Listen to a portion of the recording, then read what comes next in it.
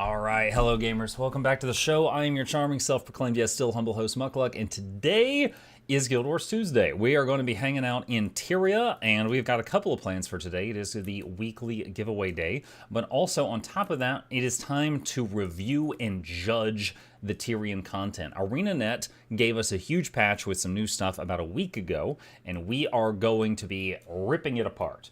Now, I am someone who typically likes ArenaNet's products, and we don't want this to be an echo chamber. So I've invited some people who have a different belief system than mine. It is well known in the community that Noxxi and Lorenity just absolutely hate Guild Wars 2. So they are going to be joining me today, and that way we get some differing viewpoints, and we are going to be discussing what we think of the most recent patch, the story, the new map, the new meta, the relics, the masteries, the new legendaries, the Wizard's Vault, all that good stuff. So hope you guys are here for it. So I am going to call them right now. They said that they're ready, and let's see if they lied to me or not. You should be hearing their voices any second now. Hello? There's Noxxi. Hello, Noxxi. Goodbye, Noxxi. What?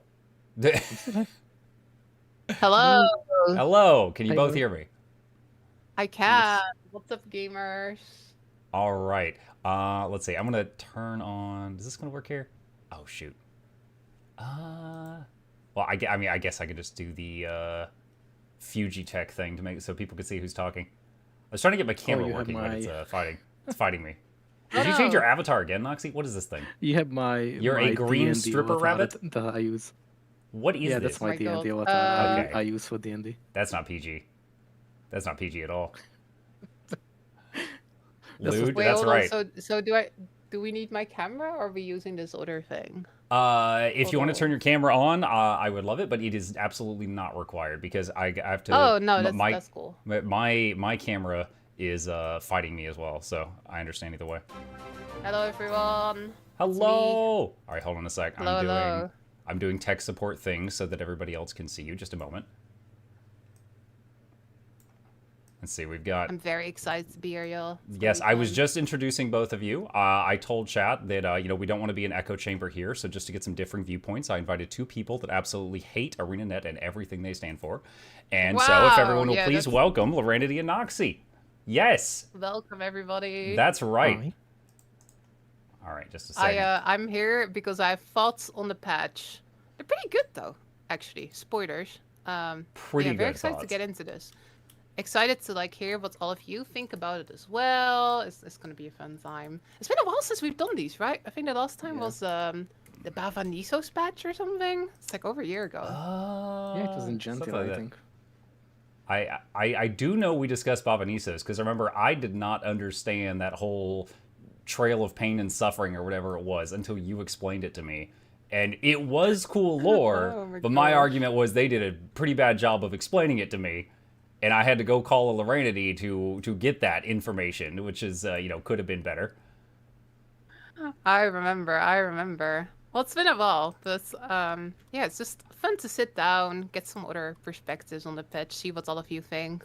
Yeah, looking forward to this. Thank you so much for having me. Gonna be fun. Thank Same. you for joining.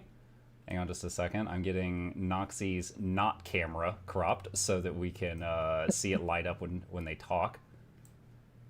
Tech support. That's right. It's not that bad. I just got to do some cropping and moving things around. Okay. All right. I think we're good. Okay. So, welcome one and all. We are going to be discussing the new patch that came out a week ago at the time of this recording, if you're watching this on the VOD or something in the future. So, as most know, unless they're just saying this for in case there's any noobs in chat, I try to always make sure everyone's included. We are in the second major update patch of Visions of Eternity. They did a 3-month patch, which did not have any story, a 6-month patch, which we just had, and there is one more patch at the 9-month marker, roughly 3 months out, that is supposed to close everything off. So this is the first time they've ever done an expansion where they cut the story up into 3 chunks as opposed to 4 chunks, which means we get to grade and rip this apart as if it were 1/3 of the expansion story instead of 1/4 of the story. That means, stricter grading from the teacher is the way I see it. So, let's see. Hold on, I am turning off my alerts because my patrons do not listen to my request to behave. And opening up my cheat sheet. I've got bullet points here. I prepared bullet points. I'm very prepared. So, Ah, that's right. So going through the story, I didn't want us to finish too quickly. Because I was concerned if I was just like, oh, what do you think of the story? Oh, it's good. Okay, next topic. So I broke it down into the different chapters, of which there was chapter 9, 10, 11, 12, and 13. 13 was the last one. So chapter 9. Chapter 9 was basically we chase Vlox into the jungle. Isgarin starts getting an upset tummy, and he's not very helpful. And Canuck has a revelation that he's becoming complacent. He becomes inspired by the baddie, which is a little concerning. But, it's kind of cool to see Canuck's storyline evolve. Laura, any thoughts on this section? yeah, I felt like they were really trying to like go through every single character a little bit almost. It was like every character had like a little voice line talking about what they were up to and their faults and stuff. Just in general, I just like the moments of going to the new map, right? Like we were sort of cutting deeper into the jungle, like literally cutting through the vines to get like to this other mysterious place. I felt they did a good job at sort of like showing that feeling of we're sort of going deeper into this sort of hostile, scary forest. Reminded me a little of like the Heart of Thorns days a bit. I thought it was cool, and just the first impression of the map was very positive for me. Like just like seeing how pretty it was and stuff. So I was having a good time for sure. Noxxi? I felt much better about the current story. Honestly, I think the pacing was a little bit better done than the previous ones for sure. I mean, compared to Soto, I think Soto was the one where things just happened way too fast, and then Gentile was a little bit slower, maybe sometimes a bit too slow. The bears. But this Yes, I one, know I the think bears. so far, I actually enjoyed it so far. Like the story does kind of hook me in as well. I really enjoyed it, especially with the current update. I think it was much better without any, I how to explain it going too weird or like not making much sense. Okay. All right. So chapter 10, which was the following one, is when Isgarin started saying, "Oh, you got to look for a spire, and you got to run around the map, and you got to look for the correct spire because there were many of them." That was the chapter where we found it, we met our allies. Oh, by the way, spoiler warning. If anybody freaking needs it, we're reviewing the patch, but here you go. Too late. I already ruined it for you. There's a spire, I guess. So there's your spoiler warning. So we got to find the temple, fight our way inside. We overhear Kuda and Vlox, and the two of them are fighting. That's when we fight. We're introduced to Team Omega. There's some cool lore books about them that are scattered around. We chase Vlox upstairs, but he locked a door behind him. Canuck leaped 50 feet away. I don't know if you guys saw that. I was very perplexed that he had that in him. We're told to go find 1,000,000 bomb parts for Canuck. And this one, I got a lot to say about this one, but we're gonna go all the way around. Noxxi, you first. Any thoughts on this section, good or bad? I think it was actually good. Not, You heard it here. I can't It's really actually good. That's it. I don't know. I can't really express myself well with this. Like it's, there was nothing wrong with the story part. Oh my god, Relics is talking to me. Hold on. I'm in game. You have to do the meta, Noxxi. It's happening right now. Get in there. We can talk about the meta too later. The story part. I'm too nervous to talk about it. I think Okay. for me, it's like it was like that part of the story where they make you go around the map a bit, right? Like Yeah. They often do this. Like it used to be fill the bar, kind of like go do events in the map for a little Time bit. sink. Yeah. Yeah, exactly. This time they went for like a collection instead. So we saw them doing this in base Visions of Eternity as well, right? Where instead of Yeah. like making you fill a bar, they kind of make you do a collection as part of the story. I know that some people didn't like that as much in base Visions because it was pretty confusing and like a decent amount of work. Like where do you have to go, figure out the riddles and stuff. I felt that it was kind of better this time. Yeah, Because I it felt that the was. riddle was like it was less riddly. It was very clear. Like you have to Yeah. go here, you have to go here, Yeah, you have to go there. Um, so I thought it was a pretty fun way to sort of like lead you around the map. It was pretty fast. I think I was done with the collection in like 12 minutes or something. Yeah. same. So on the topic of the collection, like at the launch Visions of Eternity, I think part of the reason that one was poorly received is, like you said riddles. They were very cryptic on what you needed. It wasn't marked on where to go. And then I was told that some people, after like it had been like 5 minutes and they hadn't solved it, you would get a mail and it would tell you where to go. Many people, myself included, never got the mail. So I never got the thing that indicates where to go. And of course, I'm playing on day one. There's nothing online yet about this stuff. So it was just like a point of frustration. And I remembered I like got past that part. And it was like a story step where if you got to a certain step and you hadn't done the collection, you had to like abandon the story and replay that step because you would get soft locked. So it was just like, bugs, right? yeah, I got hit by every freaking bug that day had. So it was definitely a point of frustration. And I was like, I remember I was thinking, man, I never thought they would come up with a way where I would miss the green bars, because like having to do this multiple times was just so frustrating. And I agree with what you said that I think they did it better this time. I don't think it was perfect, because like you would go and you talk to the scout, and the scout played this really slow movie file where it would move around and show all the things. And it's like, if you needed to talk to the scout a second time because you forgot where number 5 was, you had to watch the whole thing again. And so what we did, because I'm a streamer, I pulled up my own stream and just was rewinding to the part where the scout played and was using that on my other monitor. And I was like, this is silly, because the average player is not going to have a recording of this. They're going to have to keep coming back and talking to this guy over and over. So I do agree with you that I think it's better. I think it could be even better than it was this time, though. I don't think I even talked to the scout. I was just like looking in my achievements, and I was like, south of the spire or whatever, or like northwest of the ley stone, whatever. So I don't think I even went there. I just like vaguely followed what it said in the panel, and then I went for like the markers on the minimap. I didn't even realize that it had descriptions like that in the achievement thing. I was just following the scout conversation.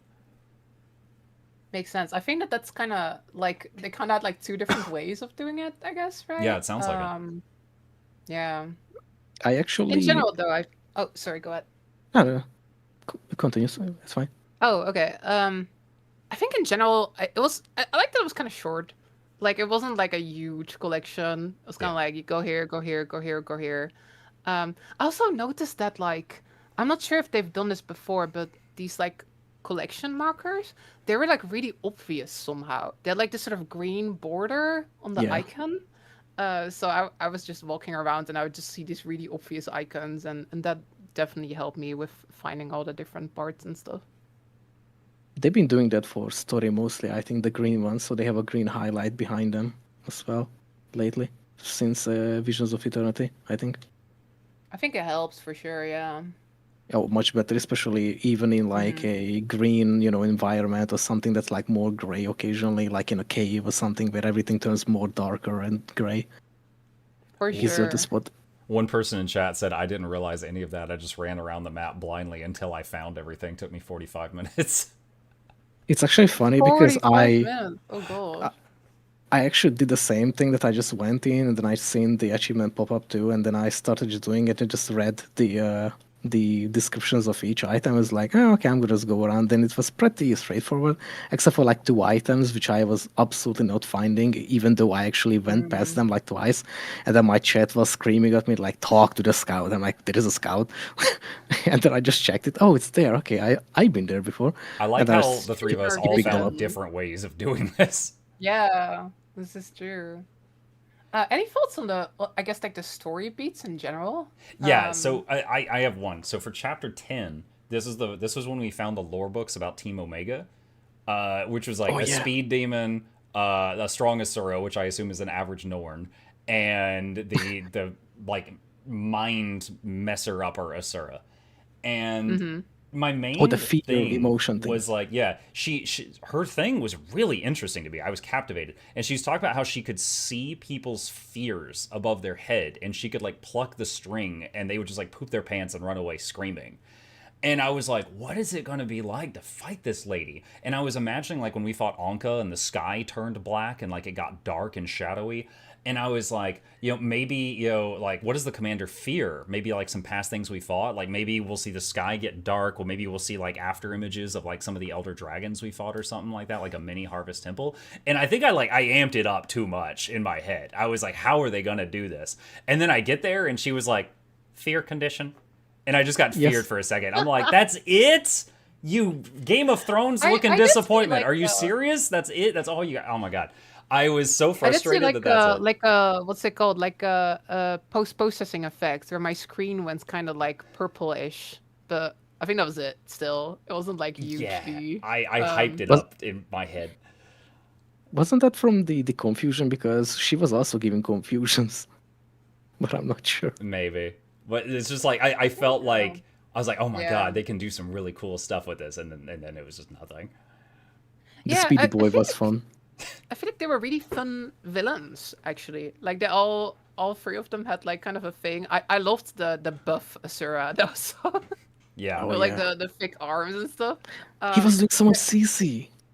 I was almost sad that they didn't use them for more, right? They were kind of just in this patch, and then spoiler warning, we defeat them in the patch, right?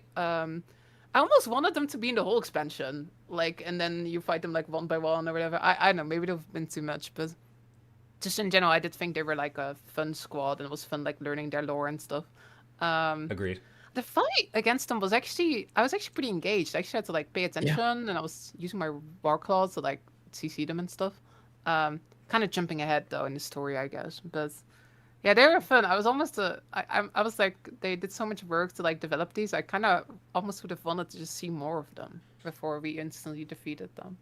Yeah, and another thing that I had forgotten about is like we read this stuff about how they were exposed to this this energy that they've got access to now, and on the way to them, we found a bunch of animals that had been exposed to the energy, and they had like patches of their body that looked like constellations and stars and stuff. Do you know what I'm talking about? Yeah. So I was thinking we were going to run into a Sura that looked like that had those patches of the galaxy or whatever you want to call it. So then I remember I was kind of surprised that they didn't. But then there was also another lore book, I think it might have been later on, that talks about how that was the best we could get out of test subjects that were not ideal for this, which I guess would imply that there's a possibility that they could reuse that story beat later on and have beings be even stronger because they're better for the experiment or something. Okay, so chapter 11 is we helped Kanak make a bomb, and then we headed up to the temple. We blew open the door. Oh no, we wanted to head up to the temple, but someone had yeeted the key 500 feet, and then we had to go pick up the key and then open the door and go in and start solving trials, and then get to Vlox, but we're too late because we had to solve the trials. And then he talks some sass to Kuda, and Thanos snaps her and then leaves. Who I started now? Laura. Laura, what did you think about this section? Oh, I remember like being almost overwhelmed by the crafting. Like we were like in the forge and we bomb? were like crafting these bombs, right? Yeah, there was like this really complicated like recipe of like different steps and stuff. I remember like looking at that and being like, oh, I'm like almost overwhelmed by this, but then it wasn't that bad, to be honest. It really wasn't. I actually thought it was kind of fun that we're in this forge the whole time and we actually got to forge something. We got to like use the forge and stuff. But I desperately wanted the achievement for not messing it up. And then I did get the achievement for not messing it up. But I was like nervous. I was like just being really careful to press the right step. And I felt like I was in class, right? Like doing an exam where you have to follow the instructions very carefully or whatever. The instance was pretty decent. But for me, honestly, the highlight of the patch story was the trial instance. which happened later, where like we went into the That was this sphere section. temple. That was in chapter 11. Yeah, So yeah, that's yeah. when we went in and we had to solve the trials. Yeah, I thought that was so cool. Like, I've played a decent amount of other MMOs recently, you know, sort of waiting for the Visions patch and stuff. And something I often find is that I think often the gameplay in MMO stories tends to be kind of boring. It's really about the story, right? Often I think the gameplay is pretty straightforward. But I was really impressed by just how many puzzles they had and stuff. Like they had like logic puzzles, and there was like a puzzle where you had to like, you know, put the pipes together and make a ball and stuff. Oh, the And pipe it one wasn't frustrated me because I found a solution for it that only used half the pipes, and then it didn't Yeah, solve. yeah, yeah, and I'm like, do I same. have to use every pipe? And then You that had to go added all another the way 10 around. minutes. So I was like, this is stupid. Yeah, I do think some of them were better than others for sure. But like there was like one where you had to like do a jumping puzzle thing almost, and Yeah. I thought it was just cool, like actually getting to do these trials. I felt like I was playing like Zelda, like Breath of the Wild. You have like these shrines with puzzles inside of them, kind of Portal 2 like, right? I felt like I was going through like these different puzzles, and I really enjoyed it genuinely. And then there was the logic puzzle, and I spent like half an hour arguing with chat over the right answer. Was it the one with the 3 doors? Yeah. Oh my god, dude! Oh my god, yeah. I was also arguing with my chat about that, and they were continuing to give me crap about it for like the next 5 hours, I thought days it was later. so fun though. I had a blast. I really liked it. I think it's generally gameplay wise. I think it's one of the best story instances they've done in a while. Like just purely the fact that they had so much like mini games and stuff. I think if a instance is just listening to people talk and then fighting 2 enemies and that's it, I feel like that's like much more boring. I liked how much they sort of went above and beyond and made all these different trials and stuff. It was definitely one of the highlights for the patch for me, actually. All right, Noxxi, what do you think? I actually really liked the trials. They were kind of fun, honestly, and more engaging than just just blindly fighting enemies again. I was kind of nervous during the trials because I was like expecting that they are probably very simple, for the sake of it in a way. But I was nervous because like, oh man, if I mess this up, people will think that I'm absolutely stupid. But it was actually very good. I was surprised how many there were. Like I did the first round, Same. and then I'm like, oh, okay, it's done. And it's like, wait, there is more. Yeah. Oh no. And they just kept continuing. And then yeah, the questioning one with like the 3 door was actually very simple because I remember that always from YouTube where people bring it up. I'm like, okay, you have to solve the door, yeah. And then and that was the answer. I'm like, for once watching YouTube on these was paying out. Yeah, I guess. had like 100 people in chat like, didn't you see the Mythbusters? And I'm just like, oh my god, no, I didn't see the Mythbusters. Okay, so one thing that I've seen a lot of people say when discussing this is that they felt like the trials thing was just like, it was a huge time sink for the patch. Like, if you take all the time you spend just doing the story for this patch, the trials is like a third of it. Do you guys think Yeah. that might have been like too much? Like, just like for like a percentage wise, like what do you think about that? Or do you think it was just right? I think it was fine personally. Like to me, I felt it was nice that it was a bit more just like beefy. Like I feel like we've had some patches like Noxxi was talking about Soda earlier, where it felt like you would really get into the patch story and it would just be over so fast, and it felt like not that much has actually happened. I like that the story was a bit longer. I like that I spent a bit more time on like everything because it's like you said earlier, right? They cut the story in less parts, so it was more chapters in one go. It was 5 chapters instead of 3. So I was pretty okay with that.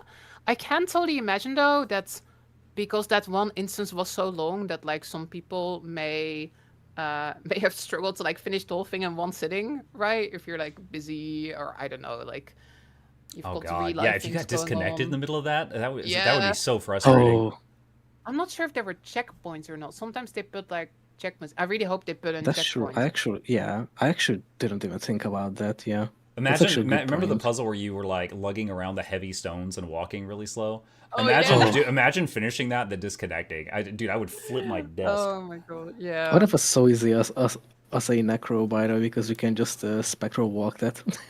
I was spamming dodge, so I was just rolling around with the rocks. I like that they let you break it. Like I don't know, that made me feel like very smart. I was playing like Tempest and I was like blinking around and using super speed and stuff. I thought it was cool that they just let you do that. Try to outsmart the instance a little bit. There was Yeah, it was one just trial where if I actually don't know because there were a couple ones where you had to walk through patterns. I think it's the one where it's constantly changing that which path you can go through. I'm not sure actually. No, it's not that. Which one was it? The one basically that like slows you down if you do it wrong or something. And I remember I wanted the achievement and I didn't really care about it that much until it absolutely took it away from me from the stupidest way possible, where I wanted to jump over a corner when going oh back yeah. without carrying the thing, and it hit me because it apparently has a hitbox in the air too. And I was Yeah, that like, happened to me it too. was a tiny 5 pixel from the corner and it hit me. And I had no achievement anymore. I'm like, wow, Well, okay, I cool. failed the achievement because of the 3 doors question, so you can feel better Oh. about that.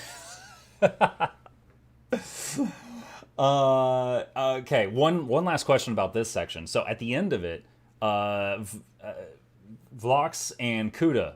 Vlox gets powerful. We're too late. Kuda's like, yeah, now we can buff the inquest. And he's like, I would sooner give the power to a cockroach. And I laughed. That was good writing. And Yeah. then she was like, well, I want the inquest. And he's like, all right, you can have him. And then he does a Thanos snap. I thought he erased her from existence for like 10 seconds. Because he's been saying the whole time, like, these bad people gotta go. And I genuinely thought, like, oh, snap, that's how she dies. That's crazy. And then I found out later that he just gave her like a Hearthstone home, and I was like, oh, that's okay, fine. Yeah, she But- just came back. I was the same. I was like, how did she get back here so fast? I was like, if you can teleport her anywhere, apparently you just teleported her like 20 meters outside of the building or something. She just came Yeah. back. Just dropped her in the lake, and then that's it. Free teleport. So yeah, I misread that situation when I found out that she was still around and kicking. Me too. Chapter 12. We can't find Vlox again. We have to go to Kuda for information, so we go beat up her officers until we find where Kuda's at. We meet her, it's a trap, shocker, shocker. We beat up Inquest again, shocker, shocker. We chase her to the forge, we fight Omega again, and she gets away again. I think story-wise, we really didn't learn anything new in this section. I think this was just required to move the story along. Yeah. You guys have Yeah. anything special to say about this one? I liked the fight against the Omega squads. I think that was part of this section. Yeah, part of this chapter, section right? was part the Yes. second and final encounter with Team Omega. Yeah. I also like I got kind of excited. There was this whole thing where Kuda was like, "Oh my god, we're gonna trade. Like you get this and then I get the commander." And I was like, "Oh, this gonna be somewhat interesting." Like I was like, "This gonna be like season 4 where the commander gets like put in this jail and has to break out, right?" So I was like, "Oh, maybe this will go somewhere cool." But then she just killed them anyway. Yeah, she She was like, "We're in the she middle gets of you this." thinking because she's like, "We'll trade you what you need for the commander," and you're like start talking with the others, and they're like, "You gonna do this?" And you're like, "Well, maybe we should." She's like, "Just kidding, shoot him!" And you're like, "What?" Yeah, that was I was a little sad about that because I thought it was kind of interesting. But yeah, I don't think that much happened in this chapter, but like you said, they just kind of had to like move on to the next part, I guess, right?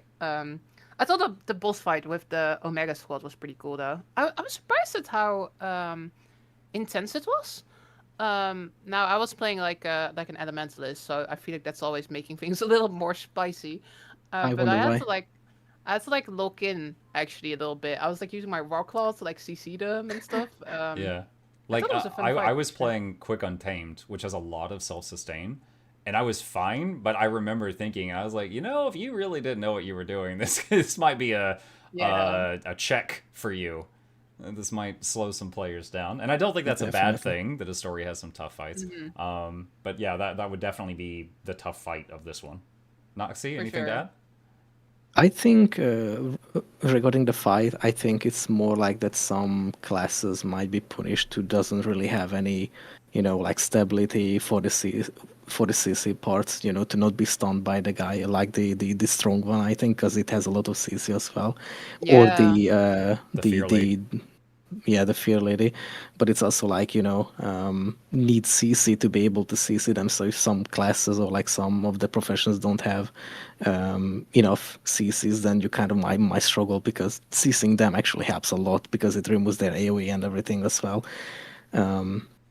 Regarding the writing, by the way, I would say that I kind of like the part where the commander, or kind of refusing to say Wayfinder in a way, because it's kind of weird to me. But I kind of like that the commander was sort of like almost like panicking, like trying to find looks like, you have to help me, Kure. Like just help me. We can trade or whatever. I like. It felt really weird to experience this, from the commander's perspective, that the commander was like almost panicking to just find logs and just like do whatever, just help me. And it kind of felt nice in a way that our character felt very desperate once again. Well, yeah. So on that note, because Vlox is talking about, let's see. To recap, at the beginning, Vlox was like, "I just want to get rid of bad people."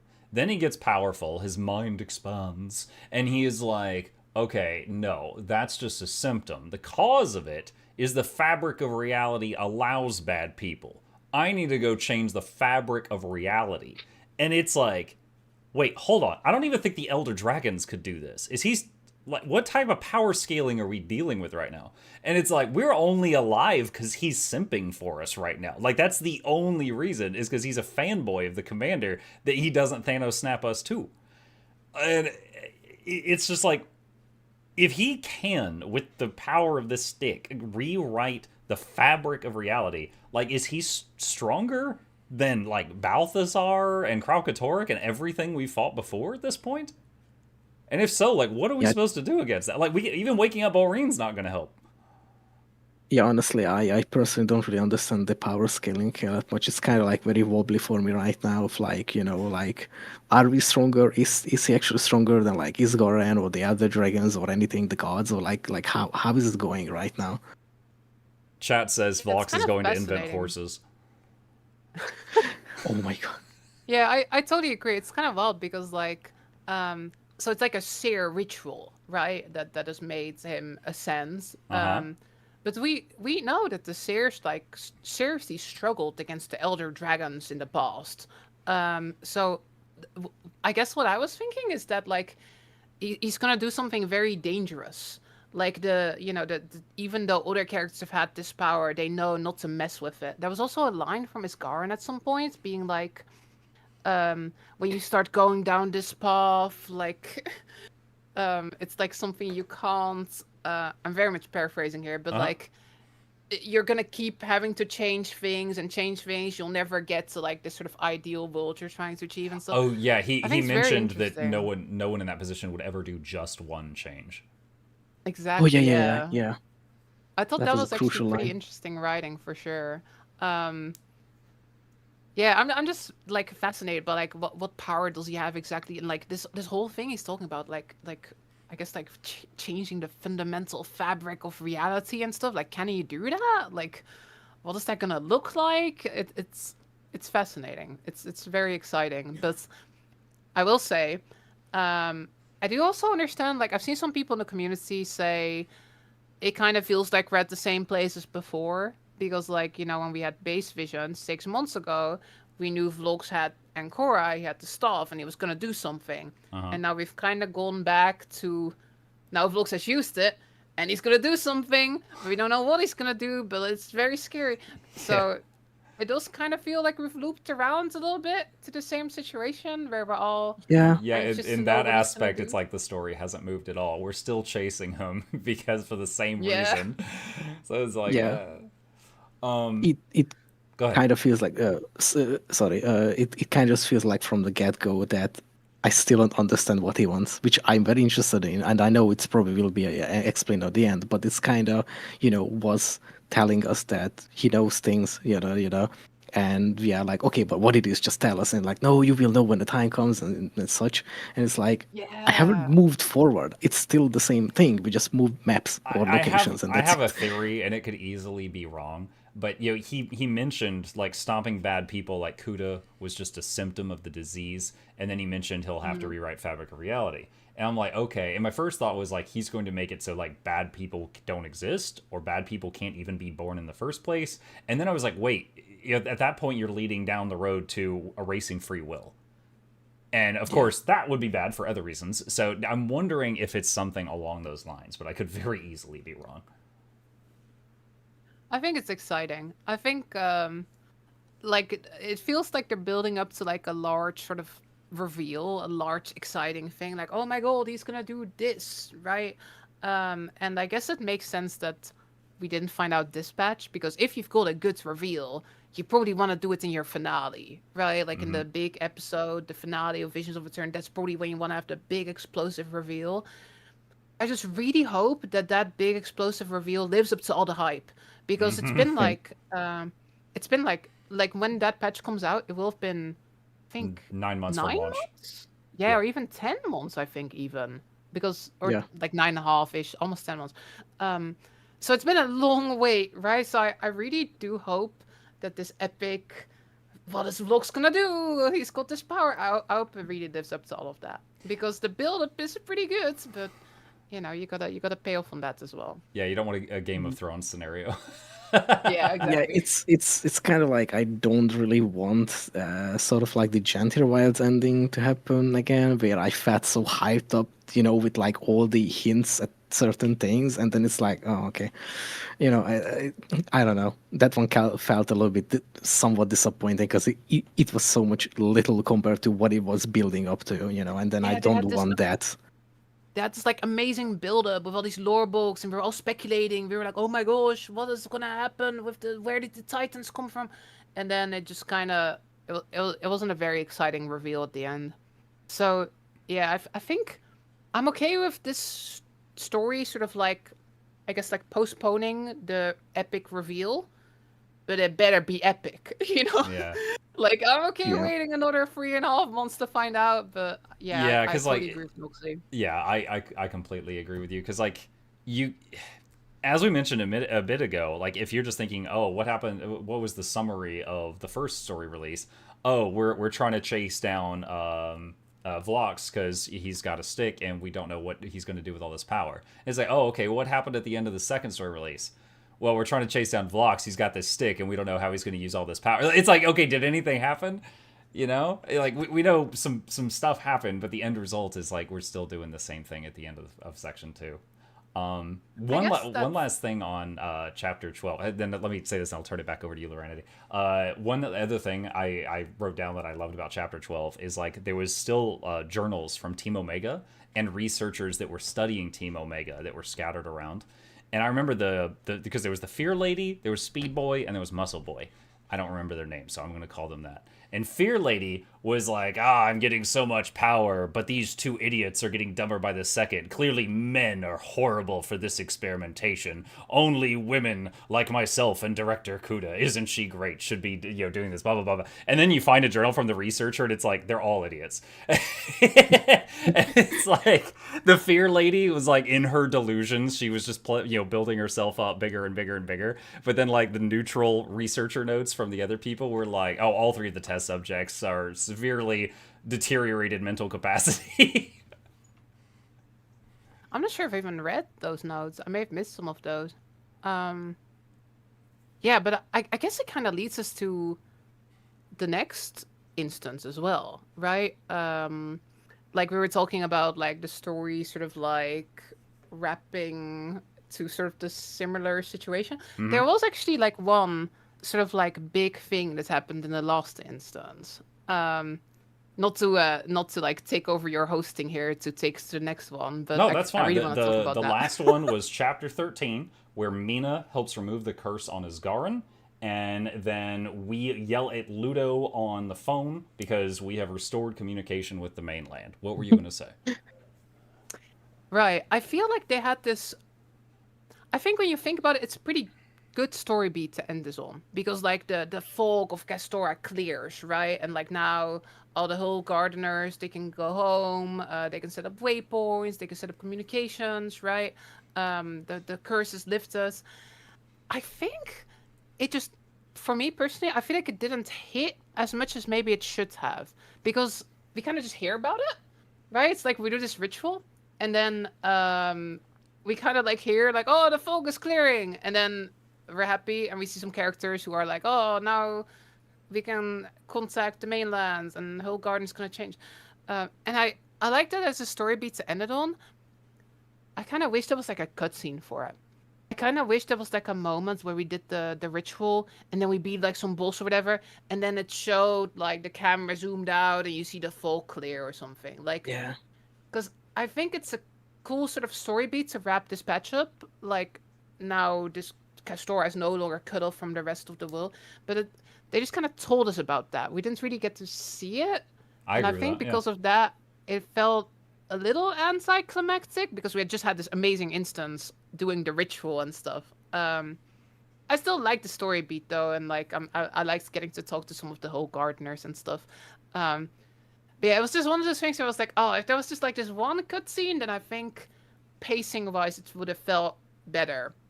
Because now it felt like the sort of the big moment was kind of in the middle, and then Yeah. the moment at the end was kind of small, but it's a pretty big moment. It just didn't hit for me as much, I guess. It's also like by not having a major moment like that, by not having like a cutscene or something, then Mm-hmm. all the players that are not reading everything, they have no idea that happened. That's And also so, true, like, yeah. as a former WoW player, I am a big fan of having the major moments have some kind of cinematic or cutscene, so that even people who you have no idea what's going on, they're like, "Oh yeah, I remember when so and so fought the Lich King. That was an epic fight." Whatever, because Mhm. that those beats are very well known, just because like the cool cutscenes. And something I've made no secret of on my channel is like, do you remember like the old cutscenes that they look like they could have been made in like Photoshop. It was, like moving paper dolls and stuff like that. Like, I love those things. Like, those to me scream Guild Wars 2 energy, that's got like those Oh yeah, pastel yeah, effects. Like, there was that one in Living World Season 4 where Aurene was looking into all the visions of the future of her fighting Kraukatoric that was like super memorable. You see one when you beat Zaitan for the first time and Traherne is talking. But they haven't done Mm-hmm. those in like multiple expansions. yeah. Since like EODs. I would have loved to have seen one of those, like what you're describing, with like the fog clearing and the island becoming visible, and yeah, something like that would have been cool. Maybe like the people in Hull Garden, like looking around confused as like the sky clears, and just show that it's like a big thing. Yeah. Why just them? Maybe like snap the camera around to different people you've met on the island, and all of them like Mm. reacting to the fog going away, as if it's like a major thing. Yeah, that could have been really cool. They didn't go that route, but that could have been really cool. One thing I wanted to ask you guys about, because you are both lore nerds of various levels. In Chapter 13, after we helped you remove the curse from Asgarin, we get on the phone with Ludo, who's part of the higher ups at Radasum. I forget the correct title, like the counselors or whatever. And we like Dark yell Encounter. at her. We're like, you guys helped Vlox, and we're like, you just yell at her on the phone, and she's like, what? I didn't know. And I'm like, didn't we have this same conversation in Chapter 1? Think so as much. I think it was more the fact that like we were I think again it's been 6 months, but in my head the way it played out was that we sort of knew that there were some corrupt people, right? Sort of like She helping remember out in Chapter Volk. 1, she sent us to like snoop into a guy's office. Like, we made a Hmm. distraction and we went into his office and we found out he was in cahoots. And then she's like, "Oh, the board's gonna hear about this," and she was supposed to be like, trying to get this corrupt politician to face justice. Hmm. But then I just felt like I mean, my memory could be just fuzzy, but I was like, didn't we have this same discussion in Chapter 1? And I was kind of hoping you guys could clear that up for me. There was this moment in Base Visions where Vlox kind of has this like gotcha moment, and he goes like, "Actually, what I'm doing here is completely sanctioned by the Arcane Council." Mm-hmm. So I think for the commander, it kind of went from, oh, there's a couple corrupt politicians helping him, to, oh, straight up, they're all in on it basically. And I think that's kind of that moment where you're on the phone and you're like, did you know about this? Like, clearly, we didn't think she was, but like, Vlog said that everybody's basically in on it. The entire Arcane Council, they sanctioned all of this. Um, so I think that's kind of where that moment came from. he went from like I say he the commander because my character's a he. The commander went from like 0 to 100 so quick on that. It made me think of Yeah. like Yeah. like Harry Potter, did you put your name in the Goblet of Fire? Just suddenly just screaming, and I was just like, what? Okay, and I'm like, part of me is trying to remember who Ludo is for like 5 seconds, and then I was just like, why are we yelling? Okay. Valid crash out, you know. Yeah, the commander seemed pretty done during this patch. Like Noxxi was saying earlier, with the commander being kind of panicking almost. It definitely felt like the commander was just like, oh shit, like this is happening and there's nothing I can do about it, and just very, very frustrated. Felt like there was definitely some personality shining through. Yeah. The emotions were kind of portrayed much better in my opinion, instead of just being, just like a normal commander day again, saving the day and whatnot. I think in general for me, the story in this patch felt like a major step up over previous patches. Mostly because it was longer. I was just happy that it wasn't like over like basically the second I got into the map. And again, it doesn't mean that it was like entirely perfect. There were some things where we just talked about where I was like, oh, this could have been better if they would have done it slightly different, or if this would have been like that, if there would have been this cutscene. But I think all in all, I was pretty happy with the story. It felt a little bit more meaty, felt like it was longer, felt like there was more to it. And yeah, again, despite not being perfect, it just felt like I was much more engaged than I was back in Sodo patches or Janfir patches. Another thought I had is they. Okay, how can I try to voice my thoughts here? So there was that other seer that hated Isgarin, and he cast all these magics that basically is like, Isgarin, stay the hell off this island, right? And they give him like just terminal diarrhea if he gets too close, and these magics haven't faded at all, which is like, it's an interesting precedent that time doesn't seem to weaken magic as far as we can tell, or at least this kind of magic. So it's like, okay, they could conceivably just have more magic just get in our way that was cast 1,000 years ago, Like, this was just one seer who had a hate on for Isgarin and just did all this stuff to keep him out. Like, who knows what spells all the other ones cast? Like, maybe one of the other ones was like, oh, this area is my refrigerator. This area is going to stay cold. And we're just going to find this weird cube of space that's always cold because it was a fridge 1,000 years ago because some seer kept his vegetables there. Like, it could be anything. So, like, that's another interesting facet that I'm not sure if they've considered pursuing, but it crossed my mind. These seers, they're definitely like, I guess as a lore nerd, I'm really excited to get all this seer stories, seer lore, because like they've existed in the franchise since like Guild Wars 1, but they were always like this huge mystery. And now we're like learning how powerful they were and all these like these magical things that they did. I love finding all the lore books again. I think that's usually my favorite part. But like there were like mentions of like, the different weapons they had created. Some of the legendary weapons that we have got mentioned, right? They created like the swords that we get as the Shining Blade and stuff. Like, just. I love like how we're sort of going down this ancient Tyrian history rabbit hole, but I do think it's pretty complicated. I think you really gotta pay attention to properly piece together what all the lore books mean, even across expansions. There were definitely some moments where I misinterpreted things and like got a little bit confused about stuff. Yeah, just in general, I like this sort of setting, like going for these ancient seer ruins and all their ancient magics and stuff. It's cool. Which is a perfect segue into the next section, which is the map. What do we think about the map? Noxxi, you first. Well, the map, I actually, for design, I think it's pretty beautiful. The strange thing to me is that I don't know why. I think it's because it's kind of busy in some way, but technically, if you look at it, it's almost the same size of map as Shipwreck's Strand. And if I go to Shipwreck and I go from like one end to the other of the map, it feels so big, but sort of almost empty a little bit, in some way. But this one is like I go from one corner of the map to the opposite other, and it's like nothing. Like it feels weirdly small, and I don't know why. Not in a negative meaning, but like in a way that like there is always so many things that I don't even notice that the map is so huge. And it's Laura? kind of strange to me. Yeah, just in general, I was pretty just happy that the map was so big. Like because I feel like in previous expansions there was very much distinction between launch maps and patch maps, right? Now this was technically pretty big, but it got released in 3 small chunks. And then in Gen 4 Vaults, we had Mistburn Barrens and Bavanisos, which were like smaller, a little bit less content. This map to me felt much more like it's fit in with the rest of the maps.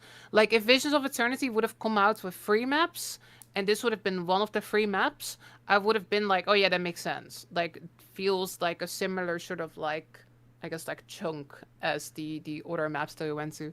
It matches the It was vibes. a little bit, yeah, the views and like just in general, like it. There were a lot of like pretty new assets and stuff. Didn't feel like they did a ton of like asset reuse. I'm sure there was some, but it felt like a proper like new location within this, like seeing all these like pretty sere buildings and stuff like that. It was like it is like Noxxi says though. I do think it's a little bit less content dense, if that makes sense, than the launch maps. I think just in general, like there's a little bit less collections. There's like jumping puzzles, but not quite as many jumping puzzles. But to me, it still felt as if it like very coherently fits with the other maps, and I was really happy about that because I didn't really feel that as much in Gen Verwalt. And in Soda, I did feel it, but only after 3 patches has come out. So to me, it felt much nicer getting like this nice large map in one go.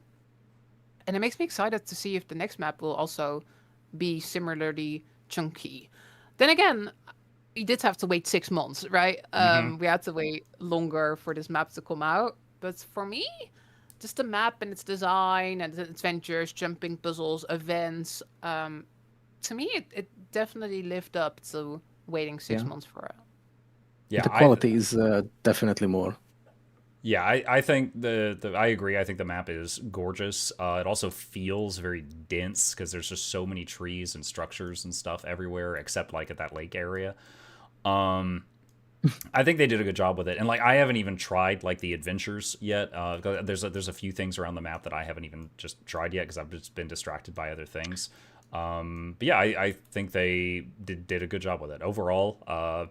I think like of all the stuff in this patch, I just think this map is possibly one of the things I would rate the highest. Just like running around it, how it looks, how it feels to just game in this area, how much fun I'm having, how much happy juice my brain is producing. I think the map is probably one of my favorite things of this patch. Like, the story's fine. Yeah, I don't hate the story. I love the map.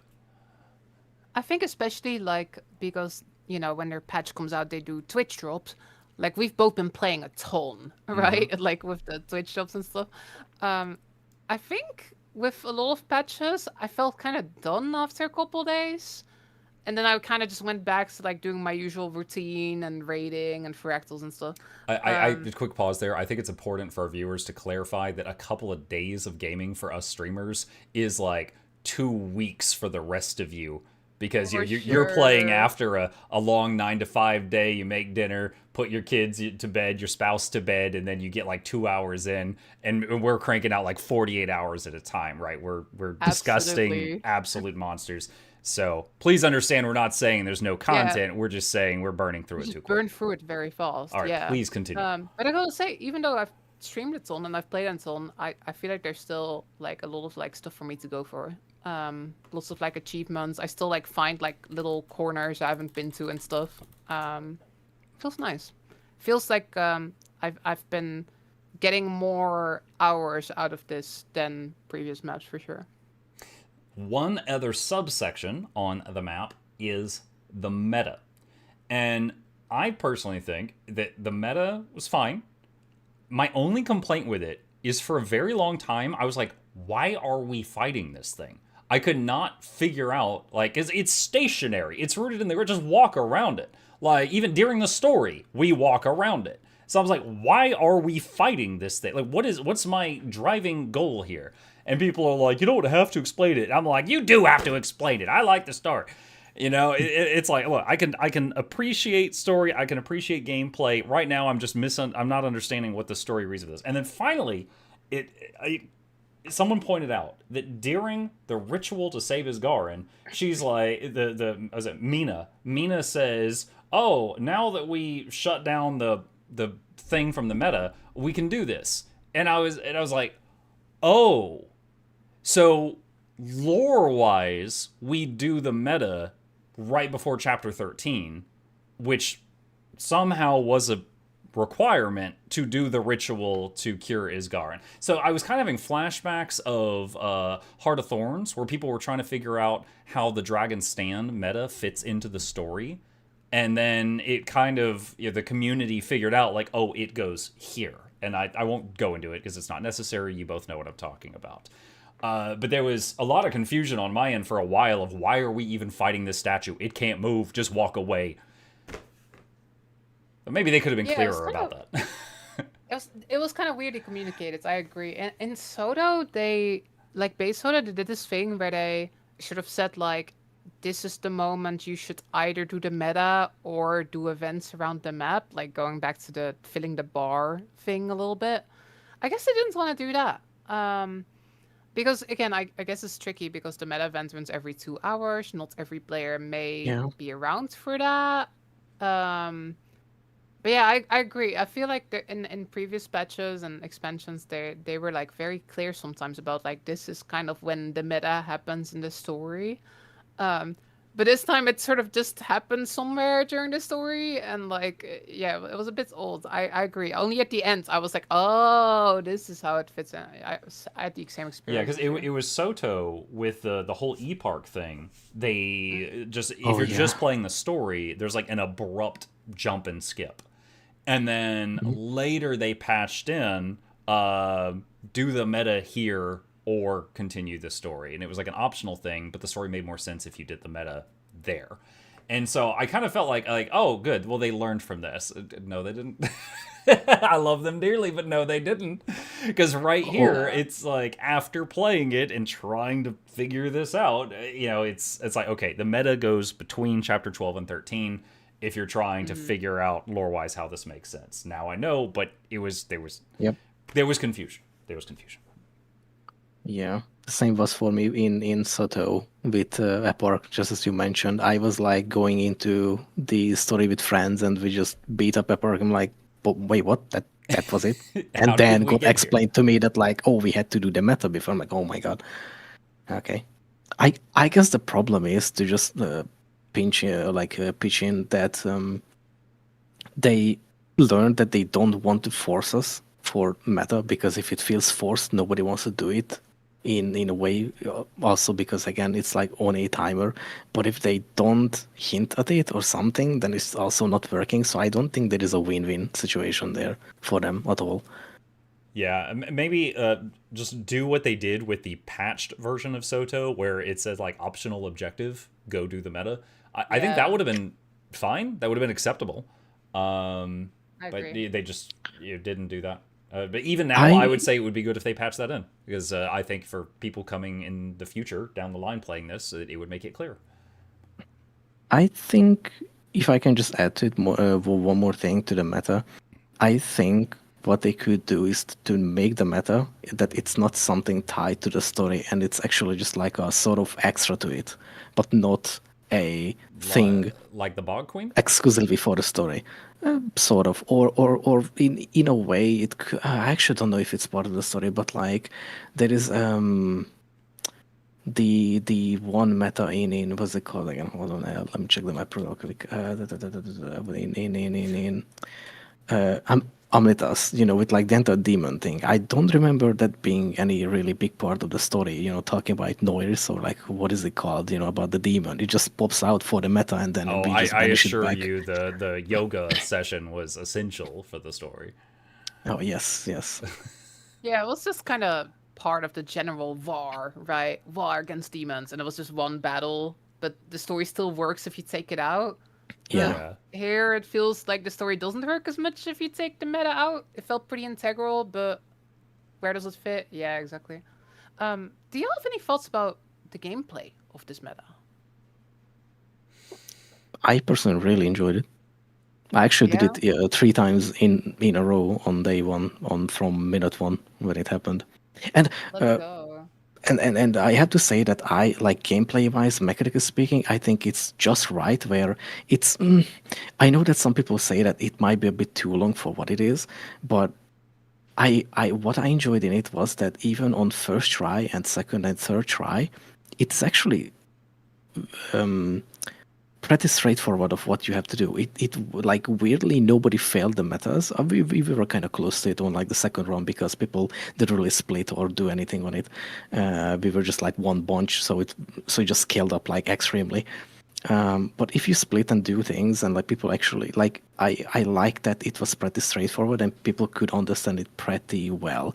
The only thing I don't like in the meta that I may on the second part when we do the last part is that CC kind of mechanic where you have that like mini game happening on your Oh skill yeah. bar. Oh I god. don't like that at all. Oh, dude. I'm just doing my like rotation and it's like, oh wait, why am I not doing anything? And I'm stunned and I'm dead. Oh great. It's even more than that. So just to quick add on to that. So like I'm there as a druid, and I finally have my astral power button come off cooldown, and I finally fill the astral power bar. I go into it and I get hit with that, and I'm like, ah, dang it! And I'm doing the thing, and it's just like if you get frozen fighting what is it, Freynier, where you lose the cooldown of astral power and you lose the whole astral power bar and you come out of it. So it's like as a druid, you lose your weapon swap essentially for like 15 to 20 seconds if you get frozen right when you go into that. And so it's like infuriating for me. I'm like, oh, the 20 people just went downstate in the chains. I'm gonna go astral and do Glyph of the Stars and res all 20 of them. No, I'm not. You're all dead, I guess. Fuck you. And I was like, oh my gosh. Yeah, I agree. Having that thing pop up for multiple reasons, just because of the class I main, is very frustrating. I like that it wasn't very HP spongy. I like that it was Yes. very different phases. It was like, now you're fighting these champions. Now you're fighting these things. Now you're on the islands fighting this thing. Now you're on the center and you're fighting this thing. Now you're there. Like, it was really broken up in different little encounters. Which was nice Which for after the me last stops meta it was from- beat up Purple Mothman for 30 minutes. Yeah, for me, it helps break it up, right? To have Yeah. stuff like that. I think for me that's what keeps stuff engaging because like if you look at like Dragon's End, for example, Oh yeah, um, to me that meta is much more engaging because you constantly go to the sides and then you go back and then you go to the side again. Uh-huh. Like it's sort of like I guess like not sort of you're never zoning out because it keeps doing different things. I guess that's what I liked a little about this meta. Just the fact that it was just now you're fighting this, now you're fighting that, now you're going here, now you're in your skimmer, now you're doing this, now you're doing that. There's even the section where you're on the skimmer underwater, like repairing these pipes and Oh stuff. yeah.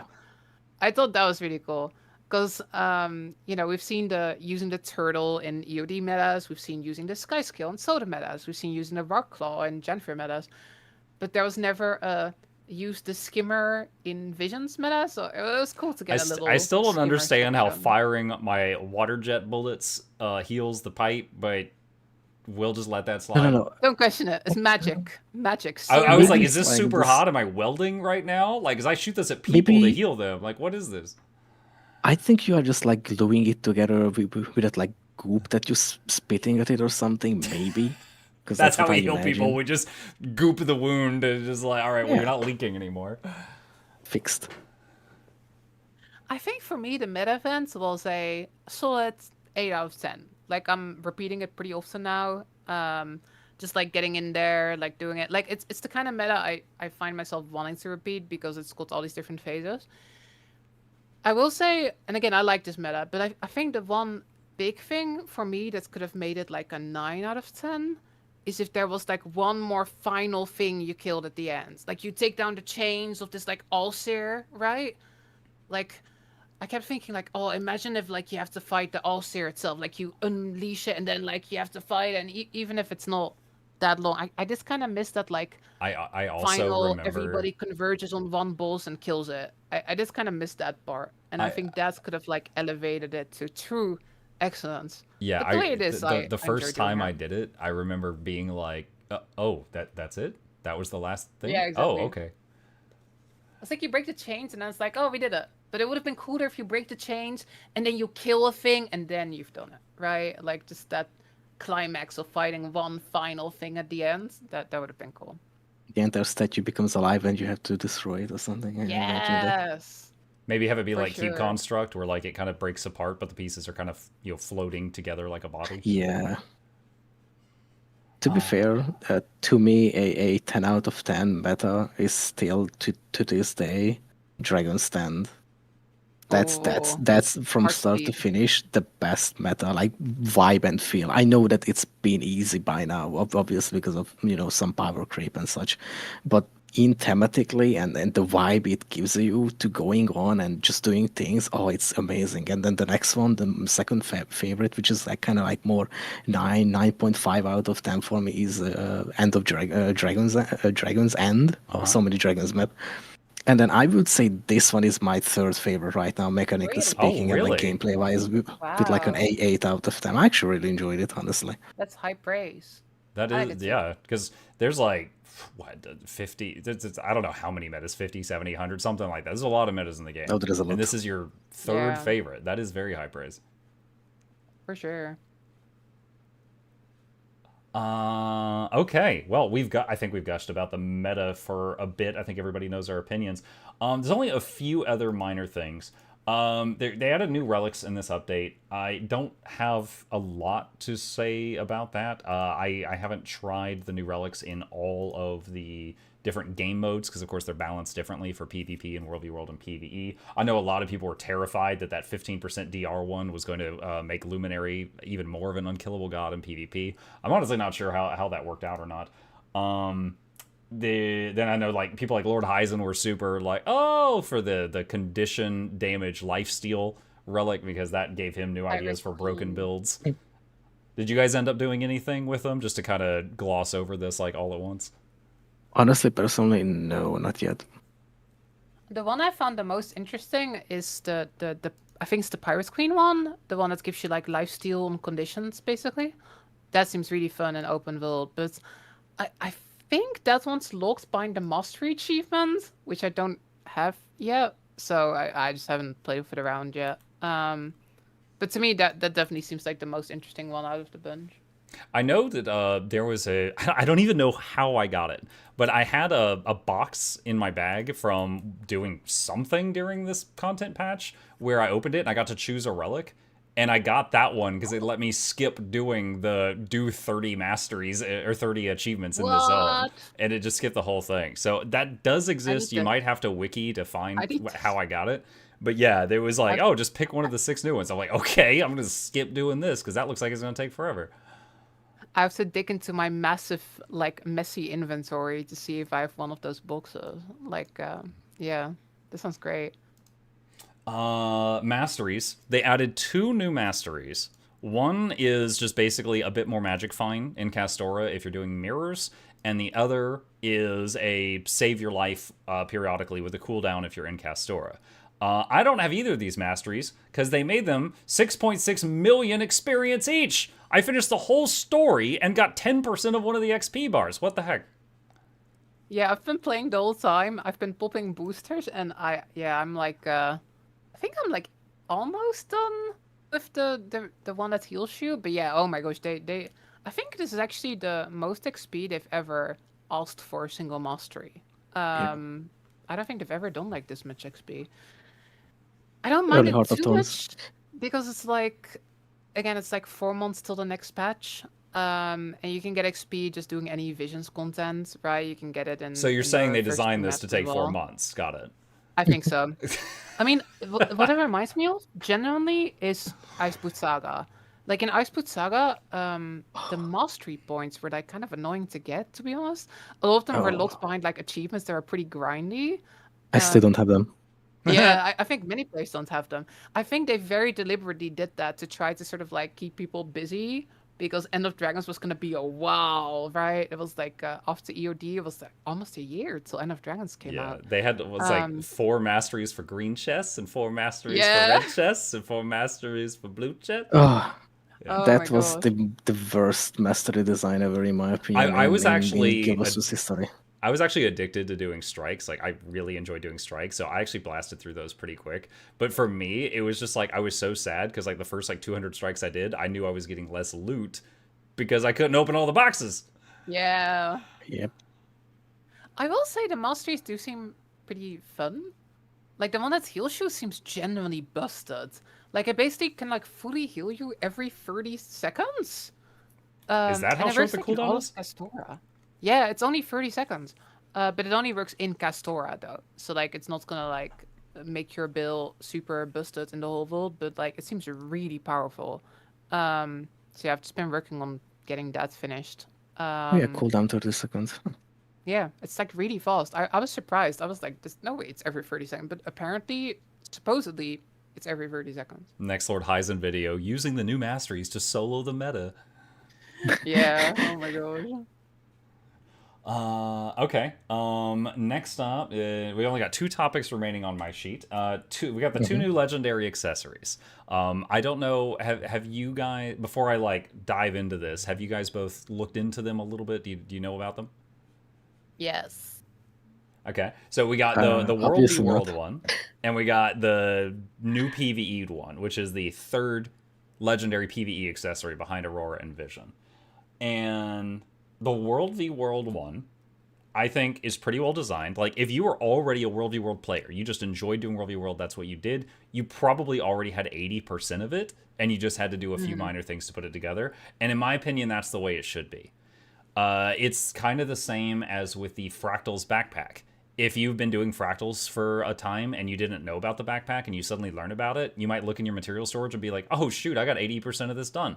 And I think that's how it should be. Then we got Stella. Stella. Oh, girl, you crazy. Oh, that's 7 million karma. 7 million karma, Ridiculous. 50,000 research notes, 2,000 ectoplasms, 2,500 mithril ingots, elderwood planks, some kind of leather, some kind of silk or something like that. Like, oh my god. Like, I have got a lot of hours in this game. I know both of you do too. That is almost half my lifetime savings of karma. That is insane. That is bonkers. Like, I'm recording a video, which of course Noxxi is helping me edit. It's a guide for this, just like my other legendary guides. And at the beginning of it, I was like, all right, so just gonna rip the band-aid off of this right now. I do not recommend you make this if you just want a legendary accessory, unless you just really like the graphic. And if you're one of those people, let's go. And that's how I began the video, because oh my, it is like 10 times the cost of Aurora. Yeah, okay, there's a slightly hot take.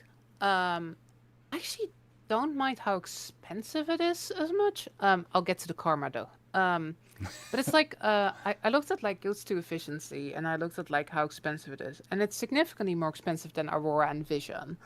But part of me is like, I think I'm okay with that because you're skipping the huge Aurora quest, right? Where you have to go into Draconis Mons for like 2 weeks straight and do all the hearts, and like you're skipping like that huge Aurora journey or huge Vision journey. Yeah, You don't both of need to them get have time Gift of sinks of a week or Battle. 2. Yeah, but it's still a decent amount of work, like getting all those achievements, right? So it's like I think I'm okay with this being more expensive goals wise. So it's like, you know, if you want to spend less gold, you get Aurora and Vision. If you like don't want to do all of that stuff, then you go do this one. But the 7 million karma though, that is where I do have a problem, because Yeah. the thing about karma is like, it's not like fun to farm, right? If it's like you need gold, if you need to research nodes, like it's kind of annoying getting research nodes, but you can craft those in an hour, right? If you have goals. And there's a million things in the game to do that get you gold. You can do metas, you can do fractals, you can do a million different things to get goals. But karma is like such a long-term thing, right? Like, I feel like if you're stuck on a legendary and you don't have enough goals, that's fine. You just play the game more, you farm some gold, there's a million ways to do that, and then you get that, and then you finish the legendary. But I think if you have everything except the 7 million karma, I think that feels bad.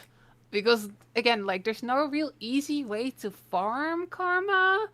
And then it kind of is in Season 4, but it's going to take you so long. And, like, you're going to lose your mind farming, like, Sandswept Owls for 1,000,000 hours trying to get the karma.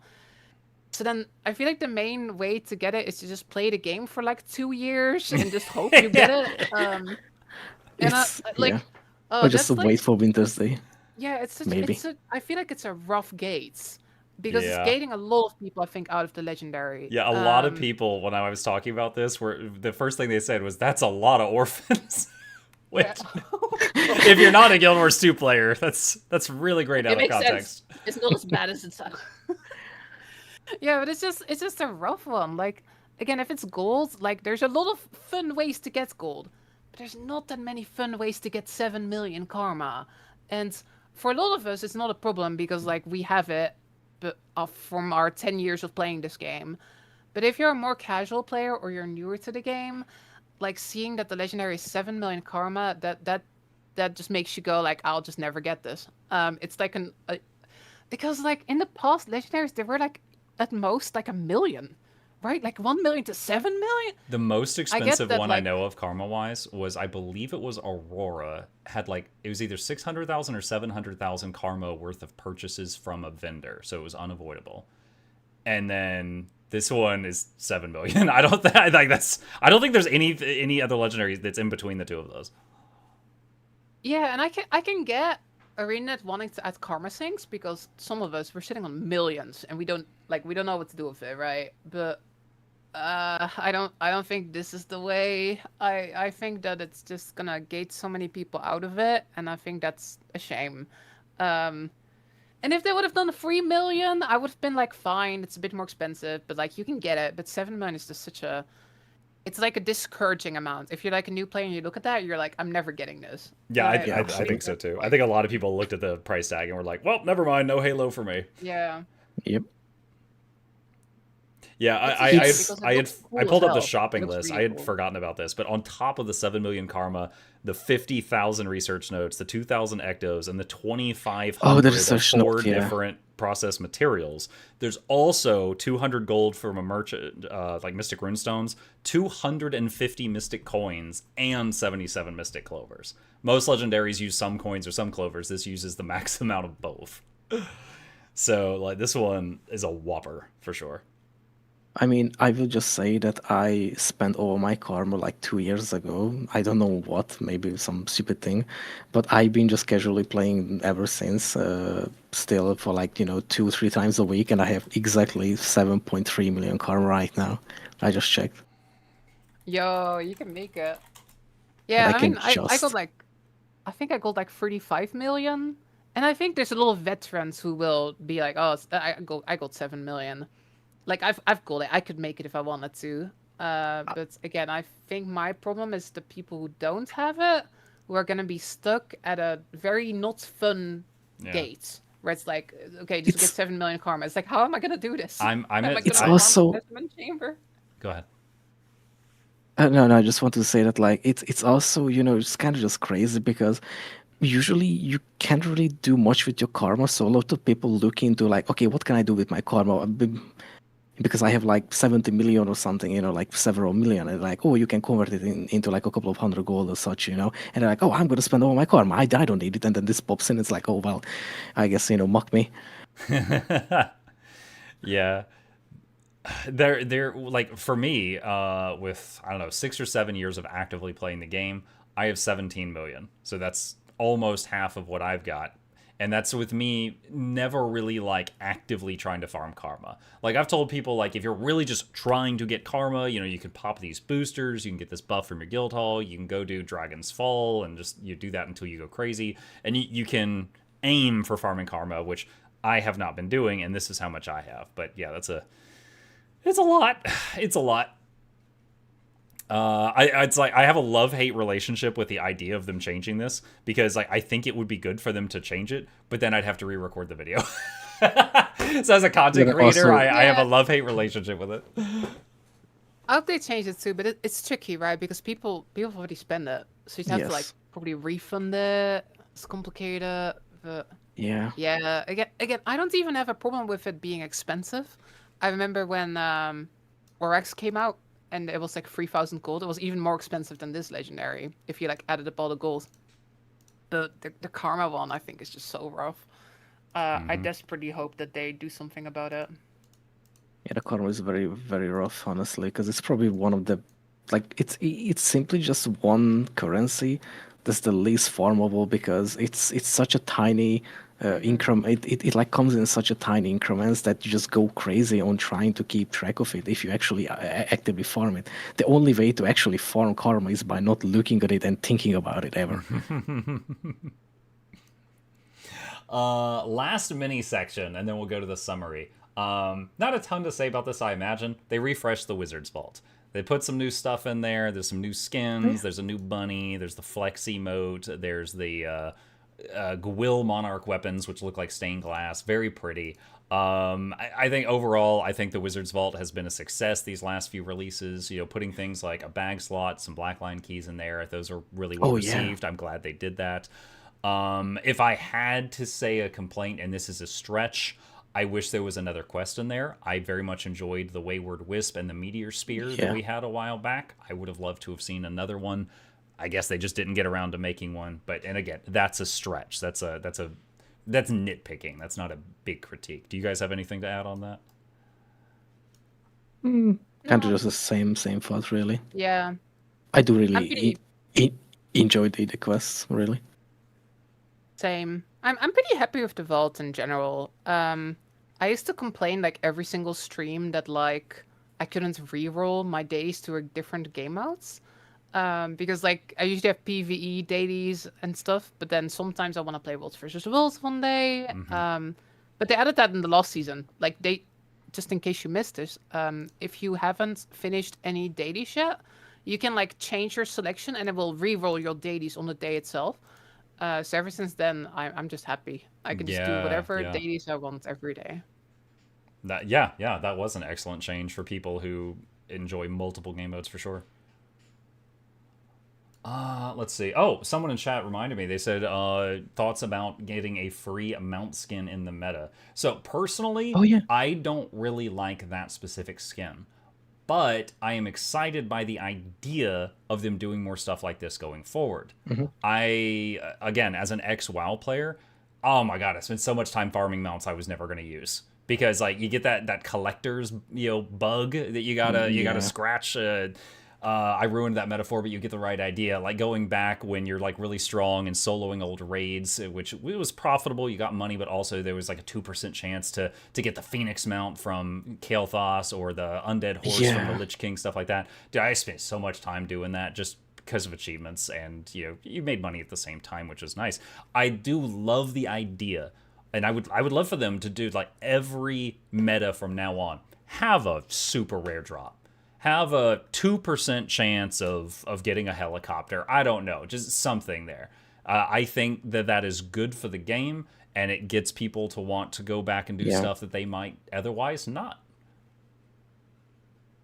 I 100% agree. It just makes it exciting, right? Like you do the meta and you're like, oh, maybe I'll get this thing. Even if you don't even want it, you're like, maybe. Yeah, it's just like, I might get it. You can sell it on the trading post. Yeah, you can sell it. Yeah, it's actually tradable, which I was surprised by. I did not even know that until now.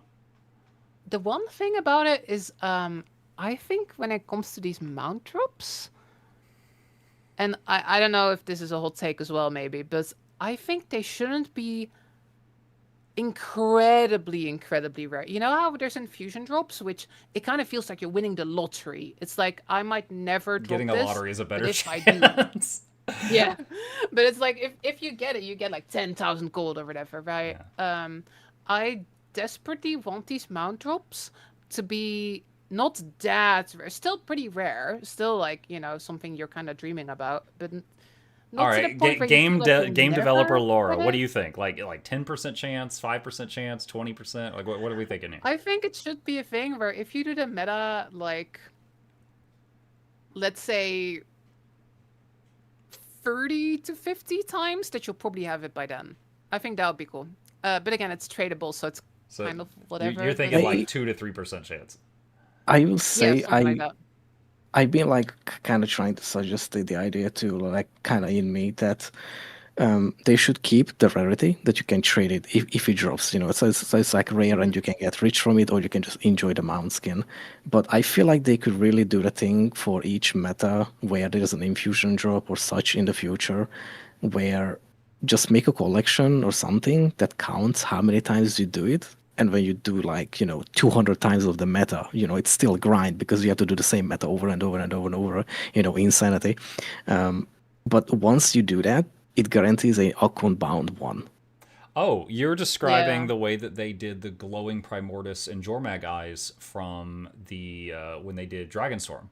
Because in Dragonstorm, there's a chance of the tradable. I forget the name of the item, but it's Yeah. a container and it has a glowing blue or glowing Yeah, red yeah, yeah. eye, and it's tradable and it sells for a ton of money. But there's also a list of like 30 achievements, and if you do them, you can get an account bound glowing eye.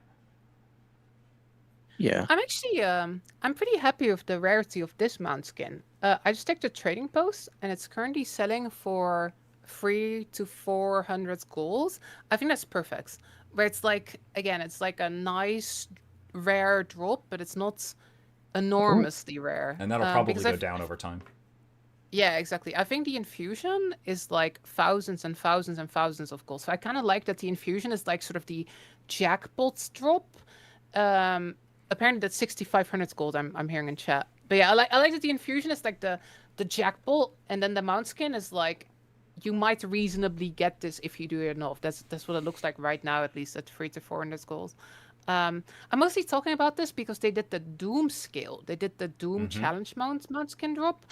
And at first, that was so rare that, like, in like 3 weeks of that patch being released, nobody got a confirmed drop. Like, the whole community, there wasn't a single person who had confirmed gotten the Doom scale in 3 weeks. And people were grinding it over and over. To me, that's too rare. To me, that's the point where yeah. I'm like, I don't care I because I'll agree. never get this. It's so rare. Like, to me, this doesn't add or remove anything. I didn't hear I want about it to this. Was feel it like bugged or anything? I'm not sure. At some point, they adjusted the drop rate, and then people did start to get it. But my understanding is that it's still very rare. That's what I would say if I had bugged it at ArenaNet. Is I'm adjusting the drop rate and then turn the switch to on. Maybe, who knows? It's possible. I think that he happened before though, but yeah. But yeah, I want it to be rare, but not. I will never get it rare. And it seems like with this mount skin, that like looking at how the price is like 300 gold, I think they actually got that just right. Much better than what happened with the Doom scale, which felt like I will never ever get this in my life. I might as well not bother with this at all. Yeah, Yeah, pretty and happy again, about it. just drawing upon past experience, the way that WoW did those mounts is if it was current content, which in our game content doesn't really go out of date because the horizontal progression thing, but in WoW, if it was current content and you beat a boss on its like challenge mode difficulty, to use our terminology, it would always drop a mount one time. But then your raid would be like 20 people. You'd all have to roll for it or fight over it, whatever. Yeah. But one person would get it every time, guaranteed. But once it went out of date and it was easy to like go back and solo it, it would drop to like a 2% chance. But everybody could go and attempt it on their own with that. I feel like in the case of challenge mode Doom, that's already such a high bar. I would have no problem if they made it to where like every time you do it, one person in the group who does not have it will get it. Like, It's because that would still take someone up to 10 times to do it, which I think is still very respectable for the challenge. But I'm not a game dev, so no mounts for you guys. I would No, I like to agree. just say that for like an open world thing, I don't mind having just just pure RNG. It's kind of whatever because it's open world. Everyone can go for it. But for something like raids with that like Doom mount skin, I feel like it's so no prestige that something is just randomized that you get it or not. Like someone keeps doing it for months or years and nobody ever gets it, and then random Joe goes in on first try and gets it. It's like That's how how it is it prestige or anything? That's the We, prestige, we Yeah. just like definitely just saw being that in WoW lucky. sometimes. We would want to lynch those people, but we were not allowed. Yeah. Yeah. Okay, well, we have hit all my individual time-filling bullet points now. So, Final thing, and then I'll turn it over to you guys if you have anything to add. So the patch as a whole, specifically the story chunk. So the story chunk, as we mentioned earlier, is to represent 33% of the total story of this expansion instead of 25%, because they did 3 story chunks instead of 4. Do we think that this story as a whole is an acceptable third of an expansion story? What are your thoughts? Let's start with Laura, the hater. I think the way that I don't think it's supposed to be quite a third, because the base story was definitely longer than this one. I think if you look at the story journal, if you look at You the know, different you're right, because chapters- this one had chapters 9 through 13, so the base game had 1 Yeah, through 8. So I guess by third, I mean like one of exactly. the 3 releases. But yeah, maybe less than a third of the total. Yeah, so again, it was like 8 in the first one, and then Uh-huh. 5 this time, and then 5 more next time. I'm pretty okay with that. I was just happy that for once I didn't feel like I blasted through the story in basically like one sitting. It was still one sitting, but like it was a really long one sitting. It's because of that Um, pipe puzzle. that was definitely part of it. But yeah, just in general, I was just happy that it was a bit longer. And would I like for it to be even longer? Hell yeah. But I'm definitely happy that it didn't feel quite as short as it did before. It felt much more in line with what we used to get with Living Wolves episodes back in like season 4. Maybe even very slightly longer than some of those episodes. And to me, that felt like much better than John Soto. So I was just happy with it. Noxxi? I would say that it's much better than it was before. Definitely, I feel like the quality did went up with this like change that they skip one quarter release to, kind of give it more time and let it cook, I guess, in some way. Because honestly, just to sort of mention, there is one just to kind of bring up Sato just for like one moment, was one turn off point for my friends and like a lot of people I knew was. The quality of how the story was presented was definitely a turn off for a lot of friends where, the very famous, oh, there is an army, let's destroy them, and we're like, And it's 3 what dudes. army? Yeah, it's like that. And it's but also like one point that almost made my friends just almost just alt F4 out of the game was when we were in Neos and something happened in the story where we got knocked out or like some gate collapsed behind us. And what happened was there was a rock collapsing sound and a fade to black screen for like 5 seconds. And no animation, nothing, just a fade to black, and then you are on the other side. And all my friends was like, really, a fade to black? I want to leave this game. I was like, hey, I mean, I get it, but yeah, I mean, there was no, excuses for that. I feel like that was very bad. But currently, in Visions of Eternity, so far, and especially in this one, I feel like the quality is definitely improving with this change. I personally am pretty happy with the patch, but as Lorenity said at one point during this talk, she said like, I hope that final reveal is good, right? Because it feels like there's a lot pinning on that. All right, like I personally, I was a huge fan of the first half of Iceberg Saga and the first half of Soto. I was not a huge fan of the second half of Iceberg Saga or the second half of Soto, right? And like that's just me. That's just my thoughts on this. Right now, I am a fan of Vlox as an antagonist. I think he is playing the role very well. He is interesting. He's not just like what's another word for a one-dimensional character? Epoch. He's not another Epoch. He's not just I'm a baddie. Dead. Oh, you got me. It's more than that, and I appreciate that. But at the same time, I hope it's not another Soto / Iceberg Saga / Game of Thrones ending. And it's better than that. Like, again, agreeing with what Laura said earlier, it's definitely hinging on that reveal needs to be good.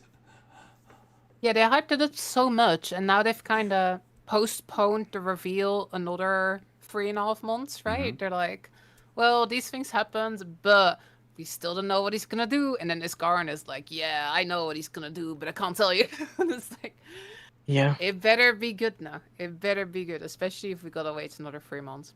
If it's good, though, I'll be very happy with this story. One more thing that I would like to add is what they struggle with is the sort of show me, don't just not just tell, because they always just tell the thing that like, oh, it's so powerful, like that's why I didn't like Epark, because it was constantly the story telling me how powerful and bad Epark is, but never showing me anything. And then he shows up once with like a bubble and then stuns me or something, and I'm like, okay, cool, and that's all you can do. Like everyone was afraid of you, and the entirety of Neos is afraid of you, and such and such. And then he's like, oh, nothing. And I'm like, what? How is everyone afraid of you when you do nothing? I mean, he And showed then- Yeah, and you I a think very with powerful bubble. Saris- Yeah, I think with exactly. Saris they nailed that. Like during Yeah, Base Saris was Soda, great. Yes. where like they had that That instance was and you had to like great. run away and shit. Yeah. I think their biggest mistake with Soto was they offed Saris too early. They didn't Yeah, even yeah, need that- Epark. that was- They didn't even They need should've just Epark. kept They could have had Saris Saris alone, been the guy the whole time. And I guess that's kind of what we're doing with Lux this time. Instead of having a different villain in the base game and then a different villain in the patches, it's all Vlogs. And that, I think, makes him much more interesting. They've got more time to like make sure he's interesting. Here's a thought, and this. Sorry, sorry. let me finish this, and then I'll turn it over to you. Here's a thought, and this wasn't planned. I didn't have this written down.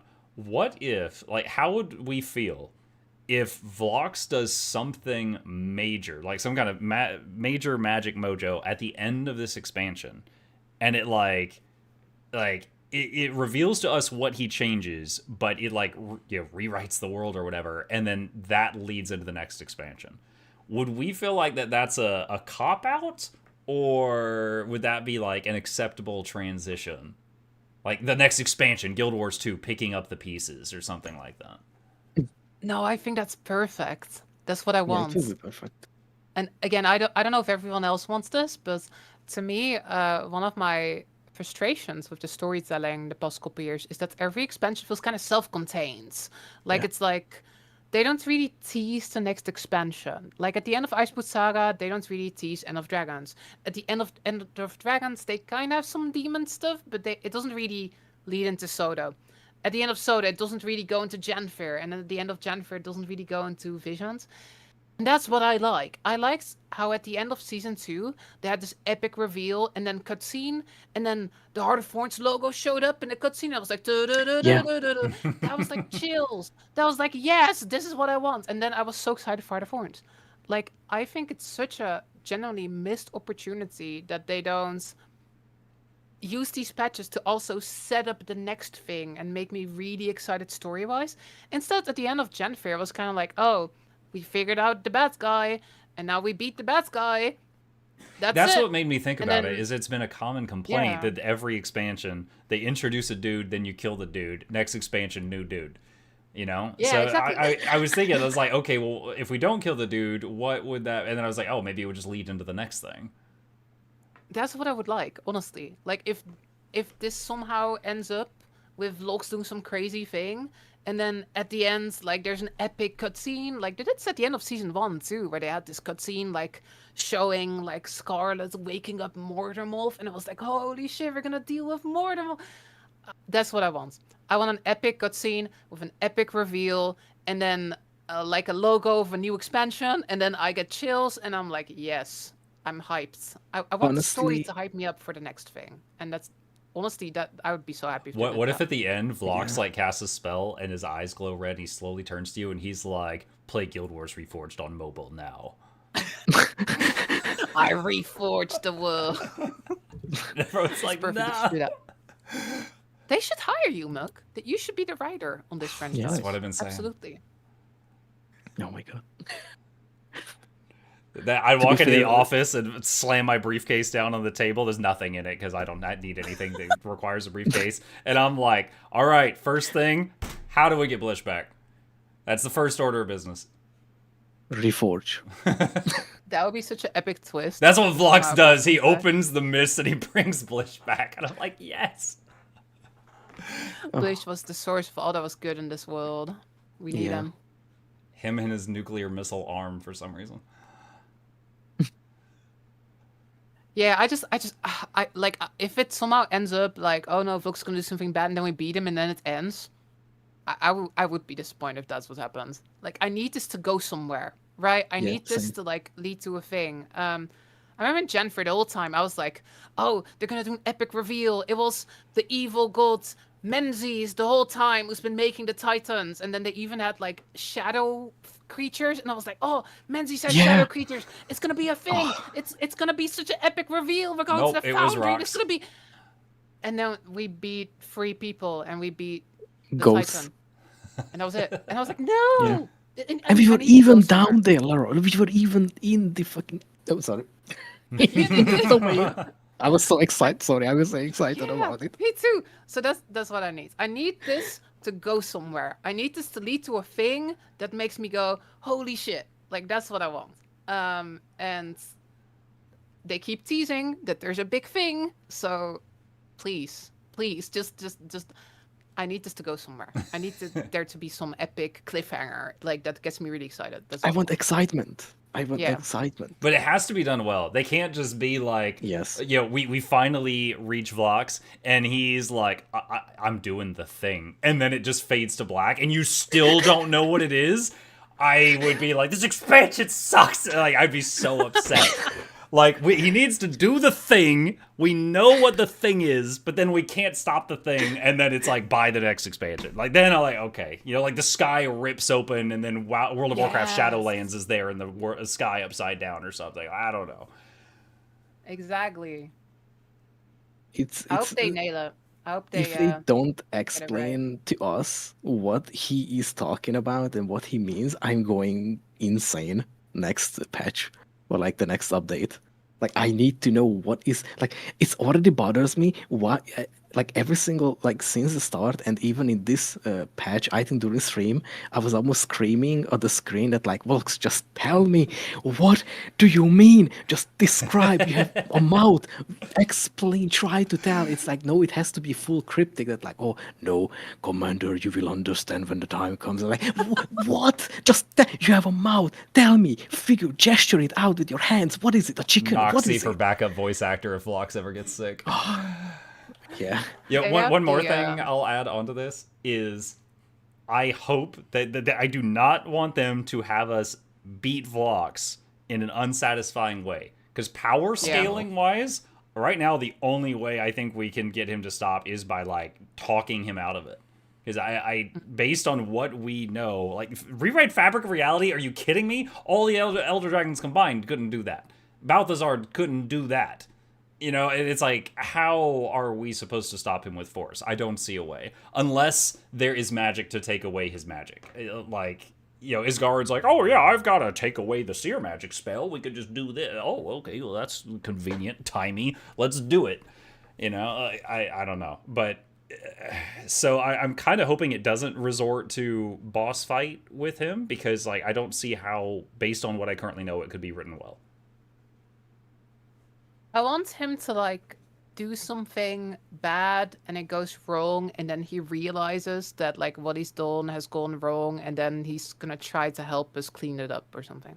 I think that'd be interesting. One thing I don't want is to know like because it was fun once, like where in during EOD we had the Orient powering us up, you know, that was kind of cool on like Harvest Temple and such. But I don't want something similar happen here where like it's gonna, you know, because it's gonna is now not cursed. Basically we have broken the curse, and I don't want that to happen. That I hope I don't foresee this thing where it's gonna just like comes in like, oh, don't worry, Commander, I can just power you up for like 5 minutes and then you can beat him. Like I don't want them. I really don't want that, because then why couldn't we just do that like on the first place or like before or any other time? Sorry, off topic. I remember there was that in the solo story when Aurene powers you up during the End of Dragons thing. Lord Hyzen got a screenshot on Bladesworn of him doing a charged up Dragon Slash during that moment of the story, and he hit a mob for like 70 billion or something, and he put a picture of it up on socials, and he was like, "If people say you need to nerf Bladesworn," and everyone's like, "How did you do that?" And they didn't realize the story instance he was in because he had it like very carefully cropped, and it just sparked so much outrage about how OP Bladesworn was and hitting for 70 billion and stuff like that. Yeah, I don't. You know what I think would be cool? While we're following this line of what ifs, what if he does what he wants to do? He rewrites reality in some way, and he finds out his power is like, he does have a ton of power, but rewriting reality uses it all up. And he does the thing, and then he's like, he realizes, like, you know, without all the power in his head, he gets being more level-headed again, and he realizes, like, unintended side effects or something, and he's like, oh no, that's not what I meant. And he tries to fix it, but he can't, because he used it all. Yeah. And then by Guild Wars 2, picking up the pieces, the next expansion, you know, and maybe in the next expansion he's helping you, like he's on your side trying to fix this, and he just feels awful about it or something like that. Yeah, exactly. I think that... Go ahead. The setup is just good, right? There's so many interesting ways they can take this. And I think the least interesting way is we stop him and we defeat him and nothing happens. That, to me, that's the least interesting outcome. But there's a million interesting ways that this could go. Yeah. And yeah, I just don't want the boring, we defeat him and the day is saved. As long as it's not that, I'll be happy. Yeah, I'm reminded while I was sharing that previous idea, Dragon Age Origins. There was a villain, I think his name was Logain, and you had an option of sparing him.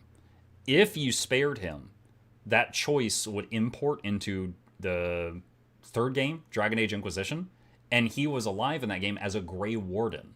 And basically, he was, if you've never played the Dragon Age series, he was basically living like a military life that he didn't want, to try to repent for all the crap he did in the first game. But he only becomes that version of himself if you let him live and don't execute him when the first time you get the chance to. Yeah, it would be kind of... I think it would be kind of cool to see, you know, Vlox do the thing and then regret the thing and then be trying to help you fix the thing. I think that would be kind of neat. For sure. Spoilers? Shut up, dude. This is like 20 years ago. My chat's acting up. I'm sorry. Pretty old game now, actually. Yeah, it's almost 20 years ago. Wow. Yeah, it can drive. It's like 2008 or something. Regarding Vlox, I actually genuinely want him to succeed, to see what he actually wants to do. And then, you know, it's kind of... probably will be obvious that he will realize maybe that he was wrong, or maybe it's not the way he wants, because it might be like a genie wish kind of thing, you know, where you want something but then you realize that, like, that's not exactly how I wanted it, you know, because it's because I feel like he has like a perfect view of something that we don't know, and then it's like he doesn't realize that nothing can be perfect. Actually, what if, like, that's something he thinks about, like imperfectionness or something, you know, like not being perfect? Because we are flawed, and like that's the problem. I don't know. Yeah, that's what I was saying early on, where it's like when he mentioned, you know, bad people are a symptom of the disease, and I was like, okay, well, what is the disease? Like the fact that you can become bad, or do you just want to get rid of free will? Like, how far are you taking this? Like that could easily become, you know, like the monkey paw thing. So it's just kind of what you were alluding to.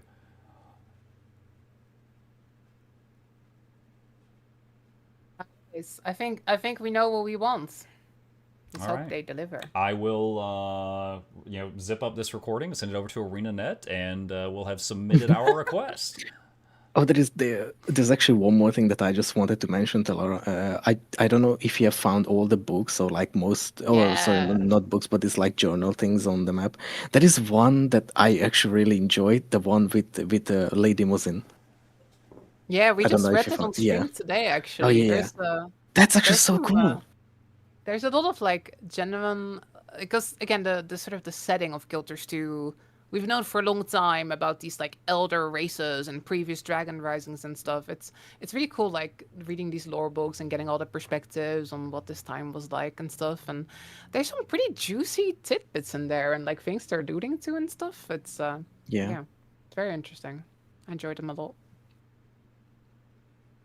All right. Well, that is all of the bullet points on my cheat sheet. Do y'all have anything to add on this content patch that I didn't ask about? My favorite time was when nobody could log into the server, and we were, and I was like being everybody kept asking the same question, and then I put up on my screen like, it's not just you.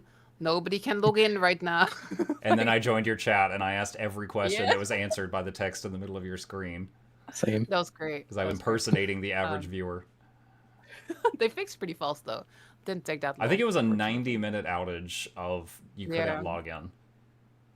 which was pretty interesting. Yeah, the last time I remember that happening was a couple years ago. The EU servers had like an hour or two they couldn't log in, and they felt so bad they sent everybody on EU mount skins. And now I'm just like, where's my mount skins? Because I couldn't log in. Where's my mounts? Wow. Yeah, I just stayed logged in. I just didn't log out, so I was fine. I was playing the whole time. It was like that worked great everybody for you. was logging out. So I did like the quaddle with like the last like 6 survivors on the server. 6 survivors. Well, I'm Everybody sorry. else was gone. It was like the Gommage from Expedition 33, you know? Like Oh my everybody God. else had disappeared. It was really funny. Well, I'm so sorry, Laura, that some people have lives. It was so inconvenient because it was like right when I was starting my stream.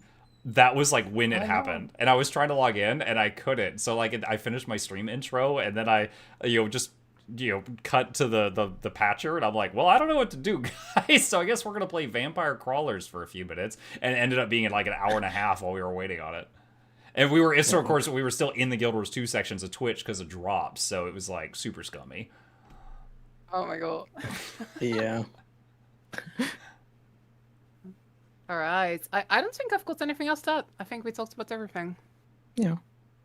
All right. Well, thank you both for joining me. This was no good. worries. Now that if any devs decide to watch this in the future, they'll know what we loved and what we hated, and our fabulously written ideas that they can steal.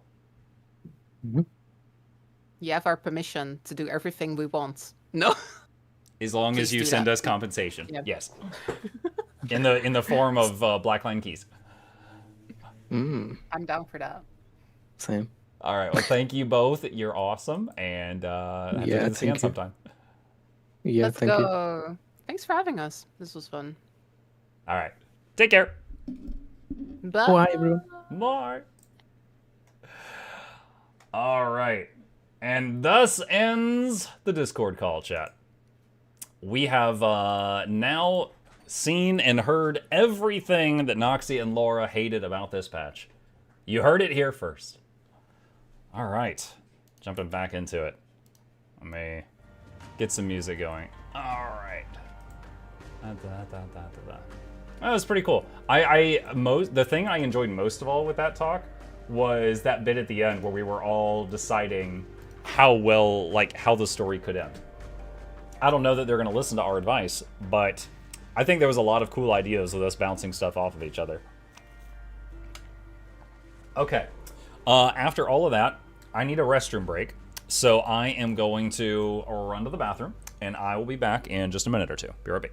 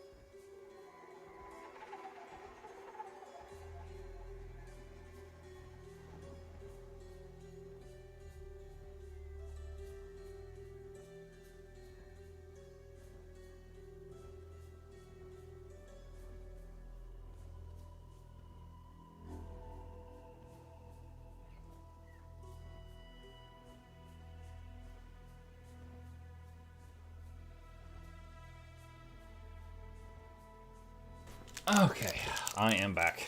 I'm gonna open a cough drop here and then we'll get to it. Yo, Laura, thank you for the raid. Did the bot work? Oh, Hang on. That's right. I paused alerts. Let's see. There we go. There it is. Laura with the raid. Appreciate you, Laura. I guess that means you stayed up a little past your bedtime for our powwow. You know, I totally forgot. I should have offered to you for us to do the merged viewer count just to pump our numbers up. I should have done that. It would have helped everybody, but I forgot that that was a feature because I don't collab very often and I'm stupid. So, 1,000 apologies. I owe you a cow. My bad. All right. Well, thank you for the raid. Welcome everyone from Laura's channel. As you know, we just finished doing the thing you just watched from Laura's point of view. Going to be just hanging around in here. Going to be doing the Tuesday giveaway in a few minutes. Just popped a cough drop because of my my voice issues, but otherwise we're doing okay. I meant to say I was so happy to see you on the Guild Wars 20 years not. I thought Laura's inventory was bad. Look, this is my inventory. And there's still enough space here to hold your opinion. It's fine. Blame Laura for voice issues. Yeah, that's all Laura's fault. Dude, the voice thing, oh my god, dude, it sucks so bad. I am losing my faith in my doctors. But it's like, you know, the running joke is if you get sick in America, you go to the hospital, they fix you, but then they charge you like $2 million, right? I've been to 4 doctors. They're taking my money, but they ain't fixing me. Like... At this point, just hit me over the head so I forget about it or something. As it's not working out. Yeah, we just saw doctor number 4 the other day. And she wants to pursue the theory that maybe it's a nerve in my neck that's just constantly firing. And she wants me to get an injection that, like, numbs the nerve and see if the pain goes away. And then we go from there. And I'm like, okay, when's the soonest I can get the injection? June 18th. That is another month. So month number 6 or 7 of painkillers, cough drops, and suffering. So, it's insane. You're an unusual case no one can understand. Like, we're not talking about my personality. We're talking about health issues. What all have they tried? It's a long story. Doctor number 1 thought it was acid reflux had burned my throat. Doctor number 2 just said, you seem fine. Here's steroids for a week. Doctor number 3 thought it was a muscle issue and had me do physical therapy for a couple of months. And doctor number 4 wants to pursue it being possibly a nerve thing. A month to book a needle. There's a long line for needles. Wouldn't the radioactive goo have seen that nerve? No. The radioactive goo showed up on an x-ray. Okay, so what he's asking about, I did a thing called a barium swallow. You stand in an x-ray machine so they can see your skeleton, and you drink this goo that's called barium, and it shows up on an x-ray machine.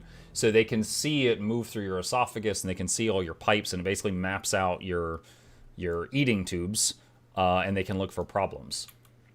It's not radioactive? No. So they saw my pipes. And they can see things like reflux, like if they see the goo go down and then suddenly come back up, they're like, oh, wow, you've got really bad reflux. You know, stuff like that. So I did do that, but they did not find the problem.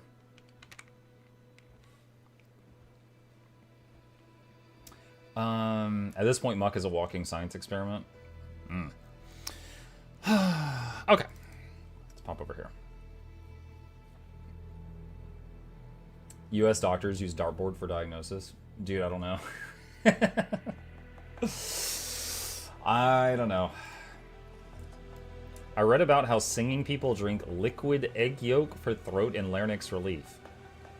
That sounds disgusting. I'm not kidding, I'm serious. I've been singing for 10 years. You could try natural methods. I don't know if I'm ready to try drinking raw egg yolk. Maybe your chakras are blocked.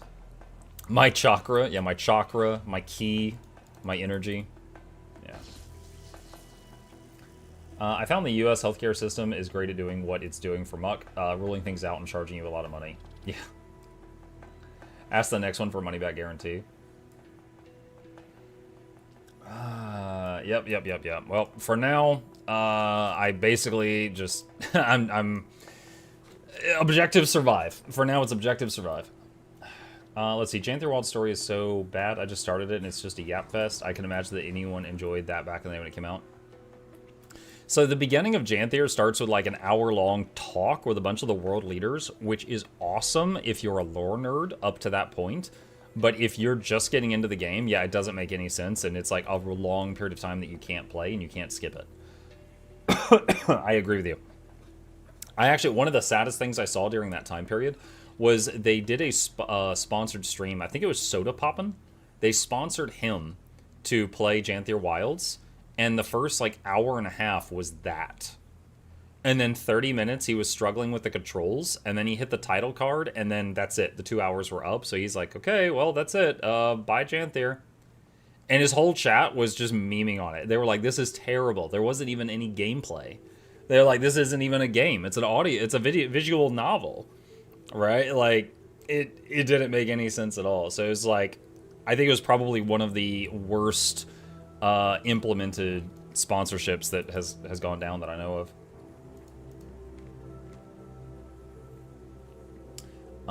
I did enjoy Janthier, but it's only good for expansion 5. Imagine that for a starting point for someone. Yeah. Yep. Okay. Let's see. So usually, in 20 to 30 minutes tops, we do the weekly giveaway. Let's see. We could do this. We could go ahead and do our daily stuff, and then probably do the giveaway after that.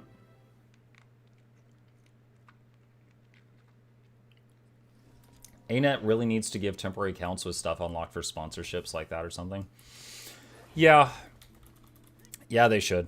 ANET is awesome, and they've been very good to me, but we've hit snags like that too. Like, for example, just recently, and you guys might have seen on my YouTube channel, I got to do some sneak peeks, like, here's the upcoming Wizard Vault stuff, here's the upcoming Legendaries, things like that. And they gave me access to a test account that was, like, on a future build of the game to record those, and we hit, like, 8 different problems with it, because there was so much that was not prepared. And again, they were very good to me, and I'm very lucky that they work with me and they called me for that. But yeah, we hit a lot of snags. Like, one of the simplest ones was the account they gave me had no money, so I couldn't use any waypoints. I was like, yo, if you want me to record this, I need can you just send me like 5 gold so I can use the waypoints? They're like, I'm sorry. Did you get my private message in DC? In Washington, DC? Is that Discord? Hang on.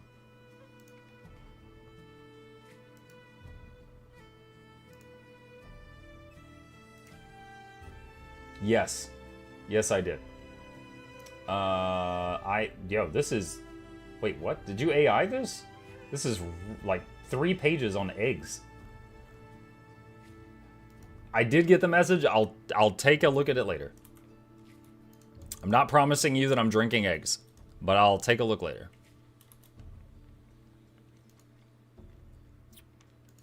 Yeah, I have had a lot of people propose home remedies to me, and all the ones that sounded safe to try, I tried. Like drinking hot water with honey, having a spoonful of honey, trying teas with honey, trying teas with honey and ginger and lemon and licorice, and like all this crazy stuff. I've tried a lot of it. Unfortunately, none of it has worked yet.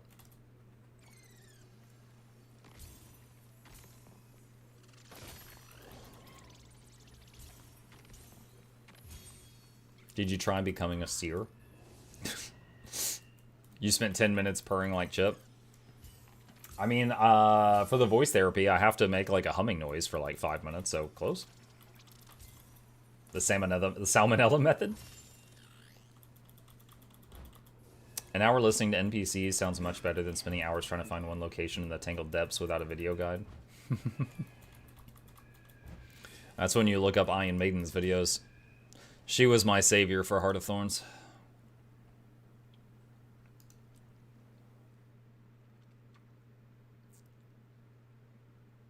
Did you hear they added mirror portals to Homestead?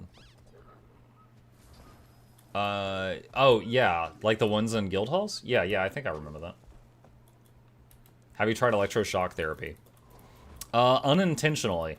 It's funny you asked that. I was helping my wife, and by helping her, I mean I was doing it while she watched. I was replacing some faulty smoke detectors in our house last week, And I did accidentally touch a live wire. It was only for a moment, but that hurt. So, yeah, I did try electroshock therapy. That also did not cure me.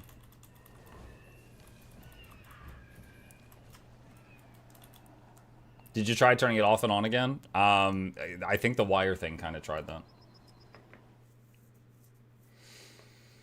Did you try chicken broth? I had chicken soup and chicken broth multiple times, yeah. Mucka's still dying. Yeah, I'm going on like 6 months. Yep, I actually skipped the morning stream today to save up my voice for tonight. Dude, I sounded like the freaking Crypt Keeper this morning. My wife's like, hey, are you sleeping in? And I was like, I pinged the Discord, I can't talk. And she's like, okay.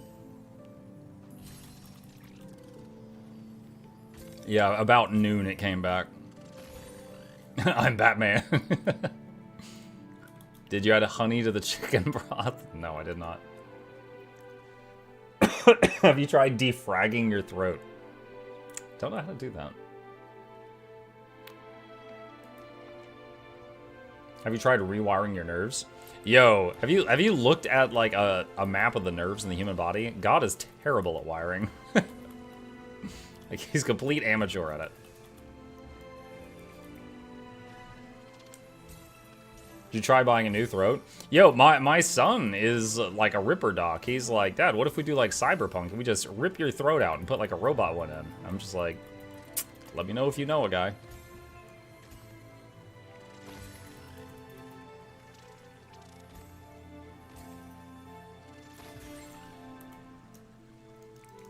Alright.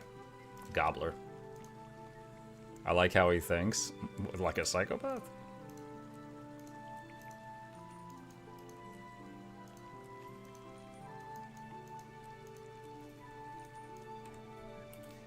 Is there any difference with the gabapentin today? No. So last night was the... I didn't mention it earlier. The doctor number 4 prescribed me gabapentin, which is apparently something people take if they've got nerve damage. I'm like, all right.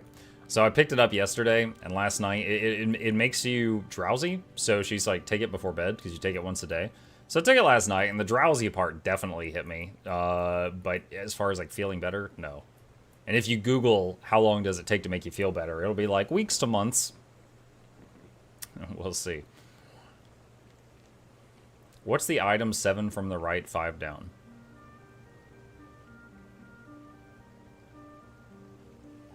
Plush S backpack. Suwon backpack.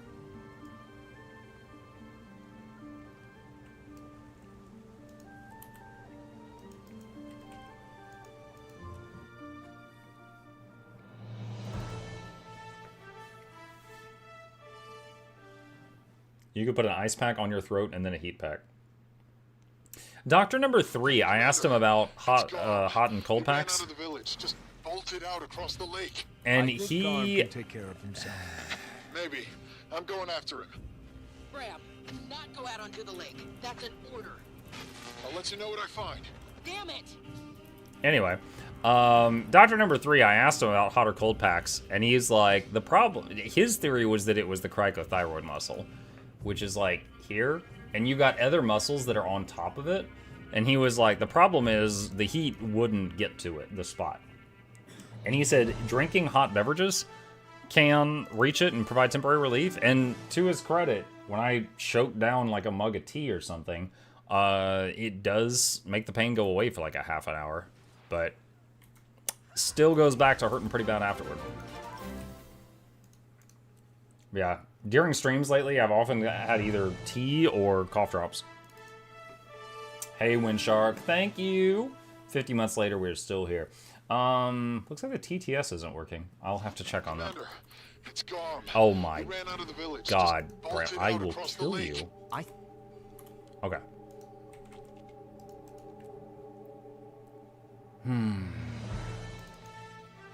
I used to take drugs for Parkinson's for my Tourette's. Ozempic is a diabetes drug that turns out to be crazy good at causing weight loss. Wait, what? Isn't that the weight loss drug that all, like, the stars are using lately? I swear I've seen memes about this. Have you tried eating bloodstone dust? I haven't seen any.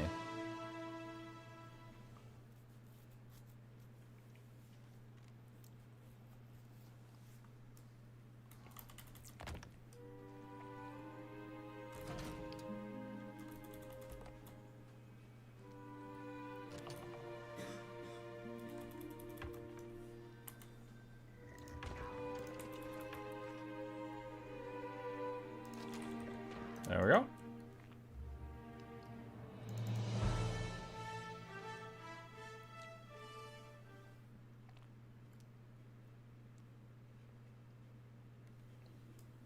Monk off topic, thank you for streaming Hell Is Us. Because of you, I bought the game and I'm enjoying it. Nice! Hell Is Us!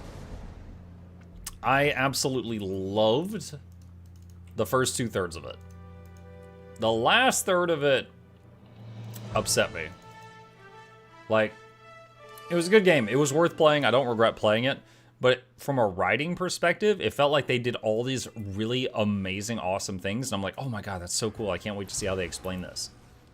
They don't. That's how. They hit us with that Game of Thrones ending.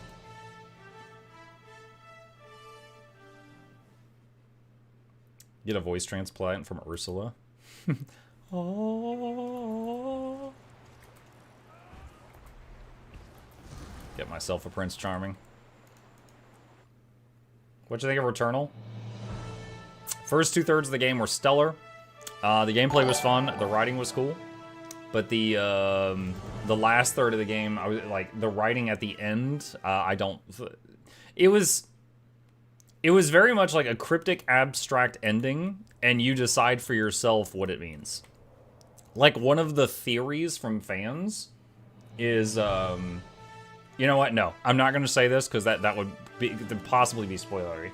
But it's very much a vague ending, and it's like, decide for yourself what this means. But the gameplay was fun. Who is that? It's Nox with the raid of 23. Thank you, It's Nox. Appreciate that. We just finished doing a talk about the last content patch and sharing our thoughts about it. And now we are doing our dailies, and then we got a weekly giveaway.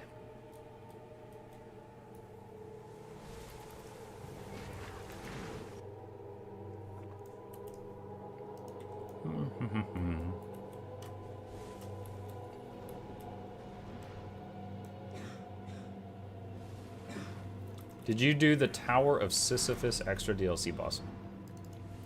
Wait, what? Was that to me or to someone else, Wowzers? How come you do dailies if you don't need gold? Because every Tuesday I do giveaways and I give you guys money. And I need to have income if I am going to keep giving you guys money. Otherwise I run out of money. The huge tower. Oh. I don't remember that, so I don't think I ever found that, no.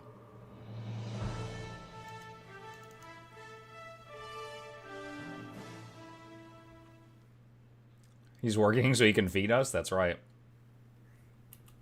Oh, I already do this one?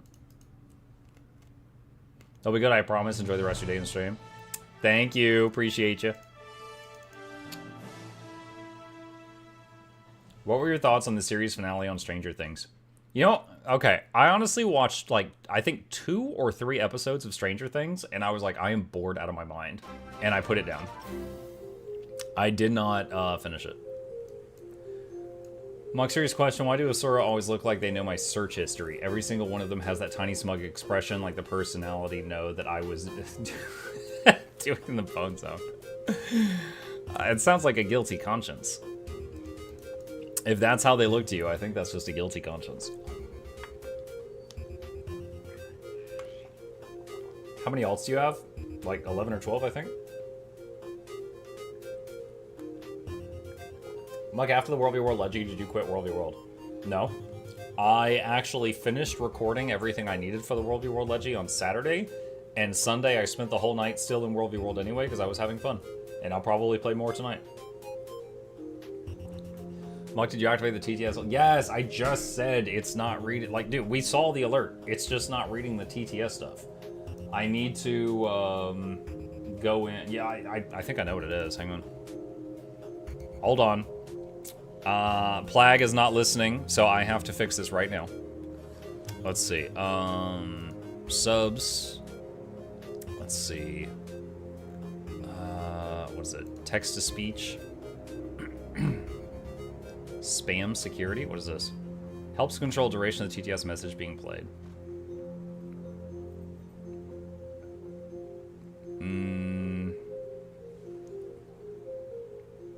I don't know what the volume should be at.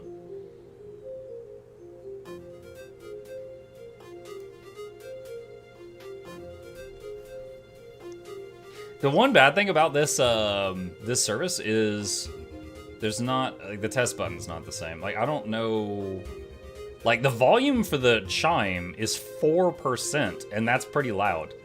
This is defaulting to 75. We'll try it on 10 and see how that goes, but I can't really test it until there's not TTS for this one. Okay. All right. All right, I guess we'll see for that. Oh wait, can I just replay the one that we just had? Hang on, let me see recent events.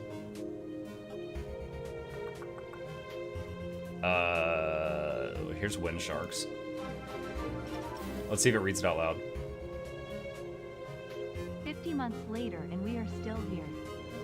Okay, so that's too quiet, and also it's a lady's voice. We'll figure that one out later. All right, so subscriptions. Subs,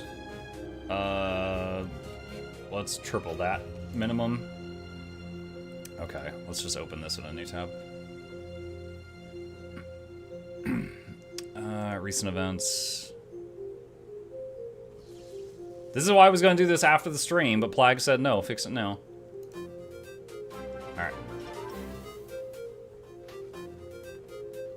50 months later, and we are still here. Maybe a bit more.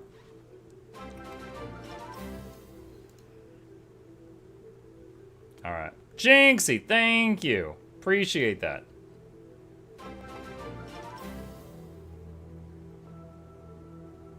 "50 months later, and we are still here." Okay, I think that's it. Alright, while I'm in here... Oh my god, what?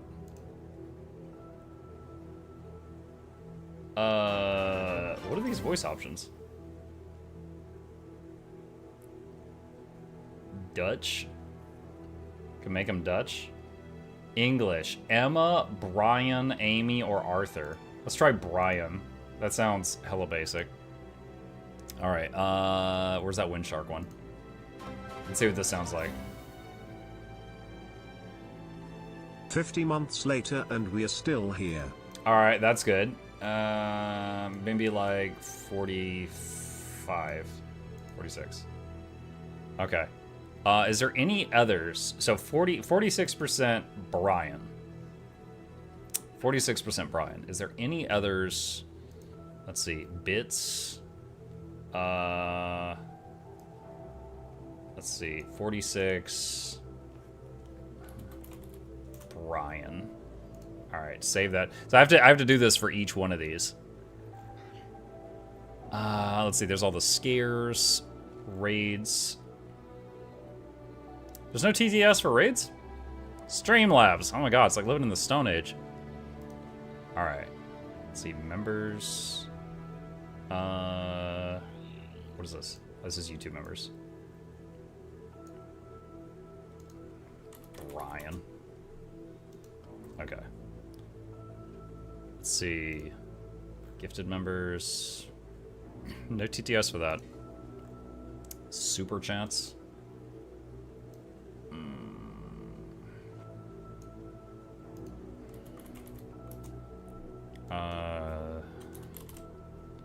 Do that just so people don't spam a penny. I don't really know what jewel gifts or super stickers are. Replay the Laura raid alert. I don't think it's gonna say anything. Because there wasn't TTS for that. Yeah. Alright. Alright. We'll see how that goes.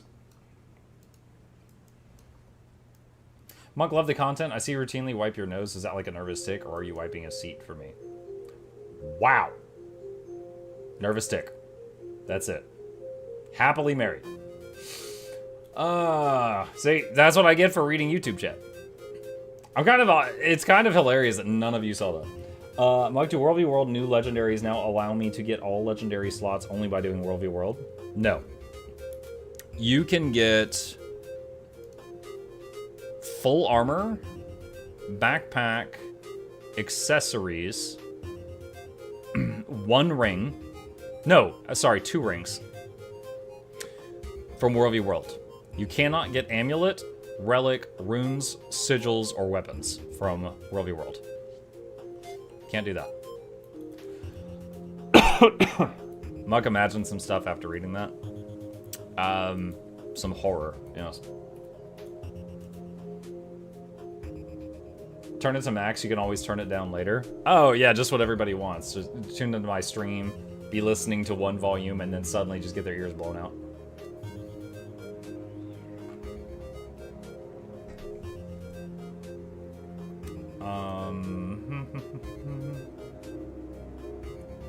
What is this? Ask us, will we be getting a new playthrough of Grim Dawn before its expansion? Grim Dawn's a long game, and I do love it.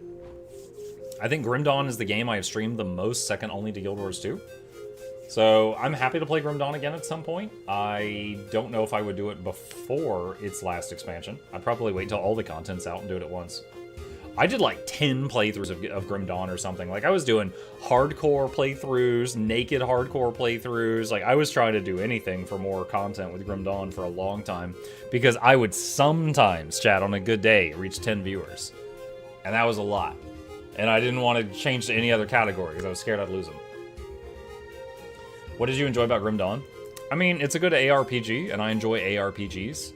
And it was a solid one. And it also had a dual class system, so you could, you know, like you could make a you could take a 1/2 warrior, 1/2 necro, and make something like a death knight, stuff like that. Like, there was so many combinations. How long were you streaming before you were able to actually make money? I streamed for many, many months before I made a penny, and it was just. At that point in time, I didn't think I would ever make money from streaming. I was just doing it because it was very, very fun to me. And it was like, oh yeah, it'd be nice if it pulled in some money, but I wasn't expecting it to. And then after that, it started pulling in like a trickle for a long time.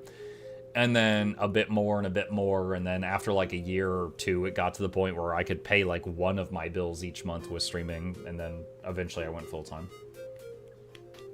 Probably would never have had the guts to go full-time if it wasn't for the fact that the department at the job I was working, like, we all lost our jobs because they closed the whole department. And it was either try to go full-time with streaming or try to find a new job in the middle of everyone being, you know, hiding inside because of COVID when it was at its, like, peak fear levels. So I was like, all right, I'll try going all in on the streaming thing, which, you know, I had already kind of established for a couple of years. I was like, I'll try to go all in on this. And if it doesn't work in like a month... Backshift makes it hard to catch the stream. Oh, TTS Twitch is messing up RN. Twitch is messing up right now. What?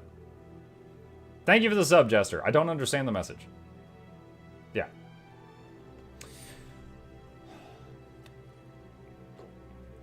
Were you a streamer or a YouTuber first? I made my first YouTube video the day after my first stream, and it's terrible. It's just god-awful. Like, alright, here's my videos, and I will reverse search by date. Alright? So, May 20th, 2018. I literally uploaded my entire VOD. 5 hours and 44 minutes video. And I was, you know, honor mode Divinity Original Sin with Sass, part 1.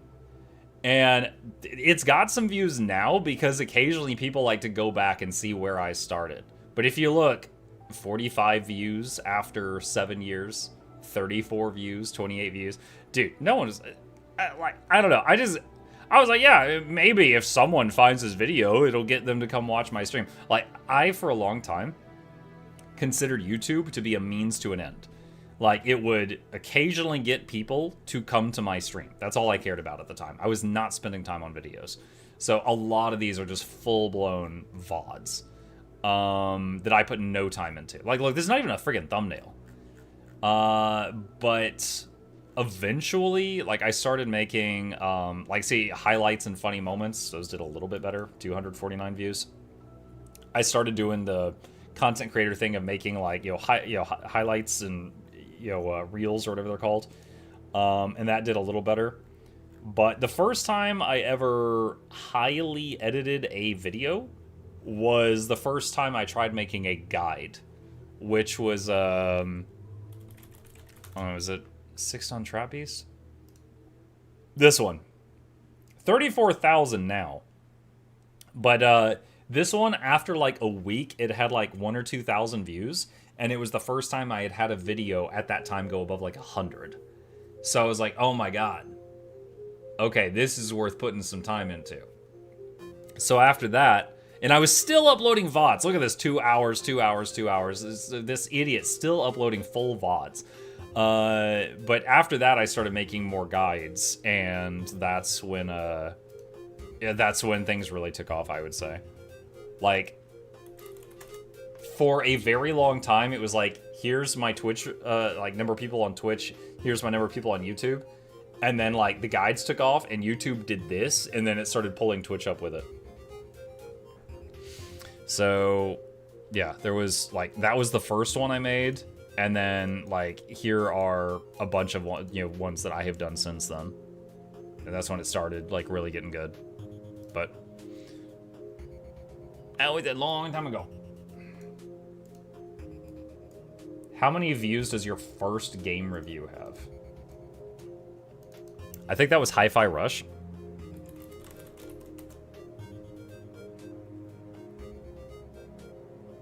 Yeah, 7,000. After 3 years.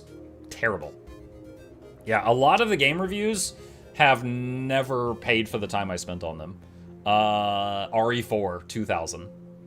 But then occasionally you get gems. Stranded Alien Dawn, 151,000. Where's the Cyberpunk one? That one's crazy. So, like, here's another one. Lies of P, terrible. Raft, terrible. Armored Core, terrible. Like, those reviews just tanked. They absolutely tanked. But then V Rising, 129k. Cyberpunk, 288k. This is now one of the biggest videos on my entire channel, the Cyberpunk review. It's beating most of my Guild Wars 2 videos. I just, for whatever reason, that one's doing very well. Let's see, Expedition 33 has gone up a lot lately, 37. This one just came out today, so this one's brand spanking new. These have been out for a while, still pretty low. But I would say the good thing about the reviews is they're evergreen. Like, the Cyberpunk one is an example of that. Like, there could be someone that is like, oh... wait, where's the one for Styx? Hold on. That is actually a perfect example of this. Okay, Styx. Let me show you guys this. So this review, look at this. After almost 3 years, it was here, and it jumped from 20k views to 45 overnight. You know why? It's because Epic gave it away as a free game. And a ton of people were Googling, what the hell is this and is it worth playing? And they hit this video. So that, like, the good thing about the game reviews is there's nothing stopping them from doing well way down the line. It might never happen, but some of them just suddenly just get way up there, way further down the line. Now, like in this case, it was 3 years later, but not all of them do. There are plenty, like I said, there are plenty of game reviews that have just stayed super low and never gone up even after many years, but sometimes they do. And it's like, if I have one that does this good, that kind of makes up for like 3 or 4 that do bad. Excuse me. Which Guild Wars 2 content was the current release when you started playing? I played the game at launch for like a month and then I got bored, so my account is over 10 years old. But the answer to your question, like when I was regularly playing and I came back to the game, was Living World Season 4. Living World Season 4, when Aurene was trying to figure out how to handle Krauky Boy. That was when I was regularly playing. So I was catching up on things during that time. I was like playing through Heart of Thorns and stuff like that.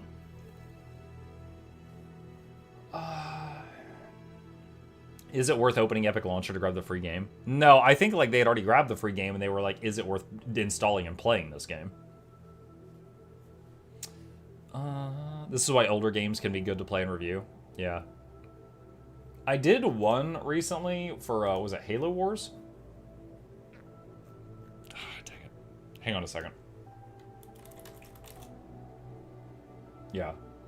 This one, I was experimenting with this one.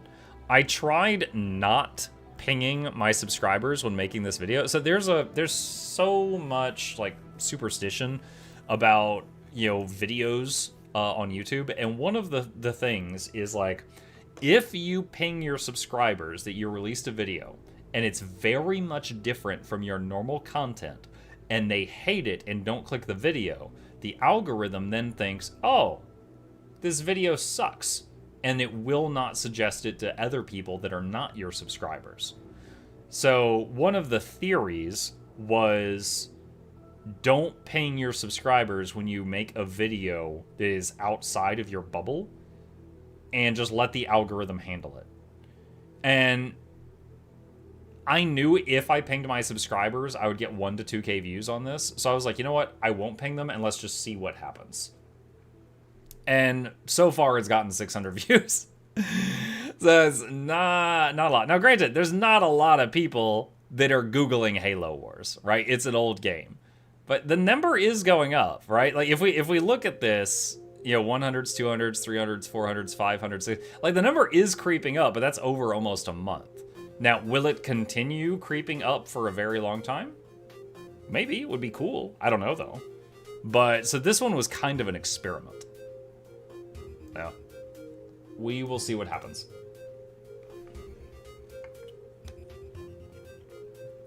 How does Grim Dawn compare to the Diablo series in PoE? Grim Dawn? Okay. Okay, Diablo 1 was a masterclass, right? Like, the people who made Grim Dawn and the people who made Path of Exile were fans of Diablo 1 and 2 when they came out. Diablo 3 and 4, I think, fell off story-wise. 4 really hard. Grim Dawn has a pretty good story.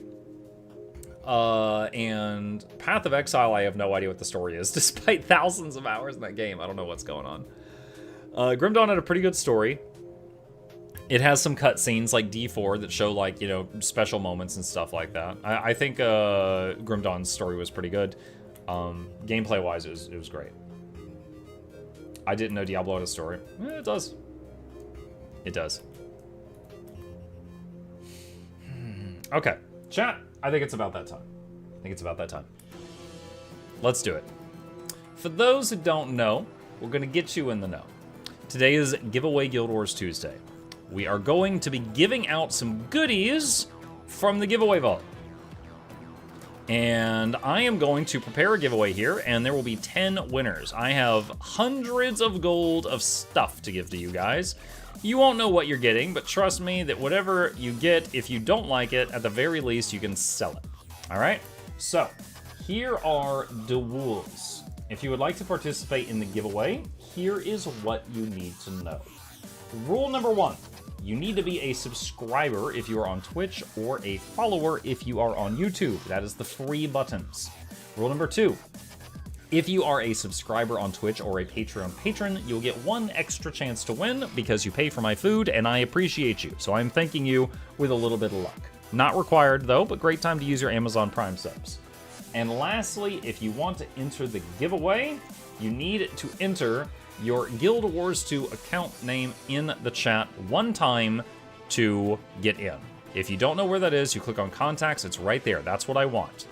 This isn't private information, it's just your mailbox. It's just, where do I send your prize? That's it. I think those are swapped. Follow, oh yeah, follow on Twitch or subscribe on YouTube for the free thing. My bad. I misspoke.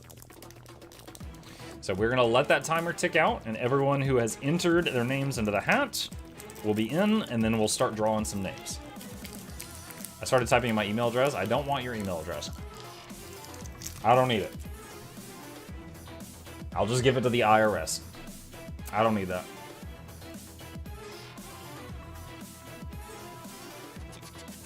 Turn on the patron noises? Oh. Are you gonna harass me? Shut up, Bram! I don't even care. Oh, that's from Laura's Raid.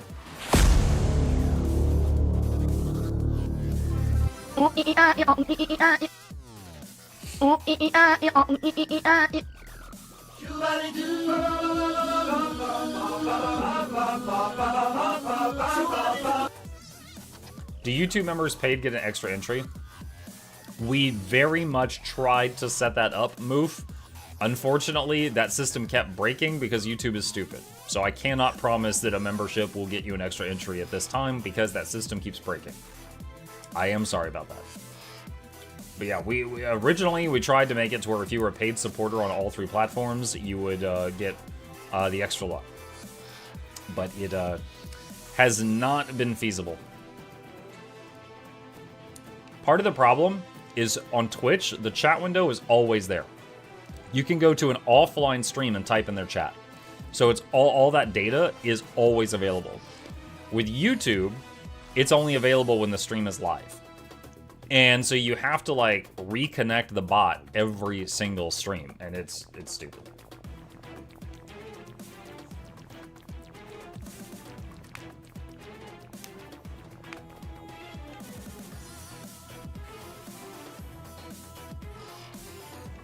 Can you show me your graphics settings? Sure.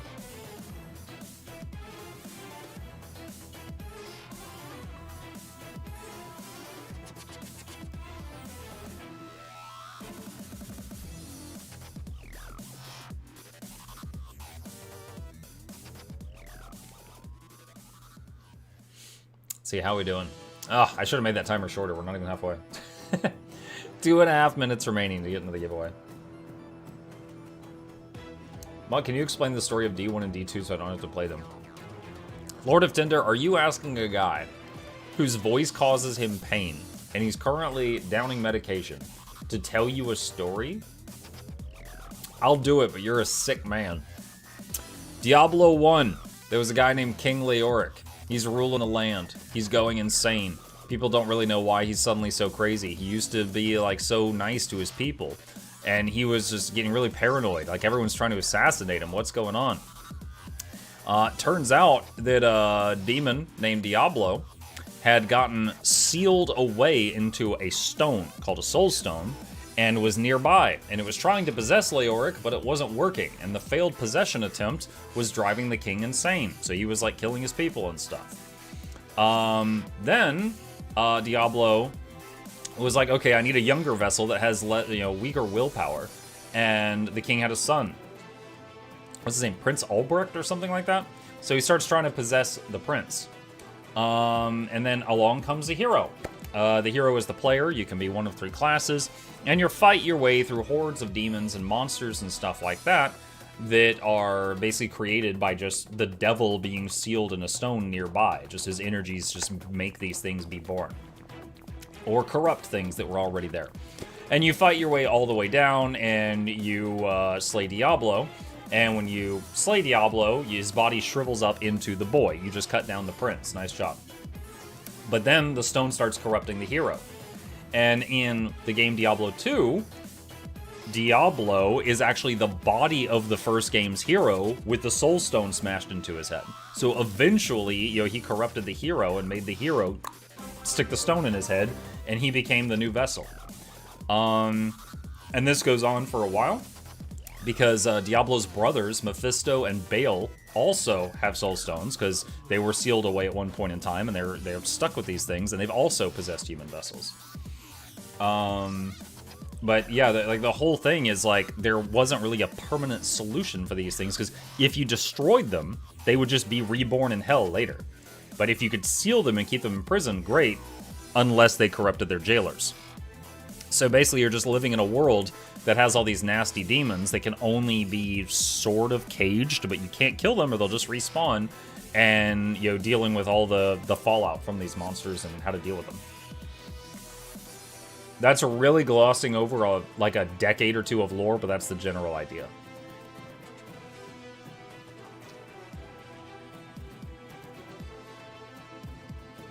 How are we doing?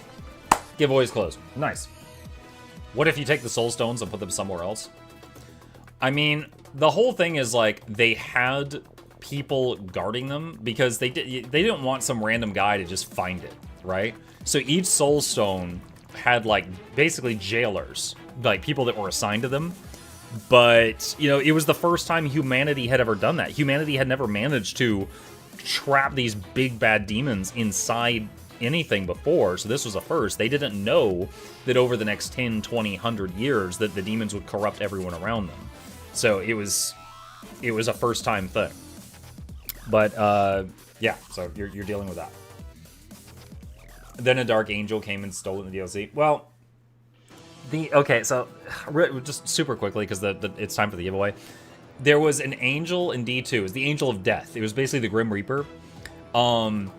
He wanted to kill all demons. Cool, that's awesome. One problem. In the lore of the Diablo universe... Yes, it was D3, my bad. In the lore of the Diablo universe, one day a demon and an angel went giggity giggity goo. And the Nephilim, which are basically humans, are the result of that. So humans, mankind in the Diablo universe, are the long time descendants of angels and devils, which is why a human can be good or bad. So if you let the Angel of Death cast the Kill All Demons spell, it would also kill all of humanity. So that is why you're trying to stop him. That's the reason, which is actually pretty cool writing. I dig it. So, but that is like within the Diablo universe, in the D3 expansion, you're trying to stop death. That's the deal. And yeah, it was decently written. It was decent. 3 of us, yeah. Yeah, so it was kill all demons and kill all humans as well. That's what it would do. All right, cool. With that, chat, let's do it. All right, winner number 1. You are going to be getting a mini pink tigress cub. Look at him. It's like your own Aralosan. If you do not want this item because it's a bit too pink for you, you could sell it and you get yourself about 12 gold, almost 13 gold. Pick a winner. Nerd Sario, are you here? Nerd Sario. Who's Inarius? Wasn't that one of the angels? I think that was one of the angels in Diablo 3.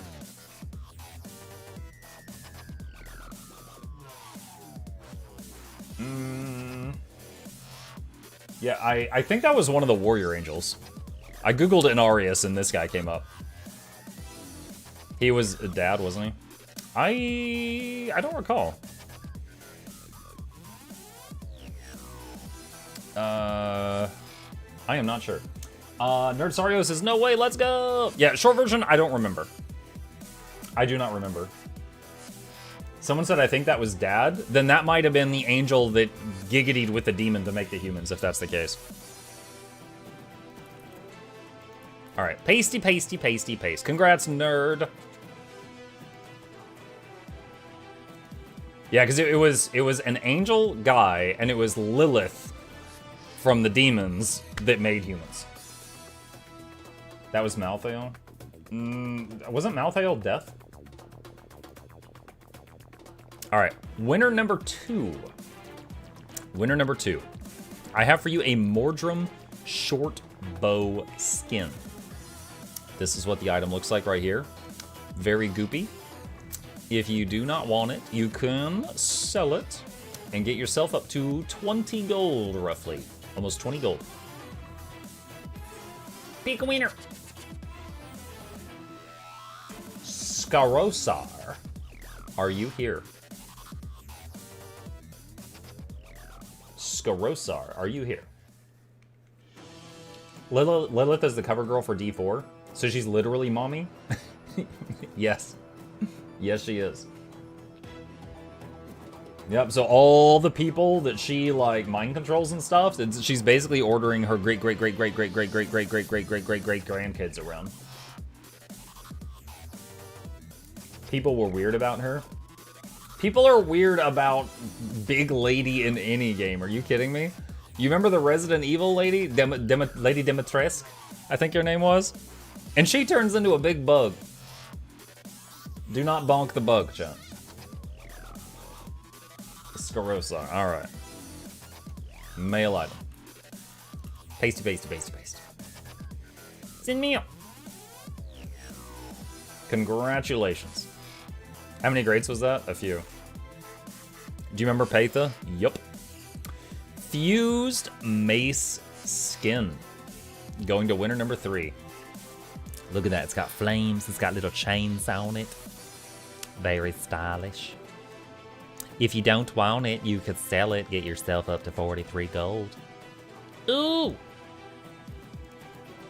Big winner. Ed Acosta, are you here? Ed Acosta, are you here?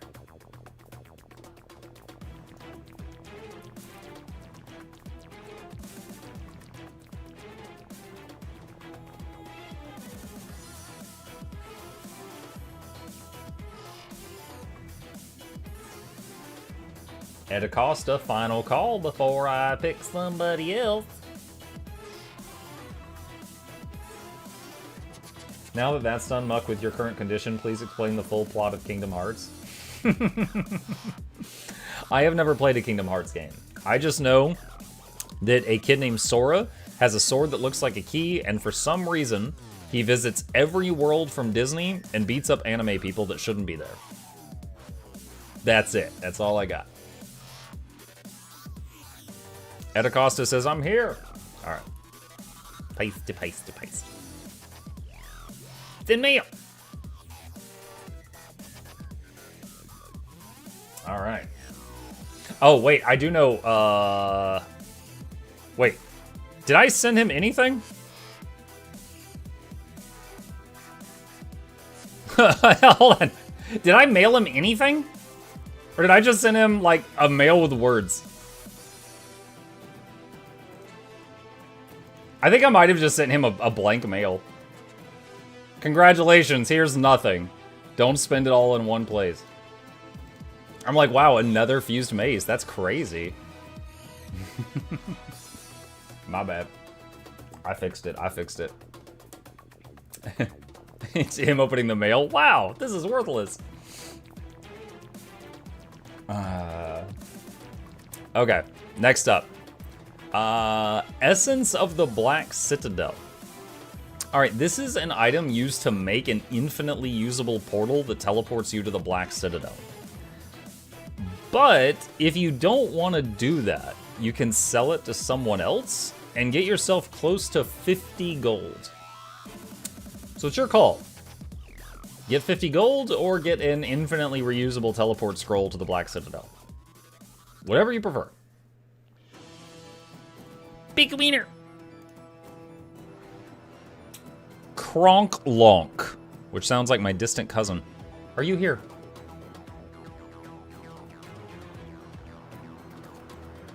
You know what? I do know one other thing about Kingdom Hearts. There is some weird attack in that game called, like, I don't know, Zeta Blast or something that Donald Duck does at some point in the series. And he's one of only 2 characters in the series that ever did that attack, and the other one was, like, God or something. So I've seen, like, a whole bunch of nerds theory crafting that Donald Duck is stronger than, like, every dragon and every demigod in the game, but he holds back on it or something like that.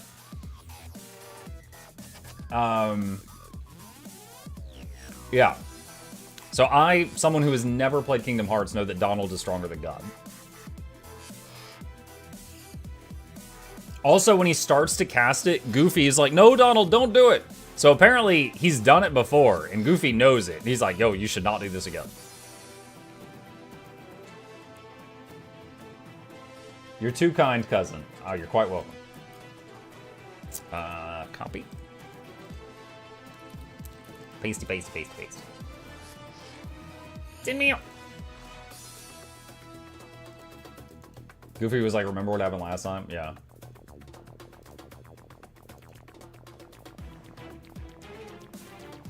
Zeta Flare. Oh, Zeta Flare. Okay, there you go. All right, chat. Next up, got a short bow called Top Sail of the Lion's Champion. This is it. Pretty cool. Pretty slick. Made out of angry steering wheels. It's got a little dangly bit there. See that? I know y'all love the dangly bits. Ooh, look, wiggly. That's what it looks like. And if you do not want it, you can sell this sucker and then get yourself up to 110 gold. Ooh! Pick a winner. Ethereal. Are you here? Talk to me.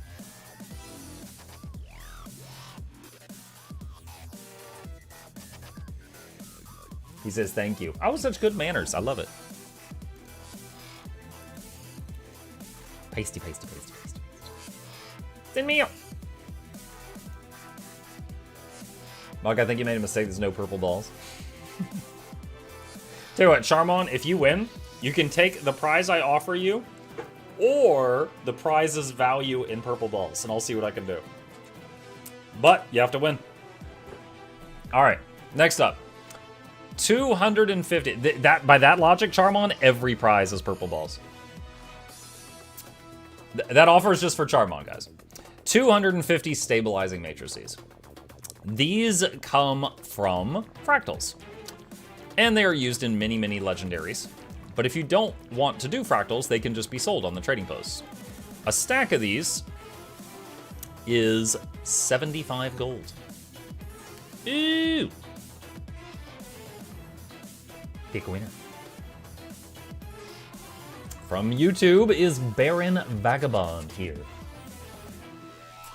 Baron Vagabond. Mug, why is there no Leggy weapon in the giveaway? Like us now, we are T-minus 1 week from celebrating 8 years of being live daily every single day in a row. And let me tell you, with how messed up my physical form has been lately, I am really considering taking like a week off after that. It depends if I feel better within the next week. But anyway, on that day, I'm sure we'll have a big stream. And we'll do a lot of giveaways. I'll probably give out most, if not all, of the legendaries I have in the giveaway vault saved up on that day. Vagabond says, I'm here, thank you. Copy name. Mail item. Pasty, pasty, pasty, pasty, paste. Send me up. Congratulations. All right, chat. If you will give me just one quick moment. My son just walked into the room, is trying to get my attention. I will be back in just a second.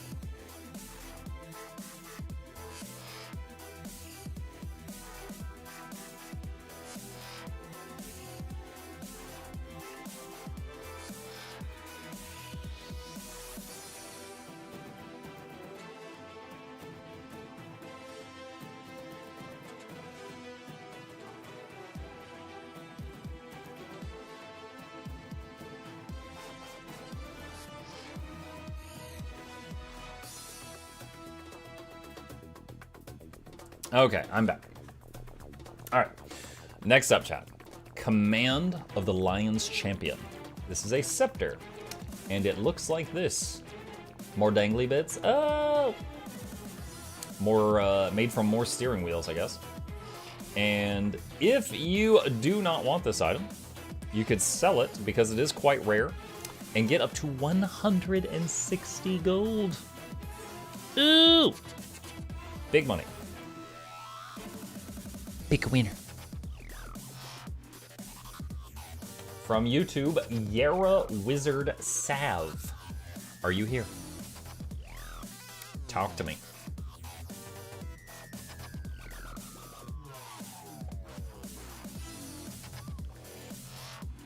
Have you seen a video called WoW Player Tries Guild Wars 2 Raids for the first time? It was so funny. If you got time, you should watch it. Which YouTuber made it? I've probably seen 10 videos with titles very similar to that. I don't know if I've seen that one. How do I enter the giveaway? My wife left me, my car cheated on me with my motorcycle, and my cat is plotting my demise. I could use the gold. It's too late to enter the giveaway, but thank you for the sub. Appreciate you. Yara says client side here. All right. Mail out. Pasty, pasty, paste. Send mail. General Apple. Have I seen that one? I think I have. Doesn't he fight Veil Guardian in that one? I think he does the wing one, right? Yeah, I'm pretty sure I've seen that. So he says he goes into it blind. I don't know that I believe that. Or I think the people in his group knew the fight already. Because I remember they get to Sabbatha, and people were using the bombs and leaping up to cannons and killing the cannon people. And I was like, there's no way a group that was blind going into this would figure that out on the first try. And I remember thinking that, like, that's pretty sus. But like, if he was blind, yeah, totally fine. But I do not believe his group was blind. Excuse me.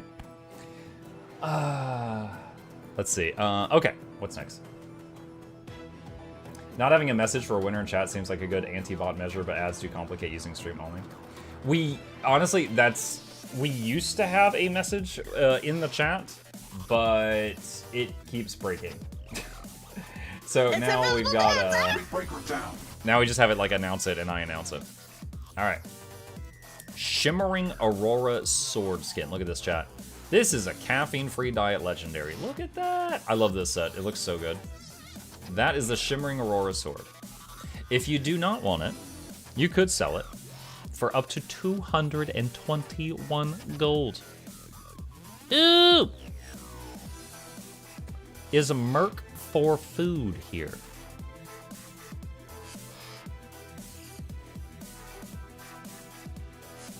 Merc for food. Now that is an S word, that's right. How about Shaba? That's a shortish, Stashwadish.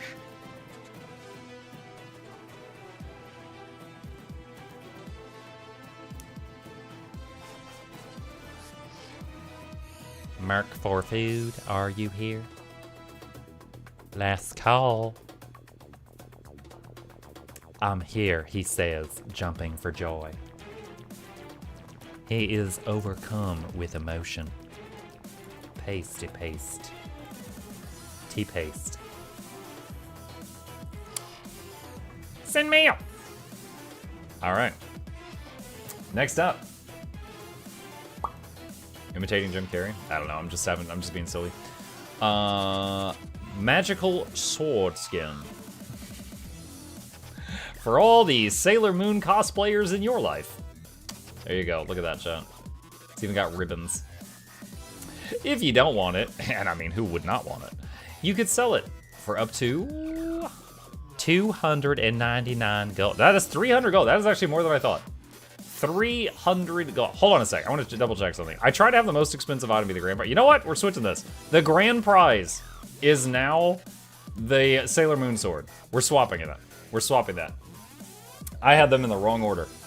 So, the runner-up. The runner-up. What are you getting? Immobulus. This is a scepter that looks kind of like a Sailor Moon item also, honestly, if we're being honest here. That's it right there. It's got hearts, stars, and horseshoes, clovers, and blue moons, pots of golden rainbows, and the red balloons all going together into that little vortex. If you do not want it, you can sell it for up to 263 gold. I am giving out too much money today. I am going broke. There we go.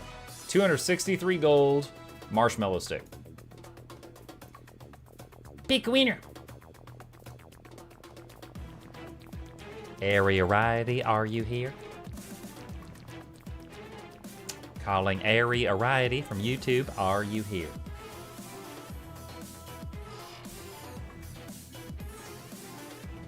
They said I'm here. Nice. Mail. Ah. Pasty, pasty, paste. Send mail. How you get all these skins? So, people know that I have been doing giveaways every Tuesday for years. I have also basically beaten the game. I don't need money, so I farm money every week just to do giveaways. However, credit where it's due. There is a player who is a fan of my channel who recently messaged me and said, hey, I'm quitting the game.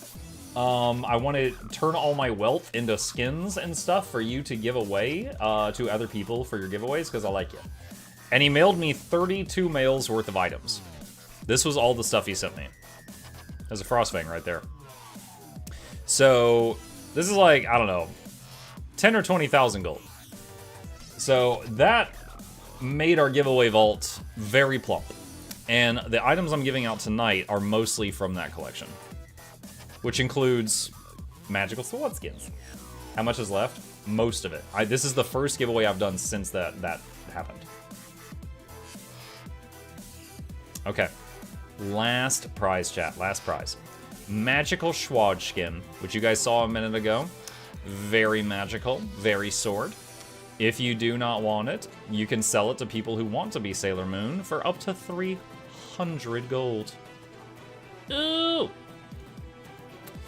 Last item for the night, chat. So after this, it's just gameplay, no more free stuff, which means I'm about to lose a lot of you. A lot of you people just gonna go to bed. You're gonna crash out on me, so I'm gonna get this out of the way now.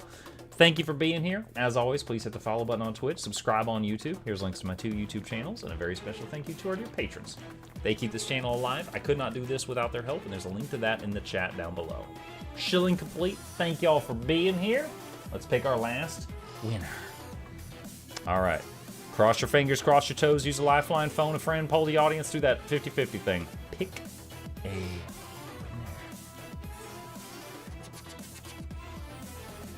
Penultimate Flame. Are you here? Talk to me. Penultimate Flame. Are you here? Overcome with emotion, he says, hello. Is it me you're looking for? Yep. Meal item. Paste, paste, paste. Then meal. Congratulations, I am now almost 1,000 gold poorer after that giveaway. Alright, chat. With that, our giveaway for the night is concluded. Next giveaway is probably next Tuesday. Alright. Just gameplay from here on out, you guys. No more Gauss, I cannot explain that. Statistically, there's no way to get 3 YouTube winners in a single giveaway. It's happened before. It is true, the YouTube people are outnumbered, but it's certainly not impossible.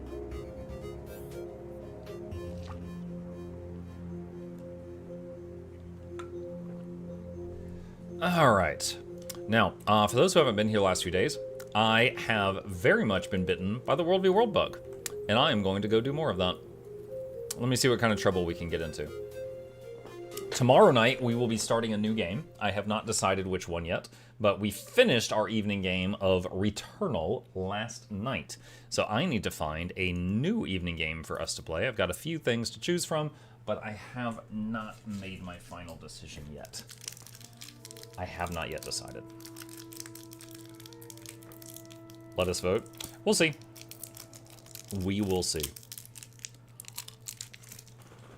What are you thinking? There's a few that I'm thinking about right now. The Far Far West Early Access. Blades of Fire. Just got a key for this.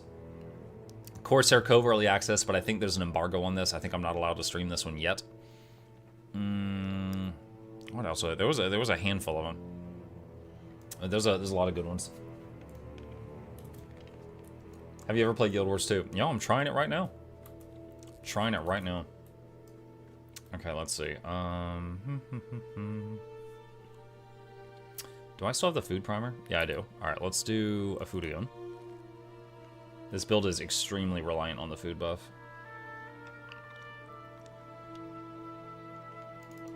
Let's do that. Do I want to use more boosters? I think I do.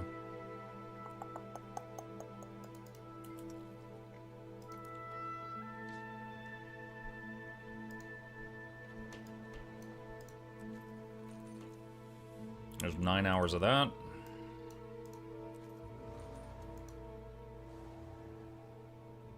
Alright, cool. We're ready.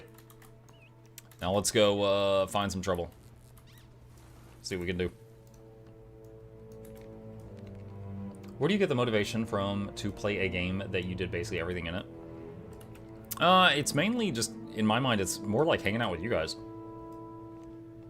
Like, these days, I play... Like, I've got 10,000 hours in Guild Wars 2, right? World v World and PvP are unpredictable. I never know what people are going to do in here. So that keeps it kind of fresh. But out, like, as far as, like, you know, going and fighting Doom for the 100th time, like, you know, that's kind of dull to me. I don't really wish to do that. But that's also the reason why, we typically play Guild Wars 2 on Tuesdays and other games on the other days, is because I'm trying to avoid getting burned out.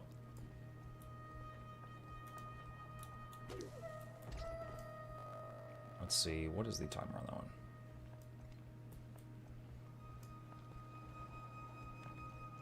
Wonder, would this be better up here? I don't know, it's kind of weird for me to look up there for that. But it's kind of like behind the chat down there.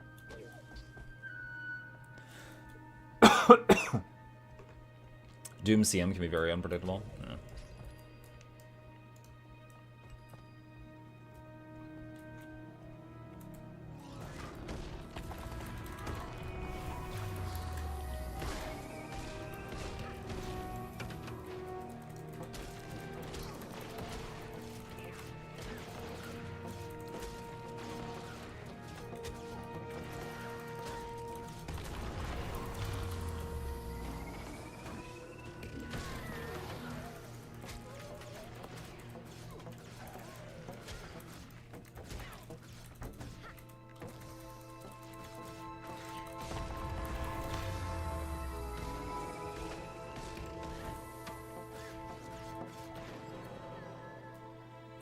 So ASL double Primordius Chomp on normal mode, HT, Primordius, LFG gets surprisingly worse say.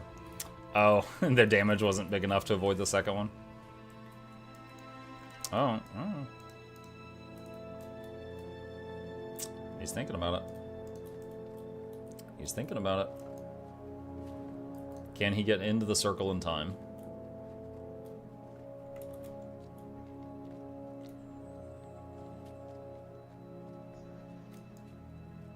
He's just leaving? Oh.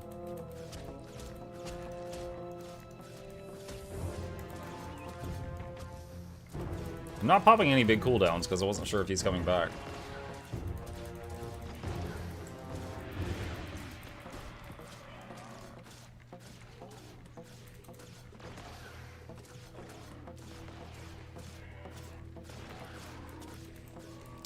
Do you have any motivation to do special titles in the game, like legendary CM runs? Not really. I was a huge junkie for achievements back when I played WoW.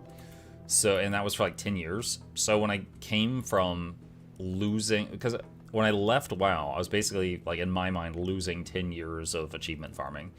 And then I came here, and there was, like, new achievements to farm. I was like, I don't have it in me to care about this a second time. So I was like, nah, I'm not going to do that again. So no, I've never really cared about, like, the titles or anything like that. Wait, what? Is this thing desynced?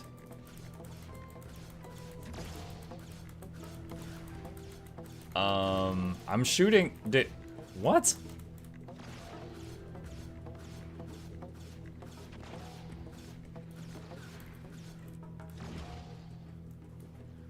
What?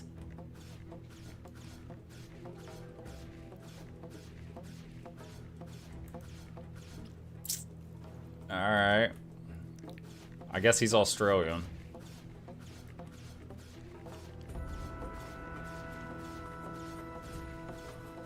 There, I'm hitting him with dots.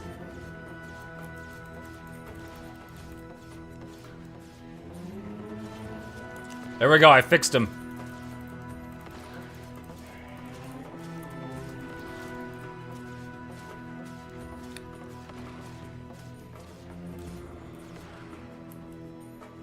Real Mukluk question mark?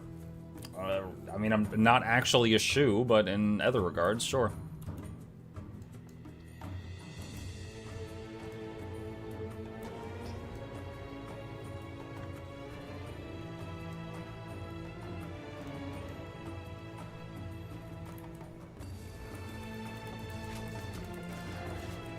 How do you know he's Australian? Because he was teleporting all over the place. The other way you can tell is if they're upside down.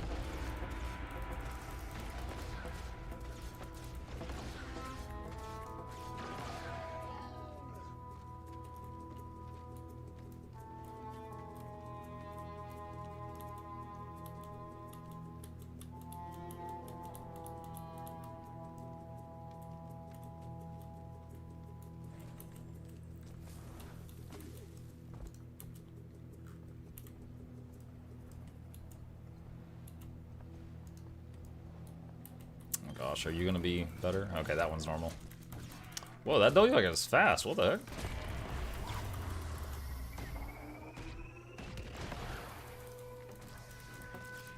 Bro, what? I just spawned the black hole to immobilize him and he outran the black hole. I guess he like left its range in between pulses. Oh yeah, crazy.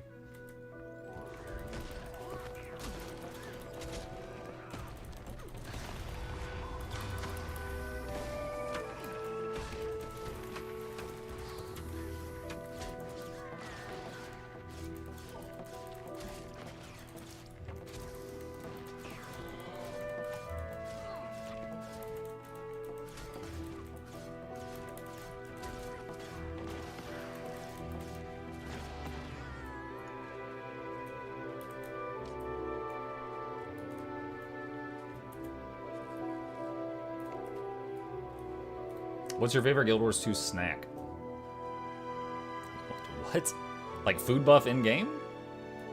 Or something from the official cookbook? Because I don't have the official cookbook.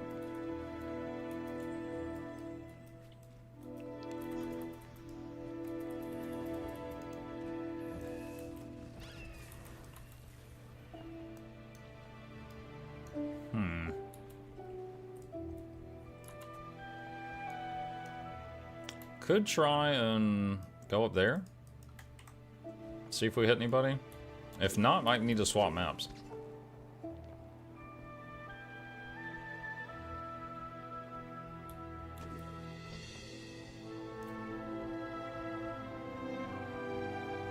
Muck snacks on Ectos.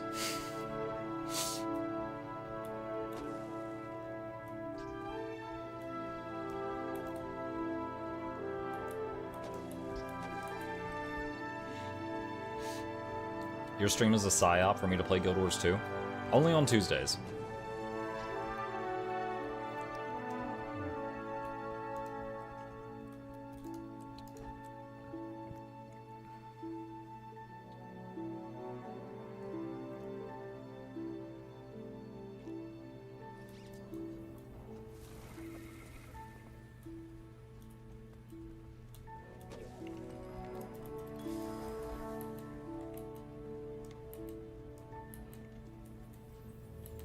Is this a Tuesday or is this a real Mukluk? Both? It is 10:13 p.m. Eastern Time on the Real Mukluk's channel.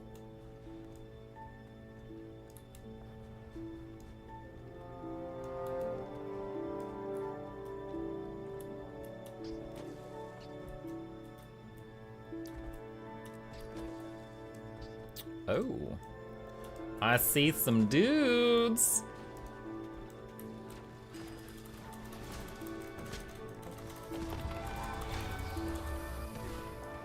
Sir, do you have a way to break out of that immobilize? It appears you do not.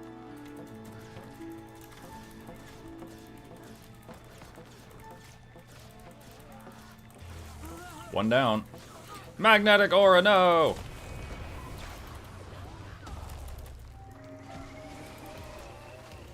She got reaped. I was just one person there. That Reaper got her. He didn't even try to do something. Dude, I hit him with that first immobilize, and he was like, I accept my fate.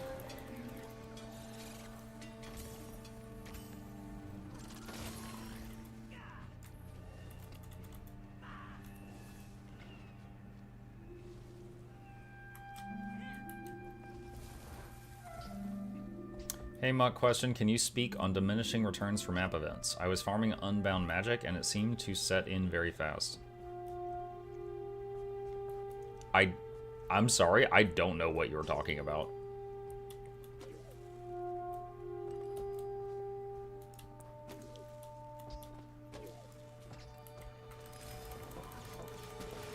I don't know if anyone in chat wants to elaborate on that, but I truly just don't know what they're talking about.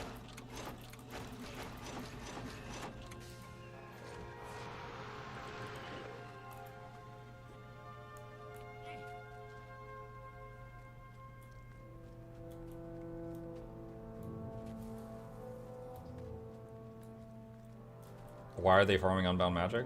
My first assumption is maybe they're working on, like, Aurora. But I do not know.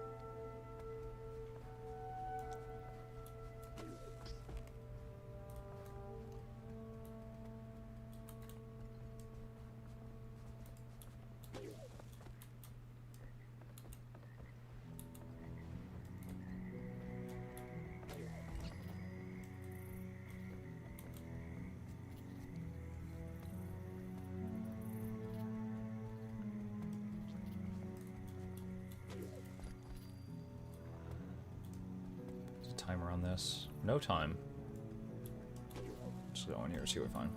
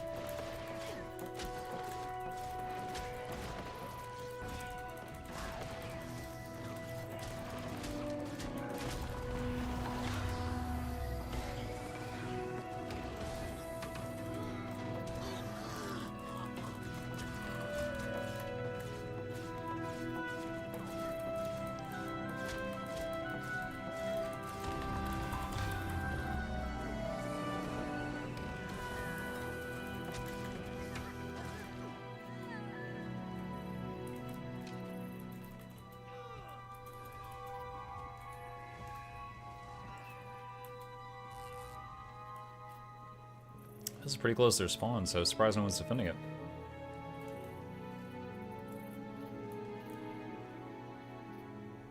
Are you winning, Muck? At the moment, yes.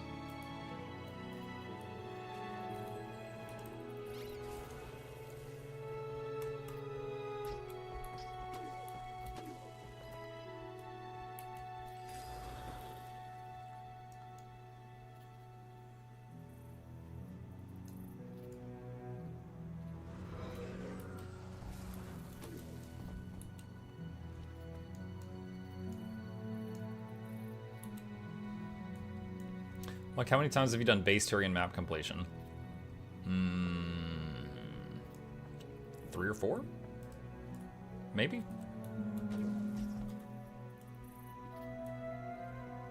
Did I miss the content review? Yes. It was like the first hour of the stream.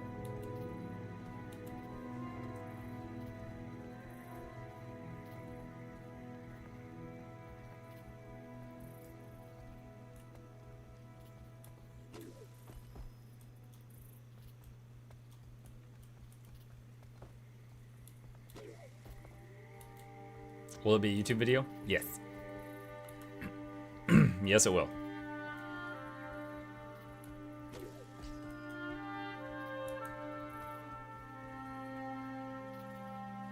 Oh, they just captured that.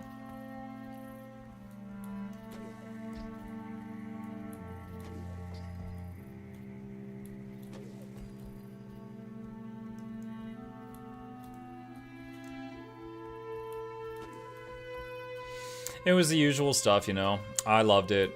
Lorenity hated it. Same old, same old.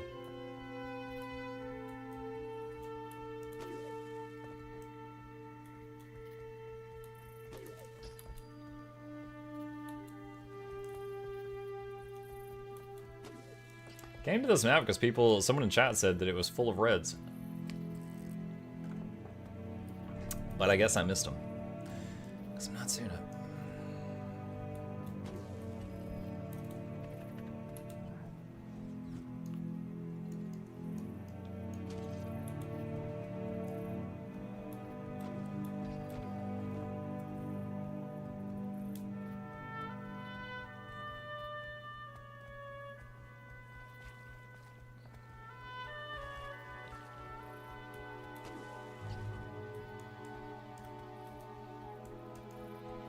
Full of reds, Muck, you come.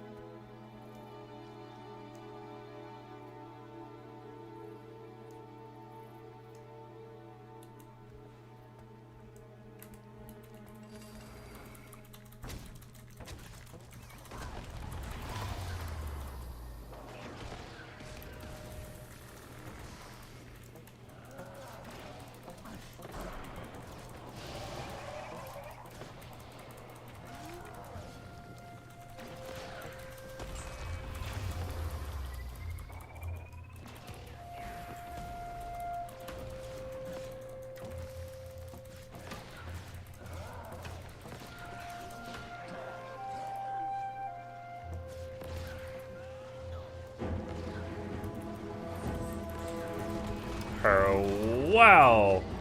We got a problem, chat. He's more dangerous than Downstate.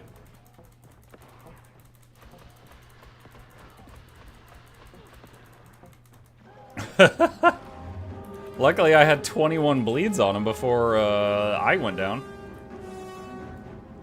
Uh-oh.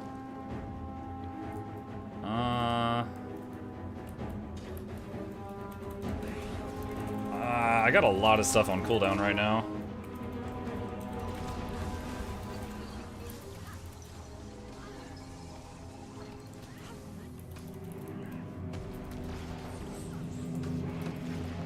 Whoa. You're squishy, ain't you?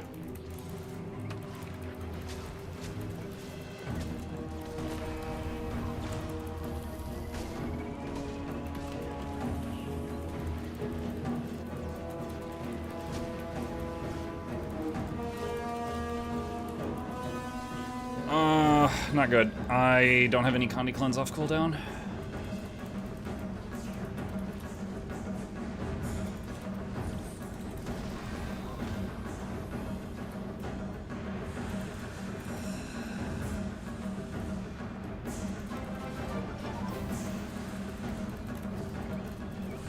Mukluk hype, Mukluk hype, Mukluk hype.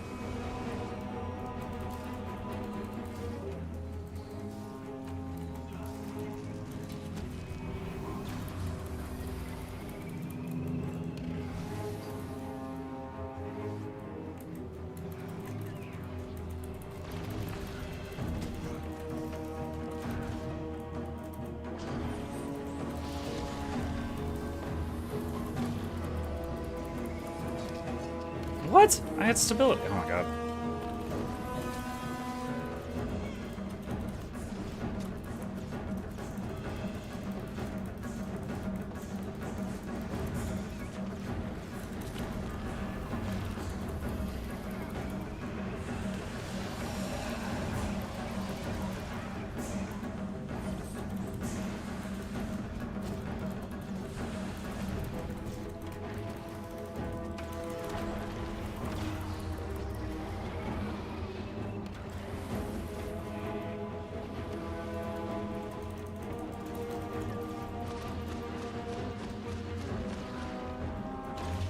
Whew.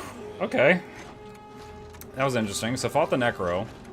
then a Virtuoso, and then someone else showed up, and then the Necro again, and then there was an Amalgam, but then they quickly gave up and ran away.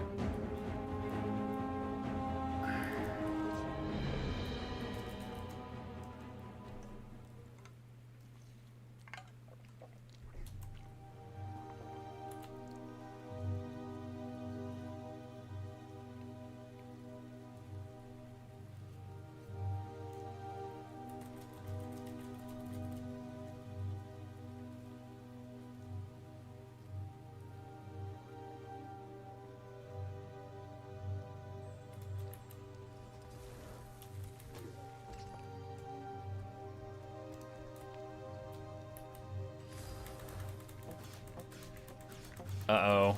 It's a desynced Dolyak.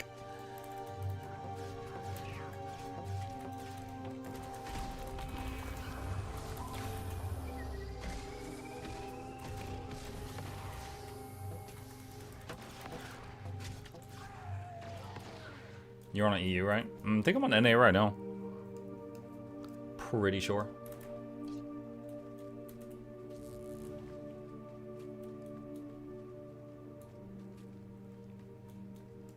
I'm on green team.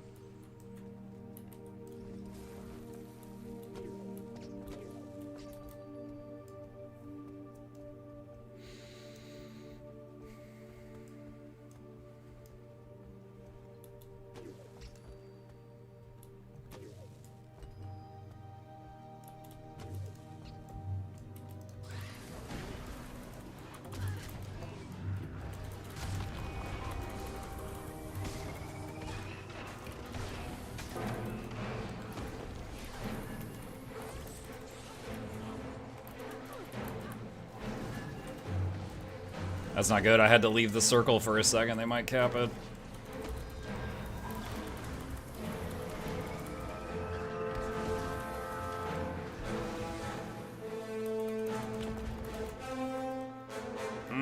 The Condis.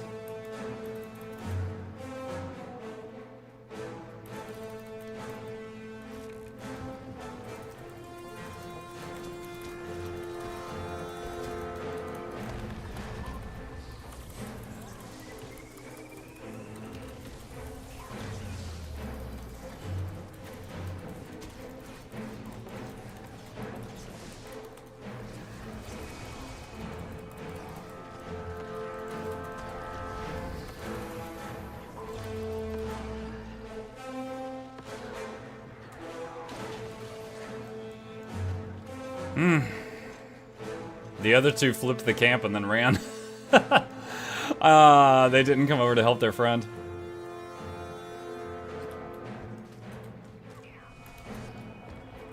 I guess he owed them a lunch or something.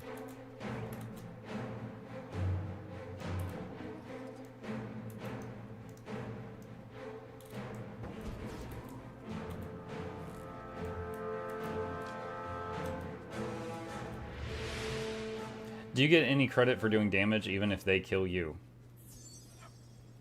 Credit? I mean, if you mean like rewards, no. Fighting someone in Worldview World and then losing, you don't get anything.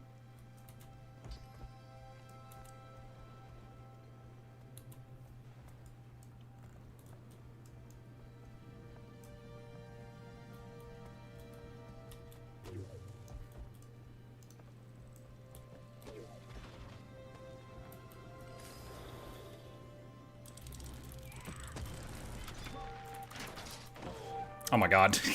The splash.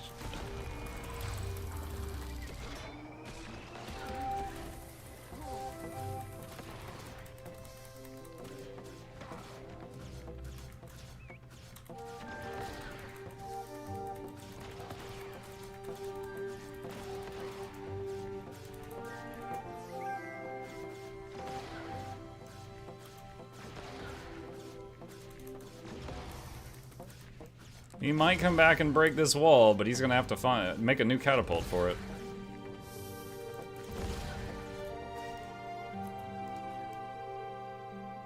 Let's use what supply I have on this. Oh, I just became a bronze colonel for repairing this wall. Lol. Thanks to the fights. Did we fight Ryan? GG.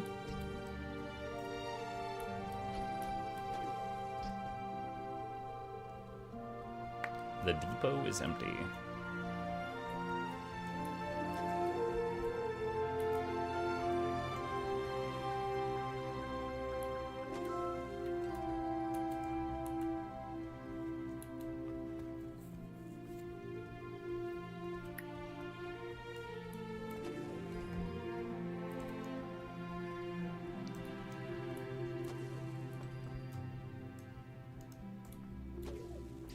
Oh my god, it just flipped.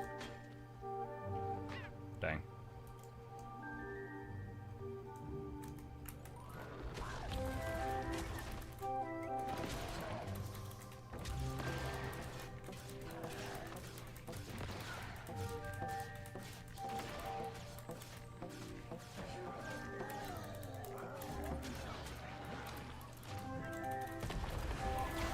Is this the same Necro that I have fought twice already?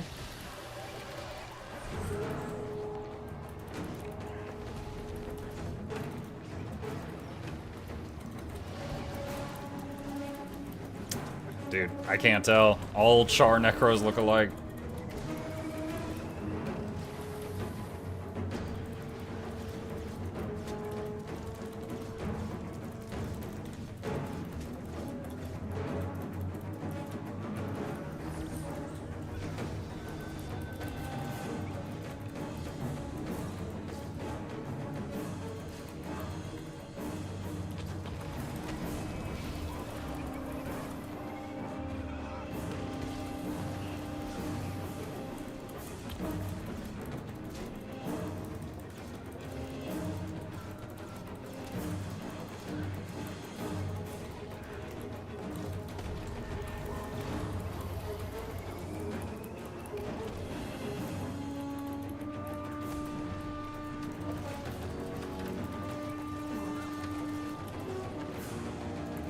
Oh.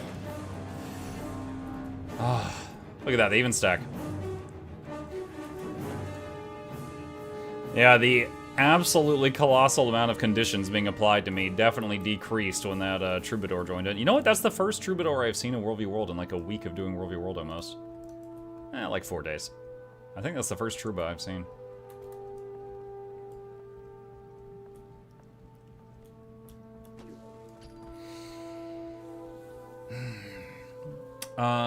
Yeah, he was the Necro, I was the Virtuoso. Oh, gotcha. Yeah, I remember that fight. GG. Oh, that poor wall. It's gonna go down. It did go down.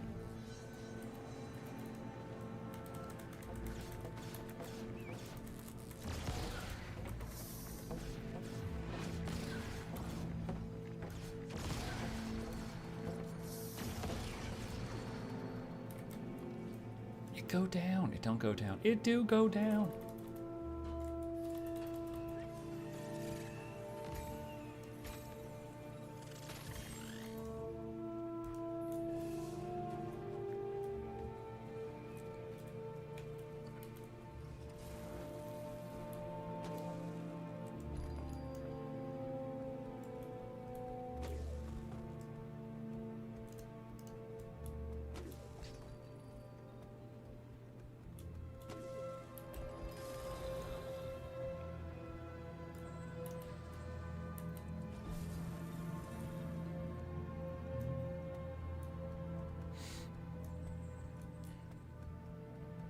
Two more minutes on that.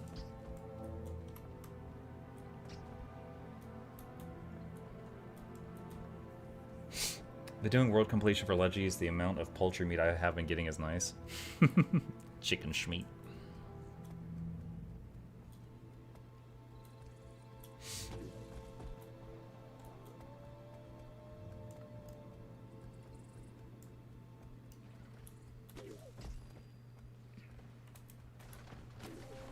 Uh-oh. It's that Mechanist that I deleted a little while ago.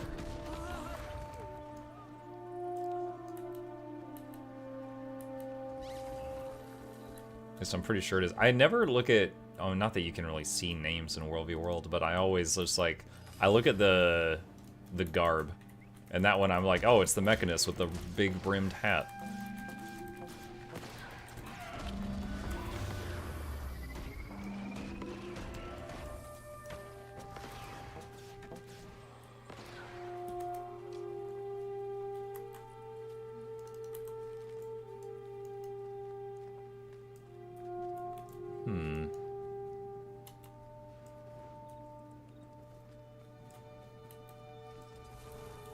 You still on EU? On NA right now. I think it's way too late EU time. Most of y'all have bedtimes.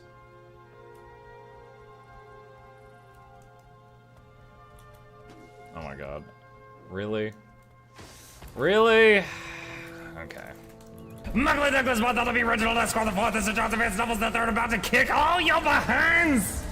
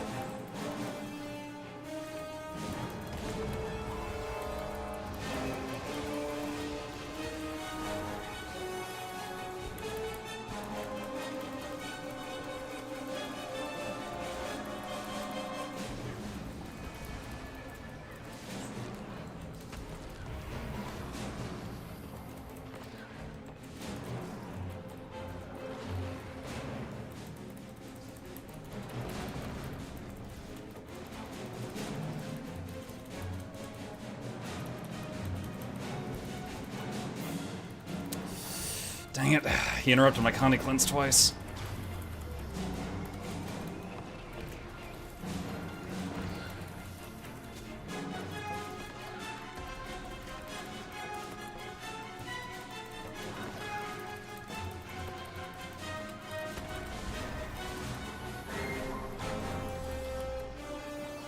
Oh, the Jade mech. Dude, this mech is more deadly than that player.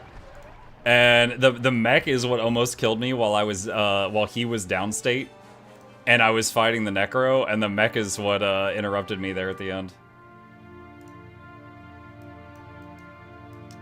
Shoot, where? Oh, up here. What's your goal? Just having fun.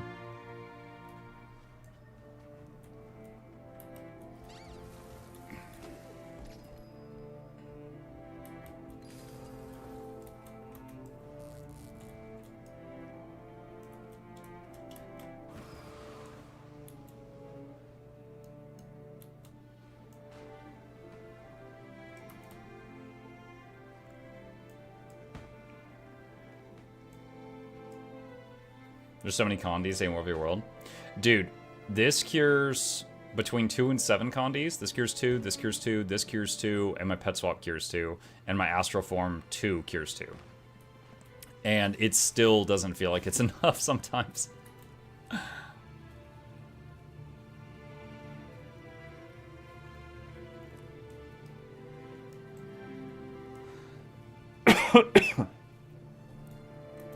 Dude, like... Truth, like real talk with you guys. Like any of my regulars know that I've been dealing with like this injury or whatever it is in my throat for a while now, and like I just started coughing today, which hurts like hell because of the aforementioned injury. And my kid had like a cold all last week, and now I'm worried I'm just starting to come down with his cold on top of what I'm already dealing with. And I don't know. I don't know for sure, but I'm worried that I'm just like finishing the incubation period, you know?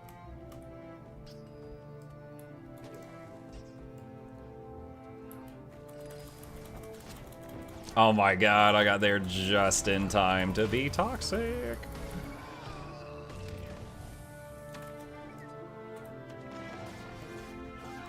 He was literally 2% health when I got there.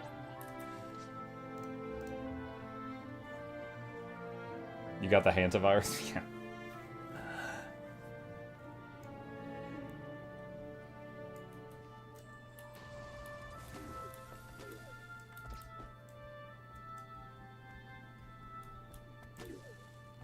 Hope you feel better soon. Ah, me too. Me too.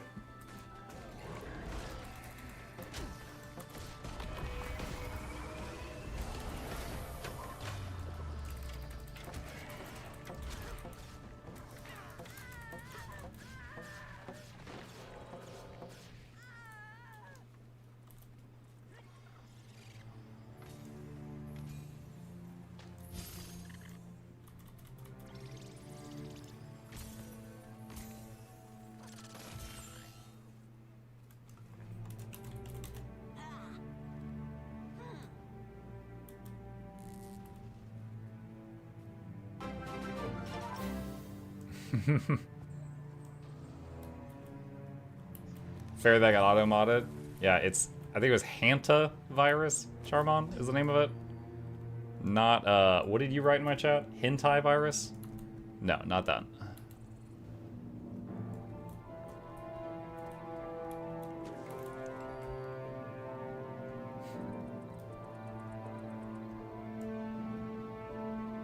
Muck is the star of the show around. Chip? No, he's not.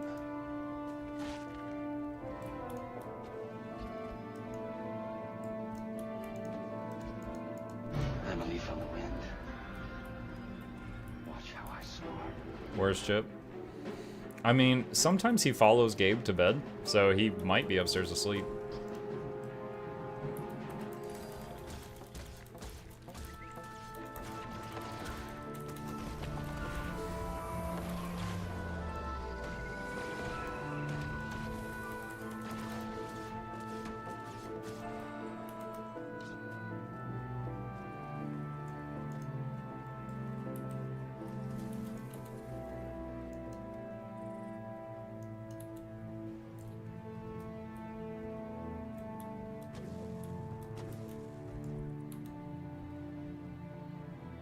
Not much left to do on this map.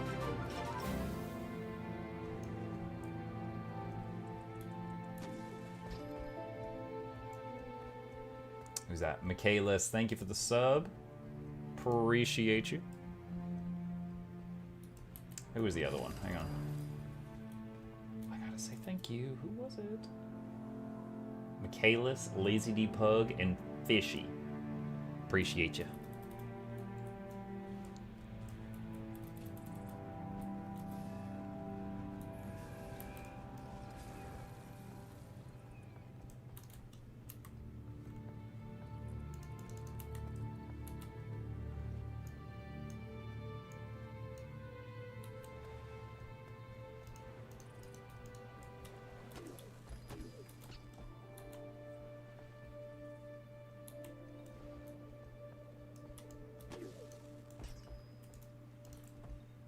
Catalyst. I've not fought a Catalyst today.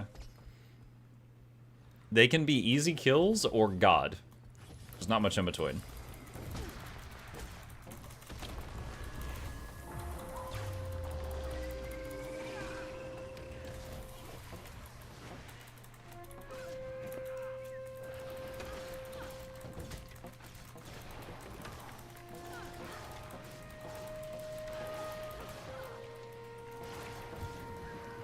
Misform? Nope. Wasn't too bad. The most damage she did to me was when she had her fire shield there at the end. My very fast attack speed set myself on fire like 10 times.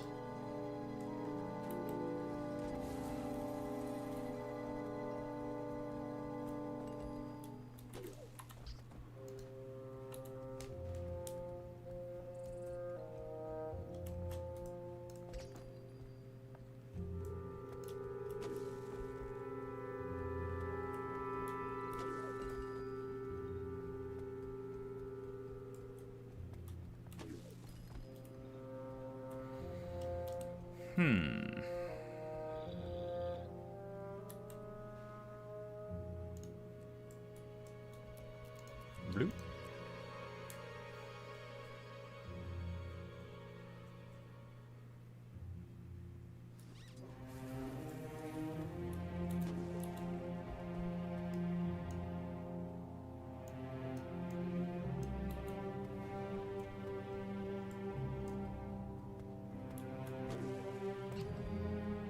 60 bonus stats from the ruins.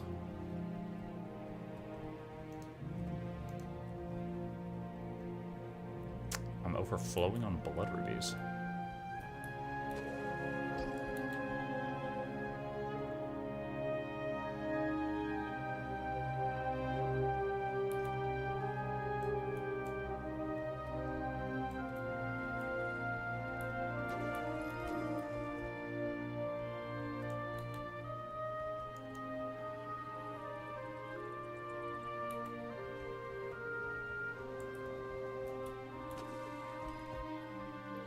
Did Galadel for the first time today? Oh yeah?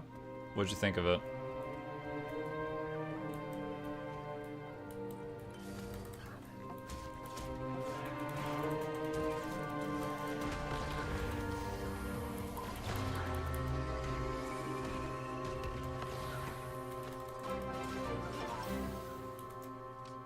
Waiting on Astral before I mount. Latin Pumbaa. Thank you for the prime. Appreciate you.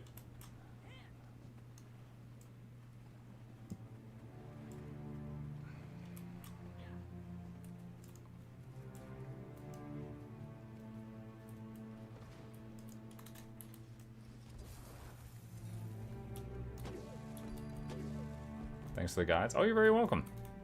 Got a few more coming down the pipeline if you care about legendaries.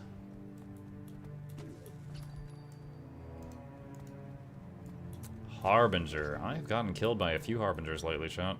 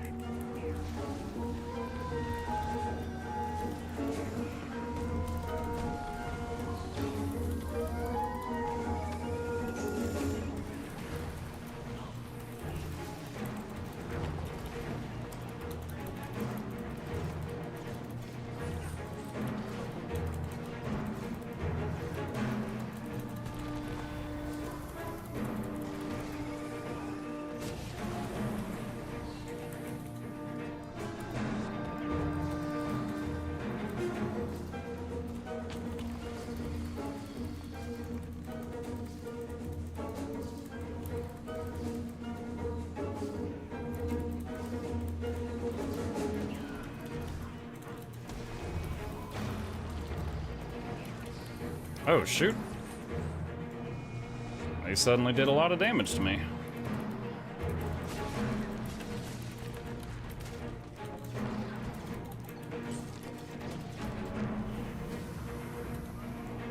Dude, I'm getting some latency right now. That might have killed me right there.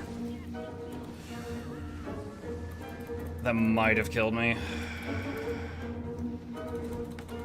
I'm having to hit keys like 3 clicks. I don't know if you guys can hear my keyboard. I'm just like frantically punching it.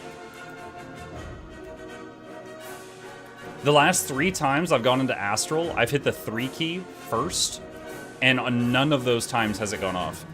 I'm like, Astral 3, and then he just goes Astral and stares at them.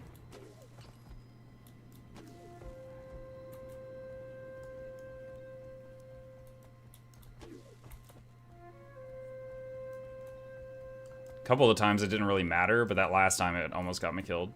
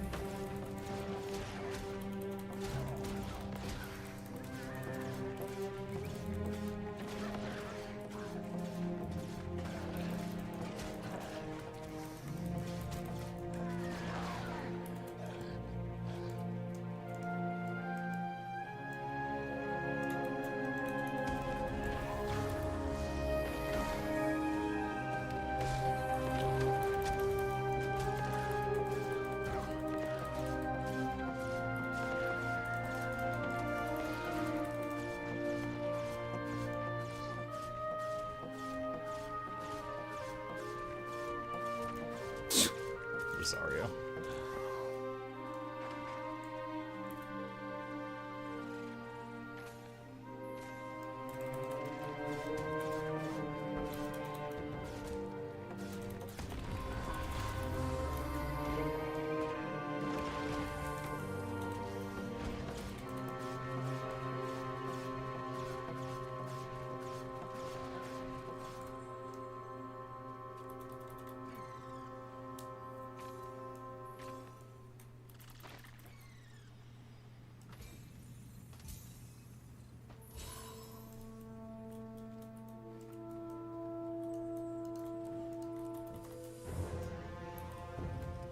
Mine. My camp. Music is nice in Overworld. It's alright. It's a little inconsistent. Sometimes you'll be in a really crazy battle and it just goes dead silent. It like doesn't really know when to play it, when not to play it.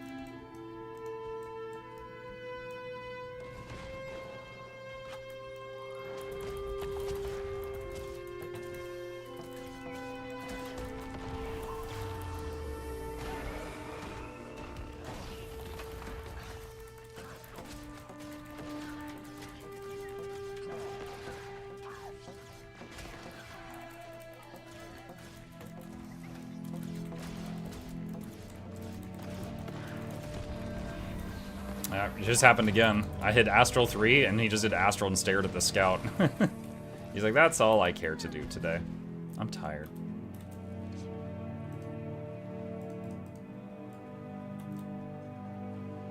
Mike, any plans on playing Pathfinder Wrath with all DLCs on core now that all DLCs were released? I didn't know there were DLCs. I love Pathfinder Wrath of the Righteous. I have to say right now, no. Mainly because of this. There's a lot of reading in Path. I cannot do another playthrough. Like, my throat cannot do another playthrough of that right now. Because usually when I play those games, I read everything aloud to you guys. I can't do that at the moment.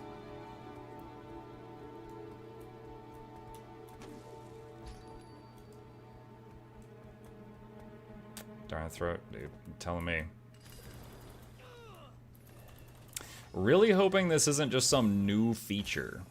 Because, you know, like, people get older and they're like, oh, now my knees pop when I go up the stairs. I hope it's not just like, oh, well, now I just have searing pain in my throat for the rest of my life.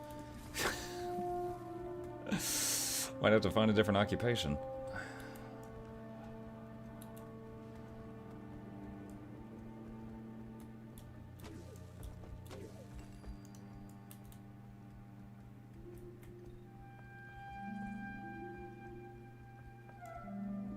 I thought knees pop was at 20.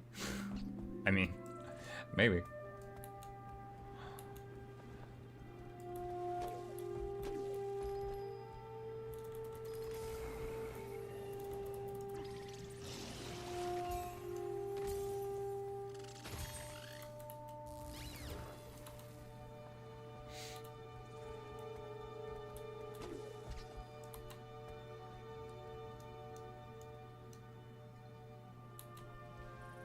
I screamed at a client last week and I've been having issues with my throat also. You screamed at a client? What the heck?